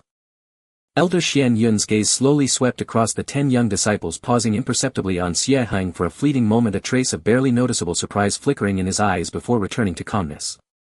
His voice was gentle yet carried an undeniable authority. That you have distinguished yourselves demonstrates your will and potential. However, the path of immortality is long. While talent and fortune are important, it is the steadfastness of the Dao heart and the sincerity of devotion that determine whether one can travel far and steadily. This Azure Mystery Ancient Path was established by the great masters of our predecessors not to test cultivation level but to temper your Dao heart and reflect your true essence. Once you set foot on the ancient path, the road ahead is unknown, illusions will arise and inner demons lurk in the shadows. Hold fast to your original heart and you will see the light of day. Remember this well. With that, Elder Xian Yun lightly waved his sleeve. The azure mist at the valley entrance churned and slowly parted to both sides, revealing a winding stone stairway leading upward into the depths of the clouds. The path appeared ordinary, yet it emanated a chilling pressure. Those who enter the ancient path have a time limit of 3 days. Within 3 days whoever can reach the questioning heart cliff shall pass and enter the inner sect. Now enter. The 10 exchanged glances, seeing the solemnity and determination in each other's eyes. Without hesitation they stepped onto the mysterious azure mystery ancient path in the order of their competition rankings. Xie Heng walked in the middle. The moment his foot touched the first stone step he felt the space around him warp slightly and the scene before him abruptly transformed. The valley behind him, his companions, even Elder Xian Yun, all vanished. In their place was an endless churning expanse of grey mist. The stone steps beneath him still existed, yet seemed suspended in a void with nothing but vast emptiness on all sides. A formless pressure suddenly descended not upon his body but directly upon his soul and consciousness. A torrent of chaotic thoughts, hidden desires, past regrets and fears of the future surged into his mind like a tide attempting to erode his Dao heart. The illusions have begun. Xie Heng's heart tightened. He immediately guarded his spiritual platform, allowing the chaos Dao scripture to circulate naturally. The wisp of chaotic true qi within his dantian emitted a hazy clear glow, protecting his mind. At the same time the nurturing sword gourd in his bosom transmitted a warm moist aura, keeping his mind clear. Within the mist illusions arose one after another. He saw the bustling splendor of his past lives city, the terror of the car accident, the hopeful gazes of the villagers of Cloud Dream Mountain Village, Xiao Taizhan's gratified smile and Su Wangting's hazy silhouette. Joy, anger, sorrow, love, hatred, all flashed before him like a revolving lantern. Even inner demons took the form of ferocious shadows bellowing harshly with 5-element pseudo-spiritual roots. A waste of talent you dare to covet the immortal path. Carrying a rare treasure, an innocent man with a priceless gem invites disaster. Calamity will surely befall you. Had his will been weak he would have lost his composure and sunk into the illusions by now. But Xie Heng, having lived 2 lives, had tempered his will to be as firm as a rock. Coupled with the dual protection of the chaotic true qi and the nurturing sword gourd, though these illusions and inner demons stirred his emotions, they could never shake his unwavering devotion to the Dao. His gaze was clear, his steps steady as he climbed the stone path with unyielding determination. After an unknown duration the grey mist gradually thinned, revealing a peculiar scene ahead. It was not a landscape of mountains and rivers but a chaotic void where earth, water, fire and wind raged unchecked. Violent energy currents swept toward him as if to tear him to shreds. This is a chaos baptism. A sudden insight struck Xie Heng. Instead of fear he actively activated the chaos Dao scripture, opening his body and mind to channel the raging chaotic energy into himself. This was not real energy but the chaotic intent simulated by the ancient path's laws. Yet for him who cultivated the chaos Dao scripture it was an unparalleled nourishment. The energy currents that would have been perilous to others once inside his body were guided by the chaos Dao scripture and harmonized by the source sword qi of the nurturing sword gourd, docilely merging into his chaotic true qi, visibly strengthening and condensing it. His flesh meridians and even the nascent form of the innate chaos Dao body underwent a thorough refinement and elevation under this baptism of chaotic intent. The process was agonizing and protracted, like being reborn. But when Xie Heng finally weathered this chaotic region and took the final step, he felt his cultivation naturally and smoothly break through to the 4th layer of qi refinement. Moreover, his foundation was so solid and his chaotic true qi so pure that he surpassed ordinary 4th layer qi refinement cultivators by several times. The vista before him suddenly opened up. He found himself standing at the edge of a massive stone platform suspended above a sea of clouds. The platform was flat and smooth with a mirror-like stone wall at its center inscribed with the 3 ancient characters questioning heart cliff. 2 people had arrived before him, Xiao Chen, the first-place winner of the competition, and Chu Yue, the second-place winner. Both were sitting cross-legged, seemingly regulating their breathing. Their gazes toward Xie Heng held a hint of surprise, clearly not expecting the third to be him, the 5-element pseudo-spiritual root cultivator. Xie Heng calmly walked to a corner, sat down cross-legged and silently regulated his breathing, digesting the immense gains from his journey on the ancient path. As time passed, 4 more disciples successfully arrived at the questioning heart cliff. In the end only 7 out of the 10 passed the ancient path trial. The other 3, unable to break free from inner demon illusions or lost in the chaotic currents, were automatically teleported out by the ancient path's formation, forfeiting their eligibility to enter the inner sect. As the 3-day limit expired, Elder Xian Yun's figure materialized silently on the questioning heart cliff. His gaze swept over the 7 successful arrivals, lingering briefly on Xie Heng, and he gave a slight nod, a glint of approval in his eyes. Congratulations on passing the Azure Mystery Ancient Path trial. From today onward you are inner sect disciples of the Azure Mystery Sword sect. Elder Xian Yun's voice was calm yet carried a convincing power. The inner sect and outer sect are as different as heaven and earth. Here you will find denser spiritual energy, more profound inheritances and a broader stage, but also fiercer competition and heavier responsibilities. May you never forget your original aspiration, cultivate diligently and soon become pillars of our Azure Mystery Sword sect. With that, Elder Xian Yun waved his sleeve once more and a massive radiant gate slowly opened before the questioning heart cliff. Beyond the gate pavilions, towers, cascading waterfalls and flowing springs were faintly visible, with spiritual energy swirling and immortal cranes soaring, a scene of celestial grandeur. Follow me. The 7 newly promoted inner sect disciples, filled with excitement and anticipation, stepped into the radiant gate, officially commencing their cultivation life within the Azure Mystery Sword sect's inner sect. Xie Heng looked back at the gradually closing Azure Mystery Ancient Path, his heart surging with emotion. He knew this was merely a new beginning. Within the inner sect, geniuses gathered like clouds and opportunities coexisted with challenges. Bearing the secrets of the Chaos Dao scripture and the nurturing sword gourd, he was destined to stir even greater waves in this broader realm. His path to the heavens would truly begin to accelerate from here. Stepping through the light gate felt like crossing an invisible barrier, and the scene before him suddenly opened up, a world apart from the clamor and squalor of the Servant Peak. The dense spiritual energy of heaven and earth rushed toward him, nearly condensing into a tangible mist. With each breath it refreshed the spirit, bringing a soothing sensation to his entire body. Gazing into the distance, he saw rolling mountains and clustered peaks, each shrouded in a hazy spiritual mist. Pavilions and towers were built along the slopes with upturned eaves and interlocking brackets half hidden among the verdant greenery. In the sky, disciples riding flying artifacts or elders on crane mounts occasionally passed, leaving trails of flowing light. In the distance a waterfall hung like a silver river from the heavens, its roar faintly audible, adding to the celestial atmosphere. This is the inner sect area known as the 36 Azure Mystic Peaks. Elder Xian Yun's voice roused the 7 newly promoted disciples from their awe. You newcomers must proceed to the Welcome Hall to complete your entry procedures and receive your inner sect disciple tokens, robes and initial resources.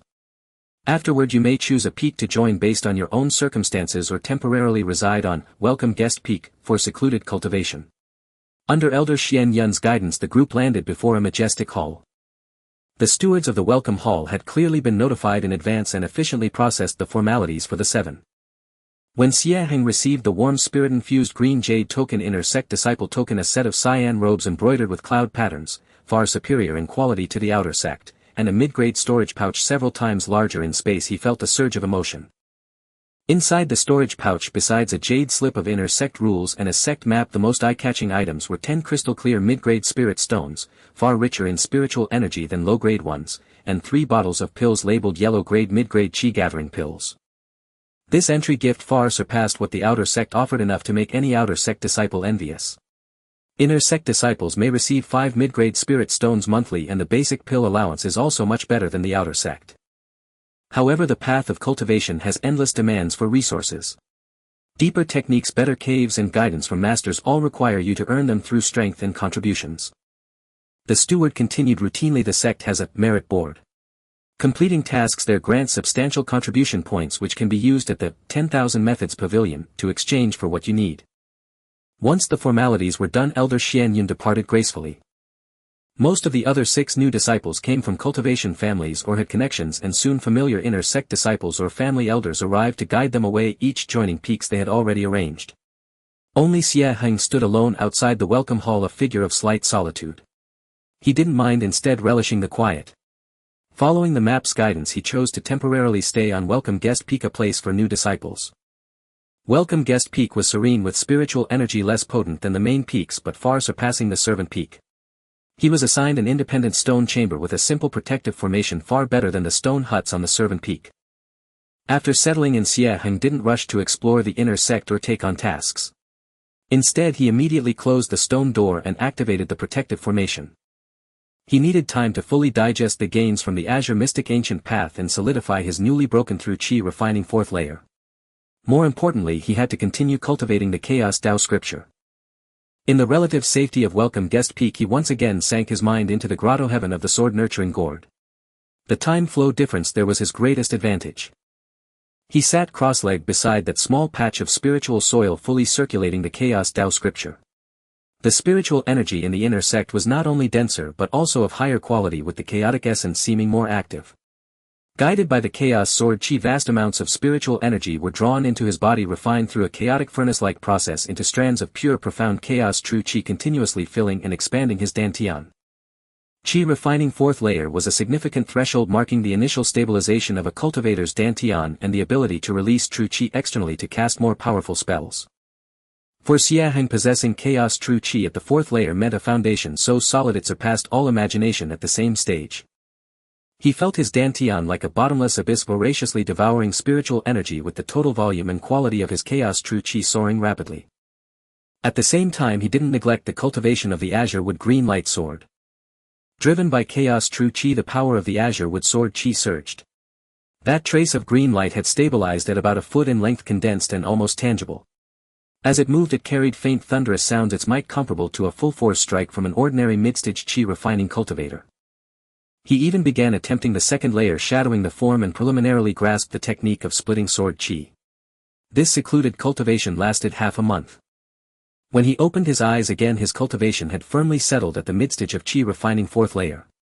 His chaos true Qi surged abundantly, while his physical strength and divine sense range had grown significantly. The 3 stalks of jade spirit rice in the gourd had ripened, their grains plump and jade-like, brimming with spiritual energy. He carefully harvested and stored them. These spiritual grains were valuable, whether for replenishing his own Qi or exchanging for resources later. One day Xie Heng decided to leave the stone chamber to familiarize himself with the inner sect environment and head to the 10,000 Methods Pavilion to see if he could find techniques more suited to the Chaos Dao scripture or clues about the sword-nurturing gourd and Chaos Dao body. The inner sect was vast beyond measure, with peaks connected by rainbow bridges or teleportation arrays.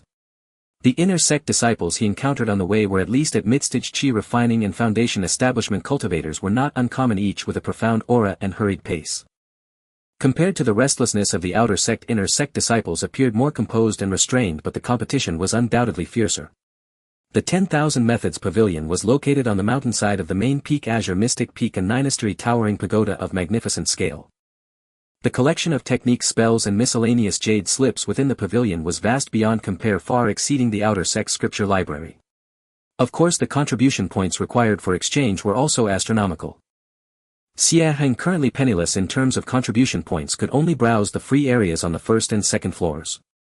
Just as he was immersing himself in the descriptions of various profound techniques, a voice tinged with surprise and disdain sounded nearby. "Oh, isn't this the lucky kid with the 5-element pseudo-spiritual root from the outer sect competition?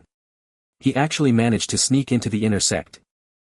Xie Heng turned to see Zhou Tong standing with several inner sect disciples of notable bearing, looking at him with a mocking expression. As expected, Zhou Tong had also successfully entered the inner sect and seemed to have already integrated into certain circles. His cultivation had reached the peak of Qi refining fourth layer, slightly higher than Xie Heng's apparent level. A cold-faced young man with a sword on his back beside Zhou Tong glanced at Xie Heng and said flatly, "Brother Zhou, who is this?" "Senior brother Zhou, this is junior brother Xie Heng, who placed 10th in the outer sect competition." "Humph, his aptitude is quite unique," Zhou Tong said with sarcasm, clearly still harboring a grudge over Xie Heng's refusal to pay tribute and the earlier humiliation of Sun Miao and his group. The cold-faced young man assessed Xie Heng with indifferent eyes, as if looking at an insignificant object, then lost interest. "Mediocre talent, merely lucky. The inner sect is not like the outer sect. Take care of yourself." With that, he turned and left with Zhou Tong and the others, as if staying a moment longer would be a waste of time. Xie Heng remained calm, his heart undisturbed. People like Zhou Tong were mere clowns. The true geniuses and powerhouses of the inner sect wouldn't even spare a thought for someone with a 5-element pseudo-spiritual root like him. This instead gave him room to develop quietly. Yet he knew that as his strength grew, he would inevitably come into someone's line of sight. Especially when he began to stand out in the inner sect and reach for higher-level resources, competition would be unavoidable. Strength is the only path. Xie Heng clenched his fist, his gaze sweeping toward the higher floors of the 10,000 Methods Pavilion. Those floors required vast contribution points to enter. The fastest way to earn points was undoubtedly to take on the high-difficulty, high-reward tasks on the merit board. He turned and left the 10,000 Methods Pavilion, a plan already forming in his mind. It was time to challenge the inner sect's merit board. His chaos sword needed the tempering of true trials to forge its destined edge. Inside the stone chamber of the Welcome Peak, Xie Heng slowly opened his eyes, a flash of chaotic color fleeting from the depths of his gaze. After half a month of secluded cultivation utilizing the time discrepancy of the magic realm within the gourd, he had endured nearly 2 months of arduous training. Not only had his mid-stage foundation establishment realm been thoroughly stabilized, but his chaotic true qi had also become increasingly refined and powerful. His mastery over the Qingxuan sword had reached a new level, and he had begun to glimpse the essence of the shadow-splitting technique known as shadow following. However, he distinctly sensed an invisible barrier. The chaotic Dao Sutra had high requirements for both the quality and quantity of spiritual energy. Relying solely on daily meditation and the monthly allocation of 5 middle-grade spirit stones would yield exceedingly slow progress. Though the 3 gourd-grown jade rice grains had matured and were rich in spiritual energy, they were a strategic reserve and should not be consumed lightly. Acquiring more resources was an urgent matter. The merit list. Xie Heng murmured to himself. This was the main avenue for inner disciples to quickly accumulate contribution points. He adjusted his blue robe, suspended his inner disciple token at his waist, and pushed the door open. The merit hall of the inner sect was far more magnificent than the task hall at the Servant's Peak. The massive hall was constructed from white jade with a high dome overhead. In the center, a colossal light screen occupied an entire wall, densely rolling with thousands of task information arranged by difficulty from yellow grade low tier to mystic grade high tier, with contribution rewards ranging from dozens to thousands of points. Disciples crowded the hall, most possessing formidable auras, with the lowest being midstage foundation establishment. Foundation establishment cultivators were also common, each concentrating on the light screen or handling task acceptance and completion procedures in the side halls. Xie Heng approached the light screen, his gaze quickly bypassing the high-difficulty tasks that required later-stage foundation establishment or even foundation establishment expertise, focusing instead on the yellow-grade low-tier and yellow-grade mid-tier areas. Escort the merchant caravan to Luyan Market, duration 5 days, requirements foundation establishment 5th layer or above, contribution points 150. Gather 10 Qianko plants, location outskirts of Yanhua Valley, requirements fire attribute techniques or fire-repelling artifacts, contribution points 80. Eliminate the bandits at Heifeng village, the village leader is suspected to be at foundation establishment 6th layer, requirements team up for the mission, contribution points 300 team.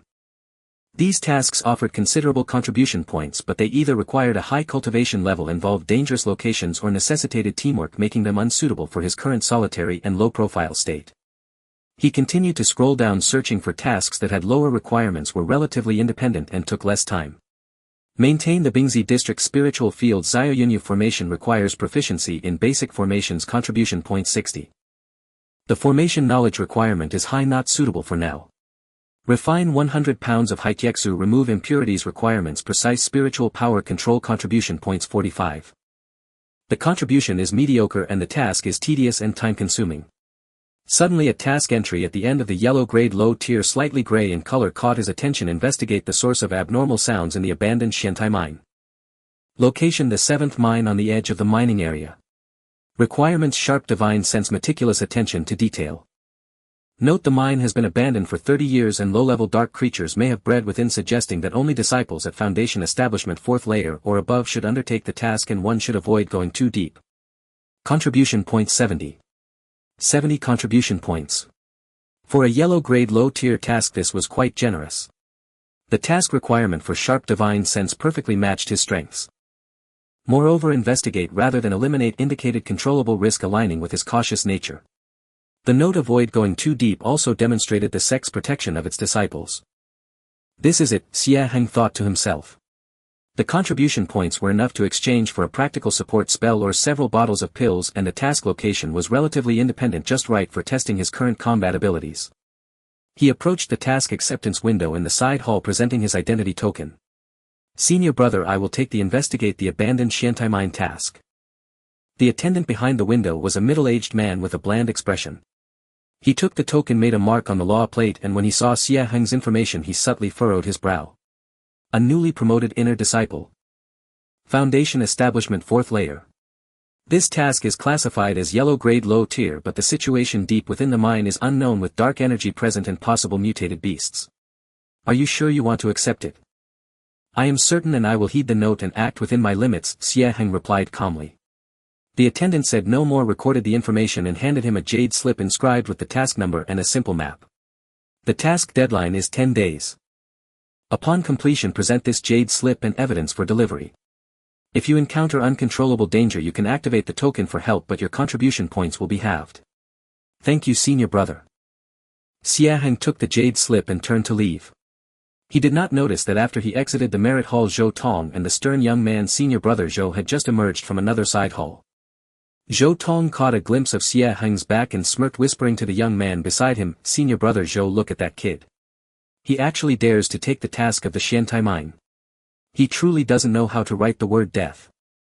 He is overestimating himself. The depths of the mine have claimed the lives of even latest-stage foundation establishment disciples. For someone with only a 4th layer cultivation going there is just courting death. No need to pay attention to it." Zhou Tong chuckled darkly, if he really dies in there it will save us the trouble of dealing with him. Xie Heng remained completely unaware of this. He returned to the welcome peak and carefully read the task jade slip. The map indicated that the abandoned mine was located on the outskirts of the sex-controlled mining area some distance from the main peak. He made ample preparations, checking the blue steel sword and the specially made chopping knife, stocking up on dry rations and water, and placing the few low-grade exorcism talismans and golden light talismans in the most accessible spot within his storage bag. The next morning Xie Heng set off alone from the welcome peak, using a newly learned low-grade wind riding technique to fly toward the mining area. The expanse of the inner sect area was beyond imagination. After flying for half a day he finally arrived at a desolate mountain range. The spiritual energy here was thin, the mountains bare, and traces of mining could be seen everywhere. The entrance to the 7th mine was concealed behind a patch of withered yellow bushes. The cave entrance was dim and exuded a damp, decayed odor with a slight, almost imperceptible chill. Scattered at the cave entrance were rusty mine carts and tools, clearly indicating long-term abandonment. Xie Heng suppressed his aura, executing the Qingxuan step to its utmost, moving silently like a feather as he stealthily entered the cave. Inside the cave the light was dim and the air was murky. The passage twisted downward with remnants of the dark iron or long devoid of spiritual luster clinging to the rock walls. He did not rush deeper but instead slowly spread out his divine sense like a spider web, carefully sensing any subtle movements and energy fluctuations around him. Merged with chaotic true qi, his divine sense was far superior to that of his peers. He soon caught faint sounds of scratching from deep within the cave, like nails scraping against rock, along with a faint unsettling chill. Indeed, there is something here, Xie Heng thought, his hand already concealing the starting form of the Qingxuan sword. He held his breath and cautiously advanced deeper along the passage. The further he went the heavier the dark energy became and the light nearly vanished, forcing him to rely on his divine sense to navigate.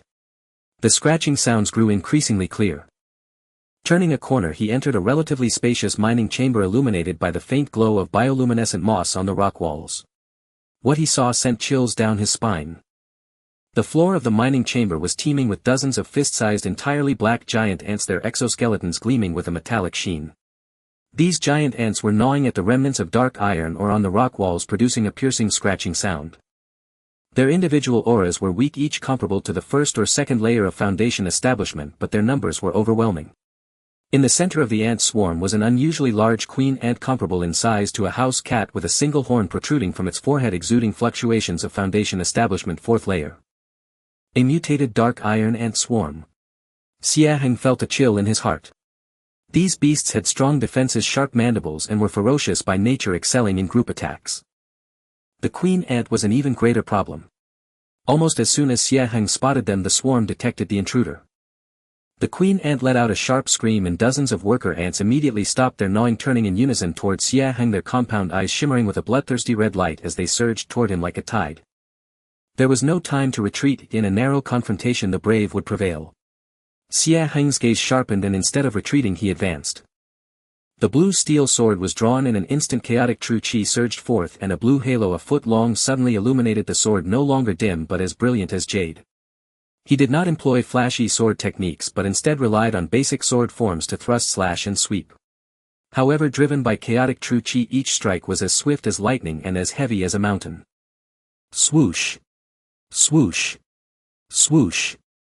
As the sword light passed the foremost giant dark iron worker ants, whose hard exoskeletons could gnaw through or were effortlessly cut apart as if they were made of paper, dark green fluid splattering everywhere. Xie Heng's steps did not falter. The Qingxuan step allowed him to shift and move gracefully in a confined space. The sword moved with him, each strike precisely targeting the joints or compound eyes of the worker ants. Blue light swirled and none of the worker ants could get within 3 feet of him. However, the numbers of the ant swarm were overwhelming, continually charging in. Seeing this, the queen ant suddenly stood upright, gathering a dark glow at her horn, unleashing a fierce mental shockwave directly into Xie Heng's mind. Xie Heng had long been prepared. Chaotic true qi enveloped his sea of consciousness, and the gourd trembled slightly, releasing a refreshing aura that dissipated the mental shockwave without a trace. Simultaneously a cold light flashed in his eyes. To capture the thief one must first capture the king. He suddenly pushed off the ground, his body shooting forward like an arrow, evading the worker ant's assaults and heading straight for the queen ant. The queen ant seemed caught off guard by Xie Heng's ferocity and retreated in panic while commanding more worker ants to block his path. Blue light break. Xie Heng shouted, pouring most of his chaotic true qi into the sword. The Qingxuan sword was propelled to its peak, releasing an incredibly condensed blue sword qi that shot forth, piercing through several blocking worker ants and striking accurately at the queen ant's horn. Crack. A crisp sound echoed and the horn shattered. The queen ant let out a tragic scream, her aura instantly plummeting. Seizing the opportunity, Xie Heng advanced and the sword light flashed as the blue steel sword pierced into the queen ant's head, ending its life. With the queen ant's death, the remaining worker ants fell into chaos, ceasing their attacks and scattering into the crevices of the mine. The battle was brief yet intense, and the consumption of chaotic true qi was significant, but the results were astonishing. He gained a clearer understanding of his own strength. An ordinary mid-stage foundation establishment cultivator lacking special means would likely find it difficult to withstand his Qingxuan sword infused with chaotic true qi. He cleaned the battlefield, collecting the queen ant's hardest horn and some intact exoskeletons. These were excellent materials for refining, suitable for task submission or personal use. Afterward he carefully explored the depths of the mine, confirming that there were no further threats before retreating. Returning to the merit hall to submit the task, the attendant inspected the queen ant's horn, confirming the removal of the source of the mine's anomalies. 70 contribution points were smoothly credited to Xie Heng's identity token. Looking at the number changing to 70 on the token, Xie Heng felt a sense of solidity within. This first bucket of gold signified that he had taken his first step in establishing himself within the inner sect. Moreover, the process of completing the task alone and his performance in battle, although Loki might have already caught the eyes of certain discerning individuals. He had quietly stepped onto the stage of the inner sect. With 70 contribution points in hand, Xie Heng felt slightly more at ease. Instead of squandering them, he returned to the 10,000 Methods Pavilion with a clear objective to find a practical auxiliary spell and foundational knowledge on artifact crafting. After searching through the vast sea of jade slips, he eventually spent 30 contribution points to acquire a jade slip for the concealment technique. This spell was not meant for battle but to suppress his own aura and fluctuations, simulating a cultivation level lower than his actual strength.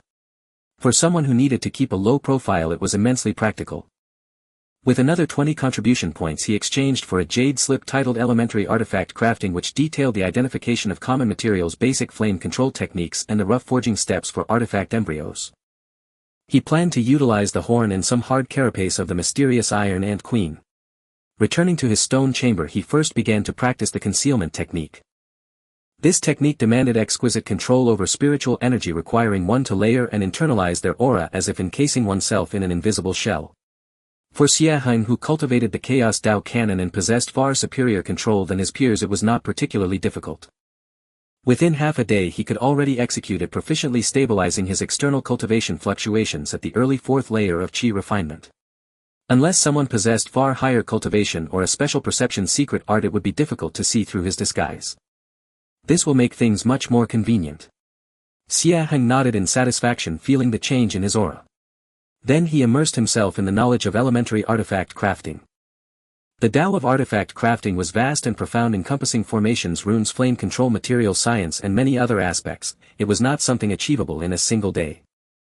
He did not seek mastery for now, only the ability to roughly process the materials at hand and forge a more suitable flying sword embryo for himself. Although the azure steel sword was sharp, it was ultimately forged from mortal iron with a trace of spiritual, or unable to fully withstand the infusion of chaotic true qi. Over time it risked damage. The horn of the mysterious Iron Ant Queen contained pure metal and earth essence, making it an excellent material for forging a metal or earth attribute flying sword. A few days later Xie Heng prepared himself and arrived at the artifact crafting hall in the inner sect area. The artifact crafting hall occupied a vast area with dozens of towering furnaces built against the mountain. Earth fire was channeled by formations and the scorching heat rushed toward him, accompanied by the incessant clanging of hammering. After paying 10 contribution points he rented a low-grade earth fire chamber for half a day. The chamber was sparsely furnished with a bronze fire vent connected to the earth vein at the center, along with an anvil, a water trough, and some basic tools. Xie Heng took a deep breath, adjusting his state to its peak. He first took out the pitch-black gleaming horn of the mysterious Iron Ant Queen. Following the Jade Slip's instructions, he formed a flame control hand seal and carefully guided the earth fire. A scorching orange-red flame erupted from the vent, causing the chamber's temperature to soar. He placed the horn into the flame to burn away impurities. This process required immense patience and precise control over the heat. If the fire was too intense, the material would be damaged; if too weak, impurities would remain. Xie Heng concentrated fully, his divine sense closely monitoring the changes in the horn. His chaotic true qi circulated, helping him steady his mind and finally regulate the flame. After a full hour of burning, the horn had shrunk by nearly a third, its color deepening to an even darker black. Natural cloud patterns emerged on its surface, emitting a pure metallic luster. Next he treated several of the hardest carapace pieces in the same manner, extracting a small amount of mysterious iron essence. Then came the forging and shaping. Xie Heng swung a specially made mysterious iron hammer, channeling chaotic true qi into his arms. He struck the red-hot horn with rhythmic, forceful blows. Each hammer strike carried his unique chaotic intent, no longer mere physical forging but more like imprinting his own Dao into the material. Sweat soaked his robes and his arms grew numb, but his gaze remained focused, as if engaged in a profound dialogue with the material. During the forging, the sword-nurturing gourd at his waist grew slightly warm, and a faint, almost imperceptible wisp of chaotic aura silently seeped out, merging into the forming sword embryo. The sword embryo trembled lightly, emitting a subtle hum. The cloud patterns on its surface seemed to come alive, flowing with a strange luster. As the half-day drew to a close, a sword embryo measuring 3 feet 3 inches in length and 2 fingers in width, pitch black with faint cloud patterns, finally took shape. The blade was straight, the lines smooth. Though not yet sharpened, it already exuded a heavy, solid aura, far more spirited than the azure steel sword. "It's done." Xie Heng let out a long breath and plunged the sword embryo into the nearby cold water trough for quenching. A hiss of white steam rose. He retrieved the sword embryo, which was now as black as ink, cold to the touch and of balanced weight. When swung, it faintly echoed with the sound of wind and thunder. Although it was merely a rough embryo, not even qualifying as the lowest grade artifact, and would require constant nurturing and refinement with his own true qi to gradually improve its quality, Xie Heng was already quite satisfied.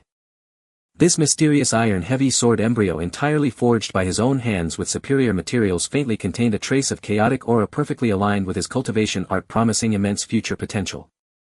After paying the contribution points, Xie Heng stored the newly forged sword embryo in his storage pouch and left the artifact crafting hall. He felt elated, as though he had taken another step toward self-sufficiency on his path of immortal cultivation. However, no sooner had he left the hall than a slightly cold voice called out to him. "Junior brother Xie, please wait." Xie Heng turned to see Zhou Tong and the stern-faced young man Zhou Yi standing behind him, having appeared without a sound. Zhou Yi crossed his arms, his gaze sharp as a blade as it fell upon Xie Heng, appraising him. Zhou Tong stood nearby, a gloating smile on his face. "Senior brother Zhou, what advice do you have?" Xie Heng asked calmly, though inwardly alert, subtly activating the concealment technique. Zhou Yi looked him up and down, pausing for a moment on the storage pouch at Xie Heng's waist, and said coldly, "I heard you recently took on the task of investigating the mysterious iron mine and completed it." "Pure luck," Xie Heng replied flatly. "Luck?" Zhou Yi sneered. "As far as I know, the mutated mysterious Iron Ant Queen deep in the mine is comparable to the 5th layer of Qi refinement, and there are numerous ants. How could you, a mere 4th layer Qi refinement cultivator with a 5-element false spiritual root, complete it alone? Did you rely on some external aid? Or conceal your cultivation?" As he spoke, an invisible spiritual pressure began to spread, not at full force but enough to make the air around them stagnate.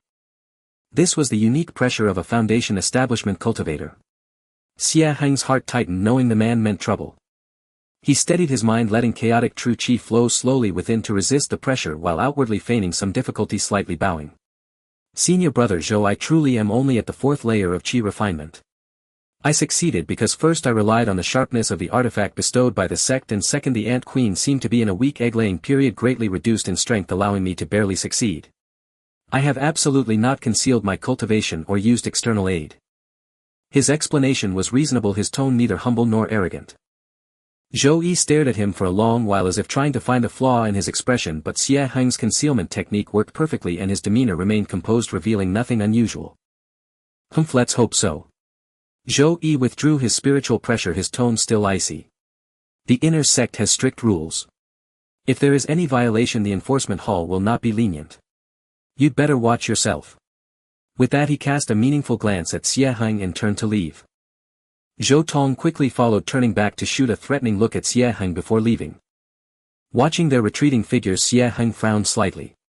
Zhou Yi's appearance and interrogation were no coincidence.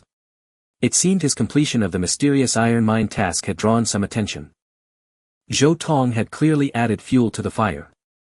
As a Foundation establishment cultivator, Zhou Yi might not personally act against a mere Qi refinement disciple, but this kind of warning and intimidation meant he was now being watched. The tree desires stillness, but the wind will not cease.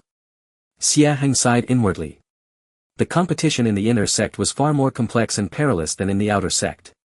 A single simple task could attract unwanted attention and trouble. He clenched his fist, feeling the heavy weight of the newly forged mysterious iron sword embryo in his storage pouch. Strength, it's still a lack of strength. A sharp glint flashed in his eyes. He must advance his cultivation faster.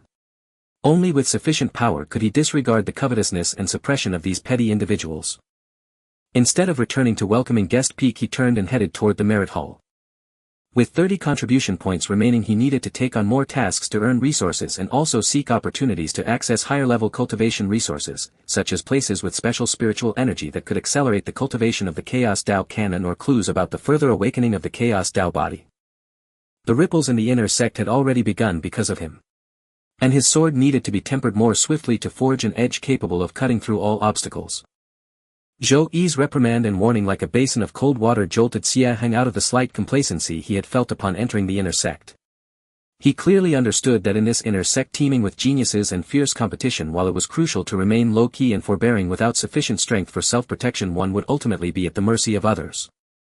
The likes of Zhou Tong, clinging like a stubborn ailment, would never let the matter rest, and the veiled attention of a Foundation establishment cultivator like Zhou Yi signaled a lurking danger. I must enhance my strength as quickly as possible, at least to have the capital to fear no challenge within the Qi refining stage. Xie Heng returned to his stone chamber, his gaze resolute. The most direct way to boost his combat power was to truly refine that newly forged profound iron sword embryo into a magical artifact capable of fully unleashing the might of his chaos true Qi. He laid the dark sword embryo across his knees, his fingertips tracing the cold rough surface, sensing the pure essence of metal and a faint resonance of chaos within. This sword embryo was made of superior material with an excellent foundation, but to transform it from a mortal iron embryo into a spiritual magical artifact, it still needed to undergo the crucial steps of awakening and tempering. Awakening involves nurturing the sword embryo day and night with one's own soul and spiritual power, constructing a preliminary spiritual energy channel within it and imprinting it with a master's mark.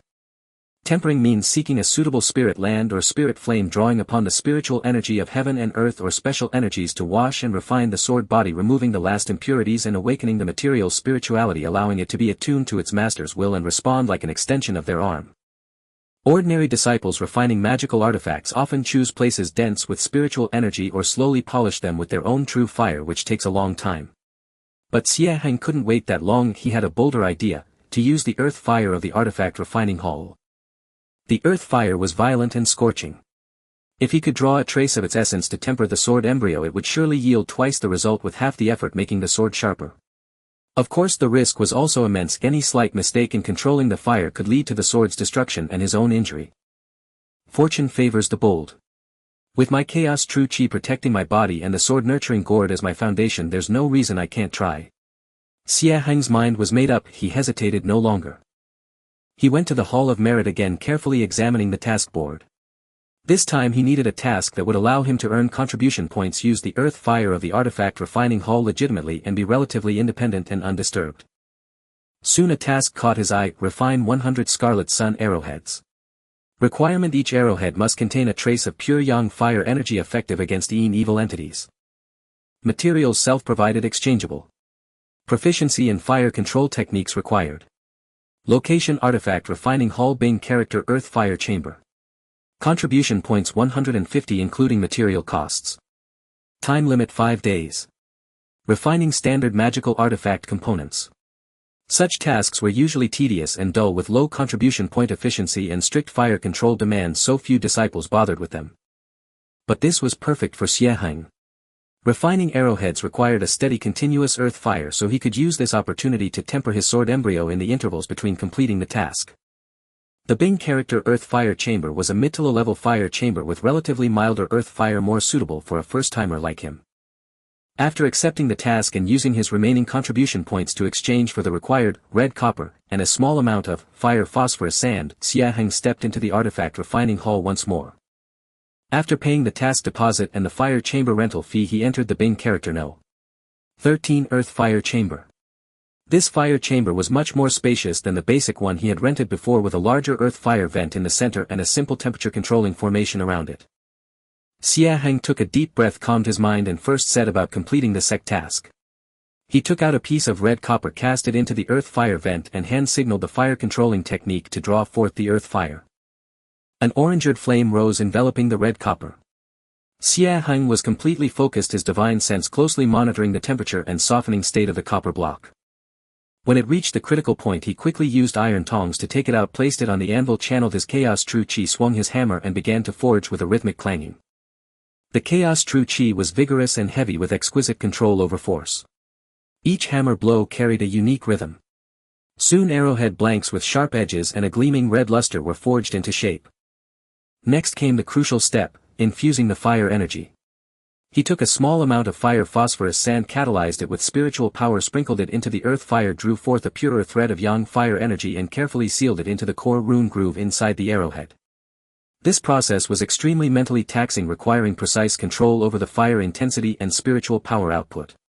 The slightest mistake could cause the fire energy to dissipate or the arrowhead to burst. But Xie Heng had a tenacious will, and his chaos true chi was highly inclusive and stable. He methodically completed the refining of most of the arrowheads with a high success rate. 3 days passed and 80 of the 100 Scarlet Sun arrowheads were completed, neatly stacked to the side, exuding a faint warmth and a yang steel aura. Xie Heng rested briefly, feeling his mind and spiritual power had been considerably drained, but it was still within a manageable range. It's time. A sharp light flashed in his eyes as he took out the profound iron sword embryo. He did not immediately cast the sword embryo into the earth fire. Instead, he first gripped the sword handle with both hands, circulated the Chaos Dao scripture, and slowly infused pure chaos true chi into the sword embryo. A grayish mist-like flow like a stream slowly coursed through the fine pores within the sword body, nurturing every inch of the material. At the same time, he separated a thread of his divine sense and carefully sketched a very simple yet soul-bound, chaos spirit gathering, rune prototype within the core of the sword embryo. This was the key to awakening and the foundation for the artifact's future advancement. This process lasted an entire day and night. When Xie Heng felt a faint blood-like connection with the sword embryo and the dark luster of the sword body seemed to have become more introverted and profound, he knew the awakening was initially complete. Next came the most dangerous step, tempering. He adjusted his breathing, elevating his state to its peak. He hand-signaled a more complex fire-controlling technique, fully drawing forth the earth fire. Boom! A crimson flame several times fiercer than what he had used to forge the arrowheads erupted from the earth fire vent. The temperature in the chamber soared instantly, and even the air began to distort. Xie Heng's gaze was solemn. He gripped the sword handle with both hands and slowly probed the sword tip into the raging flame. Sizzle! The scorching earth fire instantly enveloped the sword body, emitting a violent burning sound. An indescribable burning pain shot through the sword handle as if he were gripping a red-hot branding iron. If not for the chaos true chi protecting his palms, they would have been burned instantly. The sword embryo trembled with a hum in the fierce flames. The natural cloud patterns on its surface seemed to come alive under the high temperature, flashing and flowing wildly. Impurities were refined bit by bit, dissipating as green smoke. The sword body visibly became more condensed, dark and shiny. But the violent energy of the earth fire was also constantly impacting the newly formed spiritual energy channels and the fragile rune prototype within the sword embryo. The slightest misstep would mean all previous efforts were in vain. Xie Heng gritted his teeth, veins bulging on his forehead, sweat pouring down like rain instantly evaporated by the high temperature. He fully activated the Chaos Dao scripture, continuously pouring his vigorous true chi into the sword embryo to stabilize its internal structure. At the same time, using his divine sense as a guide, he carefully directed threads of pure earth fire essence like embroidery to wash and refine every corner of the sword body. It was an extremely perilous balance.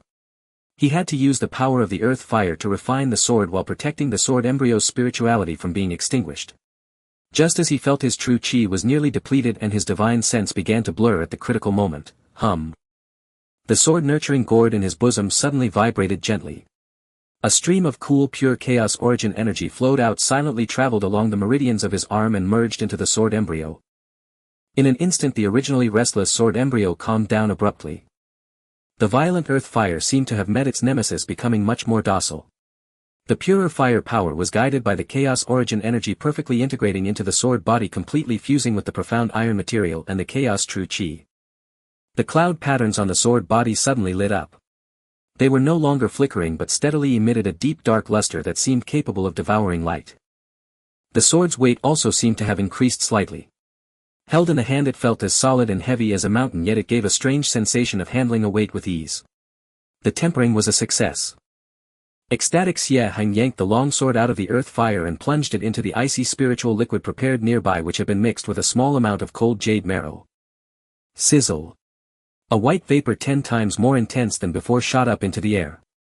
The entire stone chamber was filled with thick moisture and a strange metallic scent of quenching. When the white vapor dissipated, Xie Heng took out the longsword. The sword body was still dark, but it was no longer a simple color, it was a kind of darkness that seemed to contain a starry sky within an unfathomable gloom. The cloud patterns on the sword body had solidified like naturally formed profound runes, faintly showing the flow of chaos chi. The sword edge was not sharpened, yet it naturally exuded an aura of invincible sharpness. The aura emanating from the entire sword had reached the level of a yellow-grade mid-rank magical artifact. And due to its special material and refinement with chaos true chi, its quality surpassed that of ordinary yellow-grade mid-rank artifacts. From now on your name shall be Chaos. Xie Heng caressed the cold sword body, feeling the throbbing connection of blood within his heart, filled with a sense of achievement. He rested and adjusted his breathing for half a day to recover his vitality, then finished refining the remaining 20 Scarlet Sun arrowheads in one go. He handed in a task, received 150 contribution points, and after deducting costs netted nearly 100 points. Holding the newly refined, chaos, heavy sword, feeling the immense power contained within Xie Heng's confidence sword. He believed that using this sword to execute the second wood azure light sword technique would double its power. However, as he walked out of the artifact refining hall and prepared to return to welcome guest Peak, he found Zhou Tong and 2 disciples with malevolent auras blocking the mountain path, the only way back. They had clearly been waiting for a while. Zhou Tong looked at the extraordinary dark heavy sword in Xie Heng's hand, a flash of greed and jealousy in his eyes. He sneered, "Junior brother Xie, quite the skillful one, aren't you? Not only did you complete the refining task, but you also secretly made yourself a fine sword. It seems you didn't take senior brother Zhou's words to heart." Xie Heng stopped his hand gripping the chaos sword hilt, his gaze calm and untroubled. He said flatly, "Senior brother Zhou, what advice do you have?" "Advice?" Zhou Tong grinned viciously. "Simple. Hand over the contribution points you earned from this task and this sword. Otherwise I'll make sure you know today that the inner sect is no place for a waste like you to act wild." The 2 disciples beside him also stepped forward, their spiritual pressure as latest chi refining layer 4 spreading faintly, forming an encirclement. A mountain wind blew, stirring a few fallen leaves.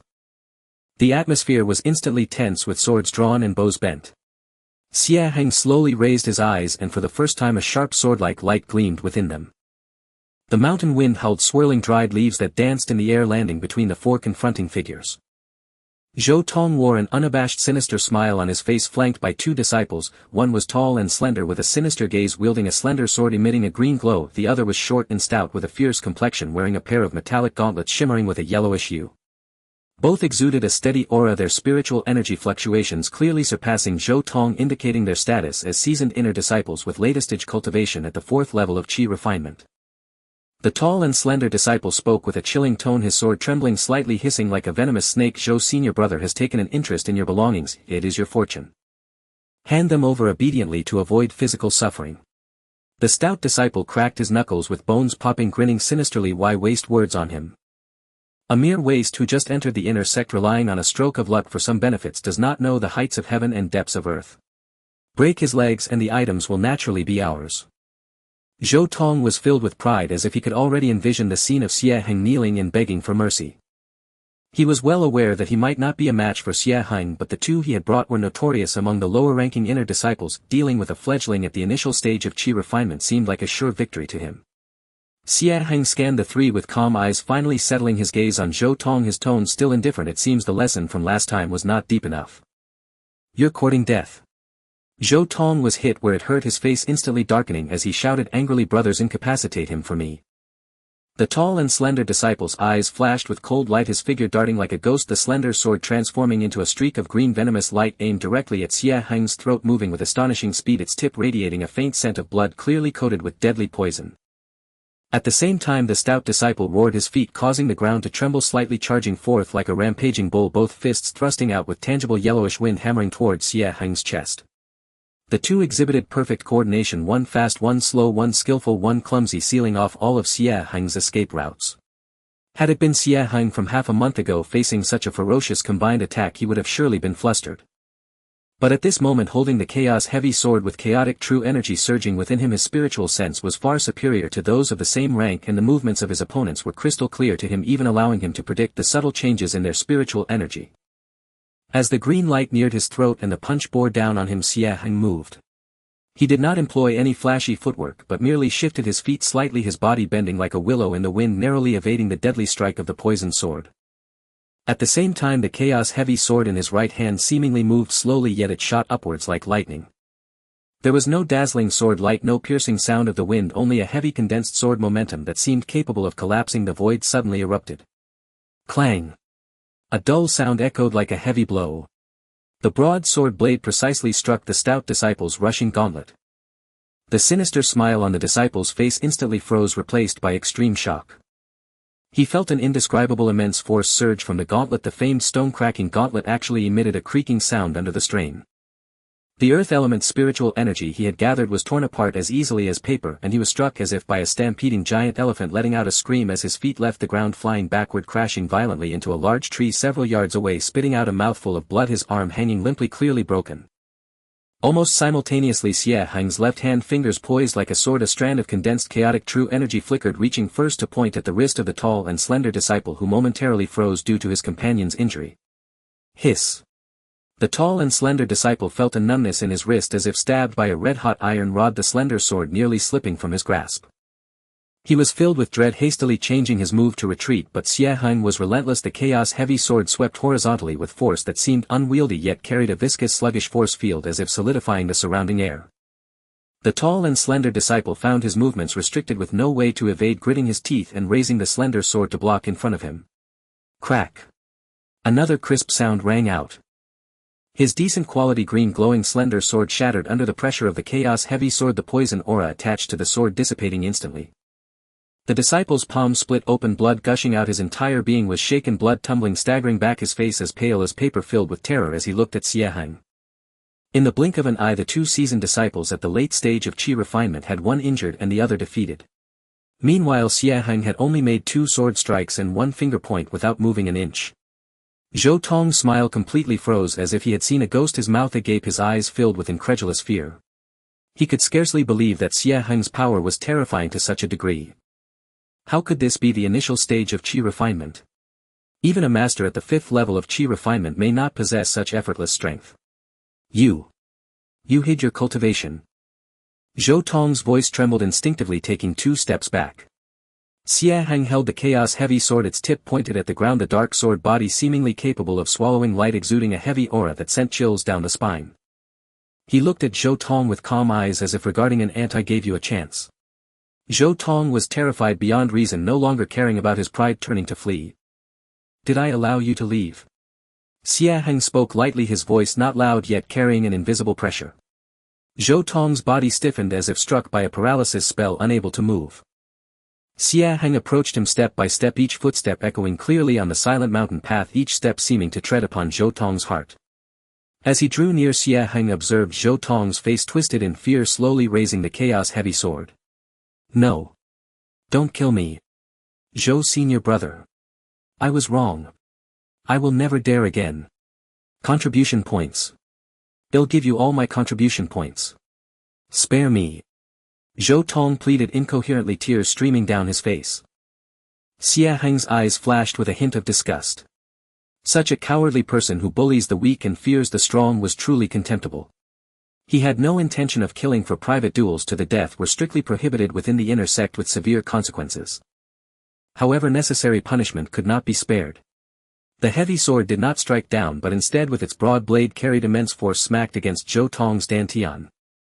Puff! Zhou Tong seemed to suffer a heavy blow, his body curling like a shrimp, blood spurting wildly, his aura instantly waning to the extreme. With this strike, Xie Heng controlled his strength, not completely ruining Zhou Tong's cultivation but injuring his meridians and dantian. Without 3 to 5 months of hard training and precious pills, recovery was impossible. The pain was far worse than losing a hand or foot. This is the last time. Xie Heng sheathed the heavy sword, not even glancing at the collapsed Zhou Tong, who lay like a dead dog, nor at the two struggling to rise in the distance, turning with steady steps towards the direction of the welcome peak, his silhouette elongated in the setting sun. On the mountain path, only Zhou Tong's pained groans and the terrified gazes of the other two remained. The news spread like wildfire, quickly circulating among the lower-ranking inner disciples. "Did you hear? That new arrival with the 5 elements pseudo-spiritual root Xie Heng crippled the 2 helpers Zhou Tong brought with a single blow. Is that true? Did Zhou Tong kick an iron plate?" "Absolutely true. Someone witnessed it firsthand. Xie Heng used a pitch-black heavy sword with overwhelming force, utterly unresistible. It seems we misjudged him. If this kid is not to be trifled with, let's avoid provoking him in the future." After this battle, the name Xie Heng was no longer merely associated with 5 elements pseudo-spiritual root and luck, but now carried a hint of powerful and not to be trifled with. Although he still did not attract the attention of the true upper echelons, at least within the circle of mid-stage Qi refinement disciples, he had established a preliminary reputation, and for a while disturbances like Zhou Tong's should quiet down considerably. Returning to the stone chamber, Xie Heng sat cross-legged, carefully reflecting on the battle just now. The power of the chaos heavy sword left him very satisfied. Heavy, condensed and unstoppable, it perfectly matched the properties of chaotic true energy. However, he also realized that while the heavy sword was powerful, it consumed immense energy. Those 2 seemingly effortless sword strikes had almost drained him of nearly 30% of his chaotic true energy. Moreover, when facing a flexible and elusive opponent, the heavy sword's disadvantages would also become apparent. "I need to cultivate a light and swift sword technique or body technique as a complement," Xie Heng secretly planned. At the same time, battling with the 2 latest-stage Qi refinement disciples also gave him a clearer understanding of his own strength. Relying on chaotic true energy and the chaos heavy sword, he should already be among the top tier of mid-stage Qi refinement disciples. However, if he were to encounter peak latest-stage Qi refinement or even foundation establishment cultivators, he would still be far from enough. Contribution points. He looked at the pitiful number on his identity token. Purchasing techniques, pills and seeking special cultivation locations all required a massive amount of contribution points. The tasks on the merit list must be prioritized. At this moment, in a cave abundant with spiritual energy on the main peak, the cold young man Zhou Yi, who had once reprimanded Xie Heng, listened to a report from a trusted disciple, lightly tapping his fingers on the armrest of the jade chair. Injuring 2 latest-stage Qi refinement disciples with a single blow. Suspected hidden strength. A glint of cold light flashed in Zhou Yi's eyes. "It seems I have underestimated this pawn. Continue monitoring, uncover his background and the origins of that sword. If he truly has value, perhaps it is worth cultivating him or eliminating the threat early." Inside the cave, the flickering candlelight illuminated Zhou Yi's cold and calculating face. The undercurrents within the inner sect accelerated subtly due to Xie Heng's sudden display of prowess. The incident with Zhou Tong, like a pebble cast into a tranquil pond, stirred a few ripples in Xie Heng's placid cultivation life before swiftly sinking to the bottom. The stone chamber on Inca Peak remained chilly, yet the gazes cast in his direction had subtly shifted. The former faint disdain and curiosity were now tinged with scrutiny, wariness and even a trace of barely concealed ingratiation. Several of the more active low-ranking disciples would now nod in greeting when they chanced upon him. Such was the most immediate change brought by strength. Xie Heng took this in stride, his heart largely undisturbed. He knew well that this scrap of reputation within the inner sect was but a fleeting bloom if true powerhouses paid no heed to the squabbles of Qi refining mid-stage disciples. Zhou Yi's warning from that day still echoed in his ears, an intangible pressure ever present. Elevating his strength was the sole recourse. Before the light wall of the merit hall, Xie Heng's figure appeared once more. This time his gaze no longer lingered on the simple yellow-rank low-tier tasks but turned toward the yellow-rank high-tier section, which offered richer contribution points and greater challenges. These tasks typically demanded latest-stage Qi refining cultivation or specialized skills carrying higher danger but rewards tantalizing enough to stir the heart. Hunt down the azure-eyed wind wolves, procure 10 intact wolf pelts and 1 wolf king's core. Location: Raging Wind Canyon. Requirement: Qi refining 7th layer or above or adept in speed and stealth. Contribution points 800. Explore the depths of the misty swamp and map the newly formed miasma zones. Requirement: foundation, establishment, cultivation or possession of a toxin-repelling treasure. Contribution points 1200. Assist the alchemy hall in guarding the earth fire cauldron for 7 days, maintaining stable terrestrial fire at all times. Requirement: mastery of fire control techniques and formidable spiritual sense. Contribution points 600. These tasks boasted alluring contribution points but demanded stringent conditions far beyond his current reach. Xie Heng scrolled down, patiently seeking tasks with looser requirements that he might accomplish through his unique attributes. Suddenly a task at the tail end of the yellow rank high tier list, its text slightly faded, caught his eye. Long-term procurement of star radiant sand, quality must be 3 strai or above. Location: 3000 li northeast of the sect at the bottom of Shattered Star Lake.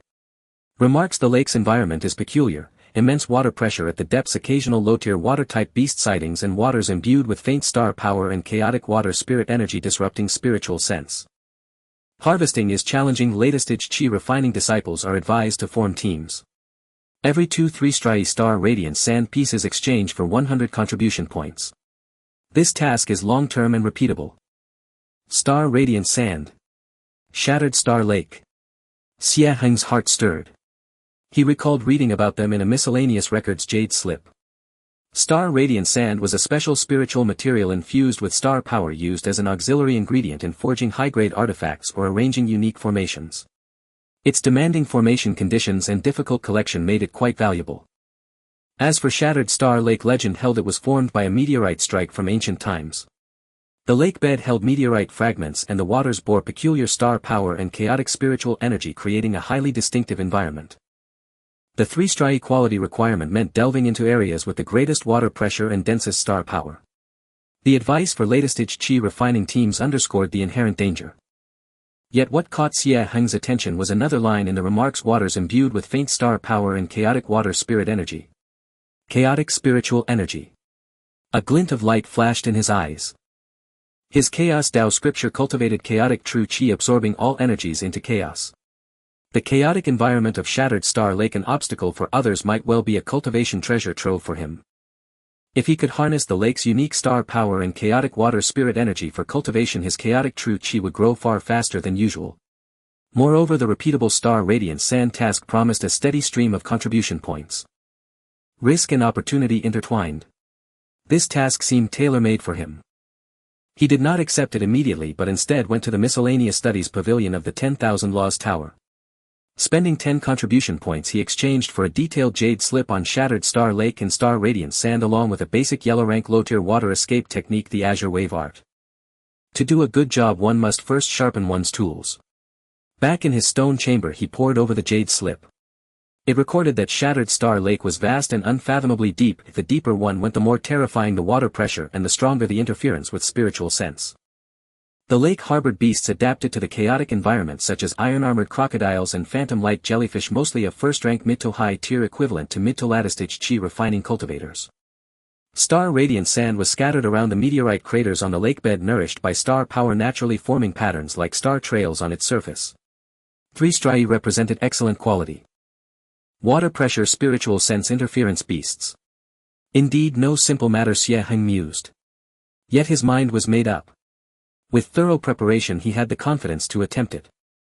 Over the next few days he cultivated the Azure Wave Art to familiarize himself with aquatic environments, used his remaining contribution points to exchange for several water-repelling talismans and adamantine talismans for emergencies, and sent the Chaos Heavy Sword to the Artifact Forging Hall. Spending a few contribution points, he had the steward inscribe basic water-repelling and reinforcement runes on the blade, better suiting it for underwater combat.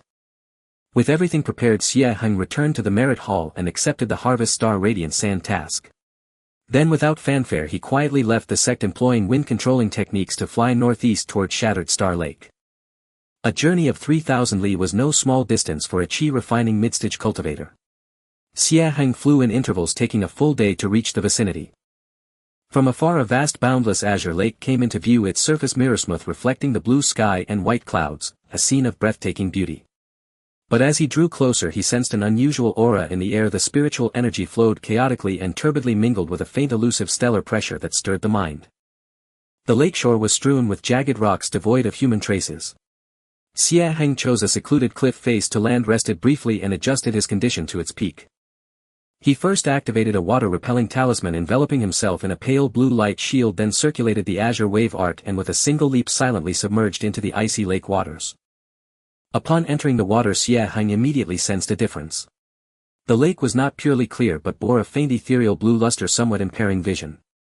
More peculiarly, when he extended his spiritual sense outward, it felt as if mired in mud, its range severely compressed and the chaotic fluctuations of spiritual energy constantly interfered, making it difficult to discern distant movements clearly. Truly as reputed. Xie Heng remained vigilant, channeling chaotic true qi to protect his body. The chaotic spiritual energy that surged into him caused no great discomfort but was gradually absorbed and assimilated by his chaotic true qi, albeit at a low efficiency yet with tangible effect. He descended cautiously. The deeper he went, the dimmer the light and the greater the water pressure, causing the light shield from the talisman to warp slightly. All around was utter silence, broken only by the faint sound of water flowing past his body. Occasionally he spotted strange aquatic plants and fish emitting weak phosphorescent light, lending a touch of life to the dark depths.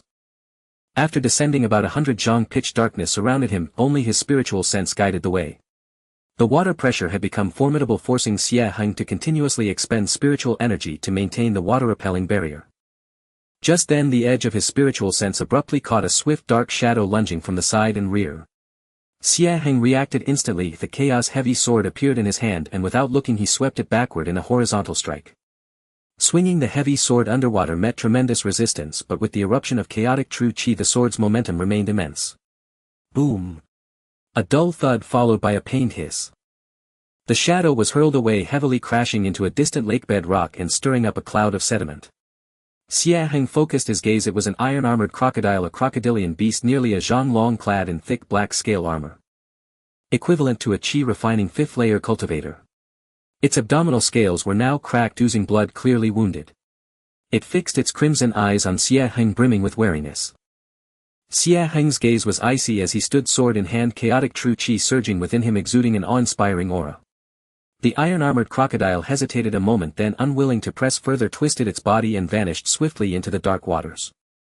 It seems the lakebed is indeed fraught with peril. Xie Heng dared not be careless and continued his descent. After another few dozen zhang his spiritual sense finally touched the lakebed. The terrain here was uneven, riddled with craters of various sizes as if scoured by a meteor shower. At the edges of some craters scattered grains of sand glimmered with starlight, star-radiant sand. Xie Heng's heart leaped with joy as he quickly swam closer.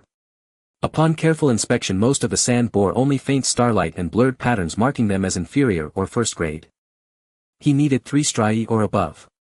Patiently he scoured the lakebed, ever vigilant for potential dangers. Fortune favored the persistent. At the edge of a particularly deep 10 heng-wide meteorite crater he finally spotted several grains of sand radiating stronger starlight, with 3 distinct silver striae flowing across their surfaces. 3 striae star-radiant sand. Xie Heng carefully gathered these grains and placed them into a special jade box.